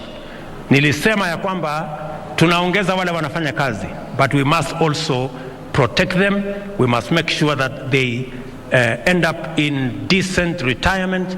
They must also live in an environment that health is provided. And finally, let me say that as the government of Kenya, we must continuously work on reducing the cost of living. Sisi tunataka kuhakikisha ya kwamba kila mwananchi anaweza kulisha familia yake. Tunaelewana jameni? Tumeongea mambo ya unga left, right and center. Mimi mwenyewe niliwaahidi ya kwamba tutakuwa na mpango ambayo itateremusha gharama ya maisha. Na hiyo mpango watu wengine hawaelewi. Unga sio ya kwamba inapunguzwa bei ati kwa shelf. Unga inaanza kupunguzwa bei kwa kumsaidia mkulima shambani azalishe chakula ya kutosha, ndio chakula ikuwe kingi, ikifika pale sokoni iwe bei yake imepungua. Tunaelewana? Hata ubebe sufuria kwa kichwa siku ngapi, bei ya unga itapungua kwa kuweka sufuria kwa kichwa? Hata kama ni kwa uganga, hata ikiwa ni kwa madawa. So mimi nataka tuelewane. Na unajua hii bei ya unga ilifika 230 kwa sababu mawazo ya hawa jamaa wanafikiria ya kwamba ukiweka sufuria kwa kichwa ndio bei itapungua. If you do not have a plan on how to grow more food so that you increase supply, how are you going to reduce the prices of food commodities? And that is why mimi nawashukuru wakulima wetu. Tumepatia, niliwaeleza ya kwamba tutapunguza gharama ya mbolea. Tumepunguza kutoka shilingi 7,000 mpaka shilingi 3,500. Na mwaka ujao tutapunguza zaidi, so that in due time we will make sure that we manage the cost of living, we manage the cost of food, so that every citizen of the Republic of Kenya anaweza kulisha familia yake na chakula ipatikane kwa bei nafuu na kila Mkenya aweze kujisimamia. That is the direction we are going. Mimi nimesikia mumesema bado. Mimi nataka niwaambie hivi. Hii bei ilikuwa 230, si ni kweli? Saa hizi ukienda kwa shelf, na mimi nataka niwaambie, endeni hapa Quickmart ama uende Naivas, utakuta iko ya shilingi 200, iko ya shilingi 180, iko ya shilingi 170, iko ya shilingi 158. Wewe ndio utaamua utanunua gani. Kama unataka kununua ya 200, ununue ya 200. Kama unataka kununua ya 158, nunua ya 158. Hiyo ni uamuzi yako. Tunaelewana? Si dunia hii ni demokrasia?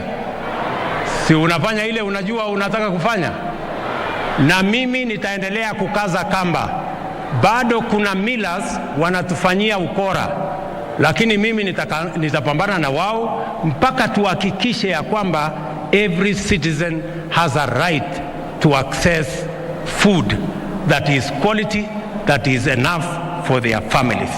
Na hiyo kazi mimi nitafanya na bidii. Unajua hawa jamaa, hiyo safari ya kufikisha unga 230 ilikuwa ni safari ya miaka 4.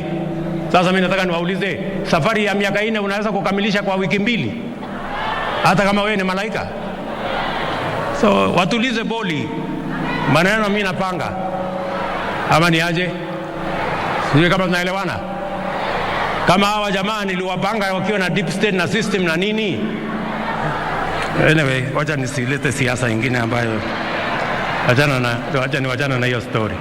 Sijui kama tumekubaliana wangwana wa Nairobi na wafanyikazi wenzangu.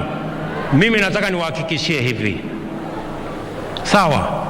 Mimi nataka niwahakikishie ya kwamba kama taifa la Kenya, sisi tunaheshimu haki ya kila mtu.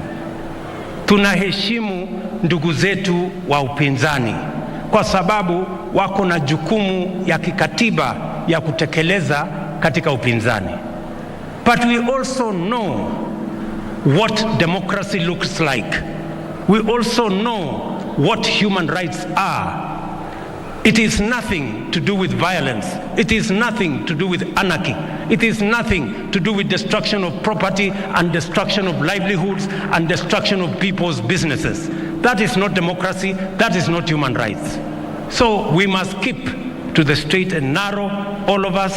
Mimi nataka niwahakikishie here today ya kwamba haiwezekani, sitaruhusu mali ya mwananchi kuharibiwa, biashara ya mwananchi kuharibika, kazi ya mwananchi kuharibika, watoto wetu ati wasiende shule ati kwa sababu kuna watu wanataka kutulazimisha ati tugawane serikali. That one will not happen, good people. Tuelewane tu mapema kwa sababu that is the Kenya we live in. We are a democratic country and we want the best for everybody. Respectfully, I want to ask my friends, tumekubaliana badala ya kuharibu mali ya wananchi, badala ya kuharibu biashara ya wananchi, badala ya fujo na vita, tuongee bunge. Wabunge waongee, watafute masava, watafute hiyo ingine, watafute nini kule bungeni. Lakini kwenda kuharibu biashara ya mwananchi, ati walienda Kawangware wakaharibu biashara ya wananchi. Mwananchi ameng'ang'ana, hako na biashara yake hapo, ameweka 5,000. Wewe unakuja na goons na wahuni 1,000, 2,000, wanakuja wanasambaratisha ile biashara ya ule mungwana, wanakuja wanaharibu kioski ya watu, wananyang'anya watu mali. Hiyo will not happen in Kenya, good people. Please, tuelewana mapema. So mimi nataka niwahakikishie wa Kenya, serikali ya Kenya itasimamia haki ya kila Mkenya kuendesha biashara yake, kuendesha kazi yake, kusomesha watoto wake na kuendelea na kazi yake kwa njia ya utulivu na amani. That is why we have a country, that is why we have a government, and that is why our security agencies are paid to protect the lives, the property, the businesses of every citizen of the Republic of Kenya. And that is the job that I was hired for by the people of Kenya. And I will do it diligently, bila ya kusita. Sio kama tumeelewana? Wafanyikazi hoye. Siniliwaambia mapema ndio best. So mimi nataka niulize hawa viongozi wenzangu, tafadhali naomba kwa unyenyekevu, my good friends, tushirikiane, tufanye kazi pamoja, tuwatumikie wananchi wa taifa letu la Kenya. We will all reap a reward. Kama sio hapa duniani, tutapata mshahara kule mbinguni. Asanteni sana, Mungu awabariki kila siku. Thank you very much. Tumpigie rais makofi kwa hiyo hotuba yake. Na sasa tutamalizia kwa wimbo wa taifa. Kwa hivyo naomba sote mahali tulipo tuweze kusimama ili tumalize kwa ombi ambalo ni wimbo wa taifa. Wote ambao tayari tumeketi, tafadhali naomba tusimame mahali tulipo ili tuweze kumalizia kwa wimbo wa taifa.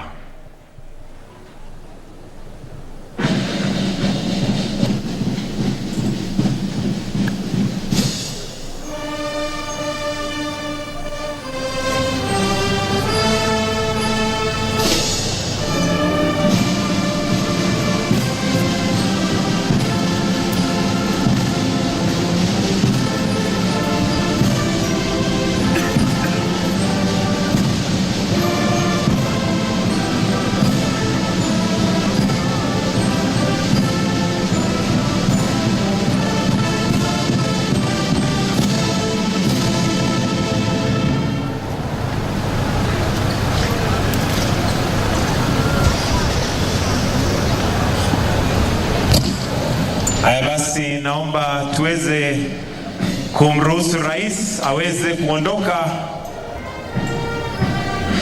Asante sana Mheshimiwa Rais. Tumefika kilele na mwisho wa sherehe yetu. We've come to the end of this particular ceremony. Thank you, Your Excellency. Have a wonderful Labor Day.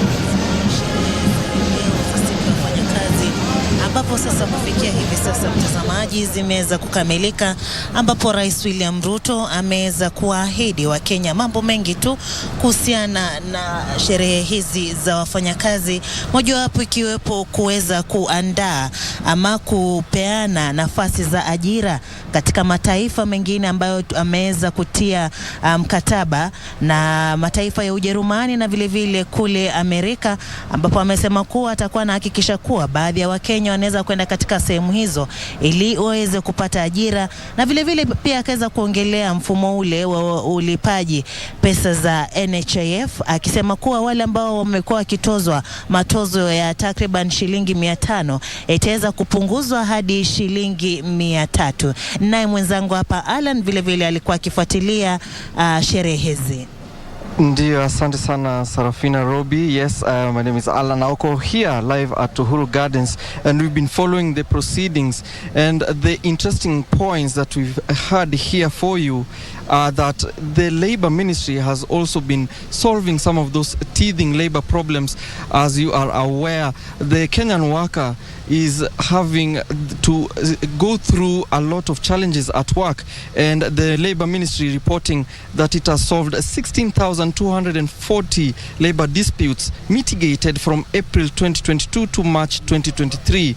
Also, that came out very clearly here is that the country continues to experience industrial action due to economic disputes, but this also arises from disputes between workers and employees, something that the government is looking to mitigate by developing policies for adoption for compensation of workers, including productivity indices. Sarafina, maybe unataka kuambia wananchi ni nini ingine imetokea? Ni mambo mengi sana Allen ambayo yameweza kutajwa hapo na Rais William Ruto, vile vile akisema kuwa zipo sheria ambazo zinafaa kuratibiwa, zile za ILO, ili kuweza kuwakinga wafanyakazi dhidi ya labda shida zote pale kazini. Hayo ni baadhi tu ya mambo ambayo tutakuwa tunayangazia, na vile vile kuandaa ripoti kabambe kabisa kuhusiana na mambo yaliyojiri hii leo. Basi hapa kutoka kwenye ukumbi wa Uhuru Gardens tumekuwa ni watangazaji wako, mie nimekuwa ni Sarafina Robi. Kuwa na jioni njema.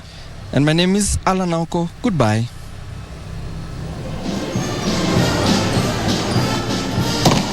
Serafina and Alan in leading the team from Uhuru Gardens this as the country marks Labor Day celebrations being led by President William Ruto. President William Ruto saying the need why we should develop the country's workforce. My name is Irene.